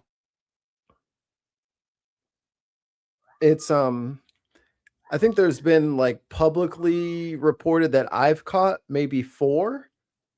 Yeah. 4, and those were like mostly just like mass shooting events. But they're calling domestic terror. So like I mean, they're very quick to brag when they get something right. So I figured that they would parade the people out there, put their faces all over the place. Perp walks. Perp walk them. Why didn't you perp walk them like you did the Uber drivers that you sent to CCOT? Yeah. They don't want to do that? And one last one. Based on available news reports from early 2026 regarding FBI's activities, there is no official record confirming the FBI conducted exactly 113 counterintelligence arrests in 2025. Because he just redefines everything. Yeah, he just wants to make it whatever. You just change it to a success. I count those as wins now. This person did this. Well, I call it that now, so I win. Oh, this happened. I call it that now. Now I win. And Viper Scott, when you have your kid watch this back, please apologize for my poor reading, because the wording of some of those things is terrible. It's in ye olde English. Maybe we should grab like a modern translation of that shit. Yeah. But I got to get out of here, Mikey. It's time to go. Fine. That's okay. My wife is home early for some reason. Yeah, my wife's going to be home any minute. She's going to be like, why are you still podcasting? I heard that. I heard that too. They've surrounded us. Oh no. It's time to leave. All right, guys. We gotta go. They're going to put us in cages. That's why I keep telling my wife. I'm like, not me and Tim. You'll let us run free, right? We'll have a yard. Yeah, maybe grass? we'll be free range. Yeah, we're what's it called? Pasture. Yeah. Pasture raised beef. Pasture raised men. This place sucks. Yeah. All right. We'll see you guys. I'll be here tomorrow for the food show. I will try. But I will not be available for anything tonight because I have to wake up super early for the final in my class tomorrow. Because they made it 2 hours earlier than my actual class. That's convenient. Yeah. So I have to wake up at like just 2 hours earlier. That's all. You know, when I have to take a test, I always love when they're like, actually 2 hours earlier. Yeah, I was like, well, I'm gonna bring coffee because we're all gonna need coffee. So I have to wake up at fuck in the morning and drive an hour on probably what I assume is very little sleep because I don't actually go to bed that early. So well, the road will be empty because The road everyone will else be is empty. everyone else is asleep, the sun will not have been up when I start driving. which should be illegal. Anyway, Early morning activity should be banished. At least um, until my kids start sleeping through the night and I can join you guys. we'll see you guys tomorrow on the food show, and don't forget to drink your meat.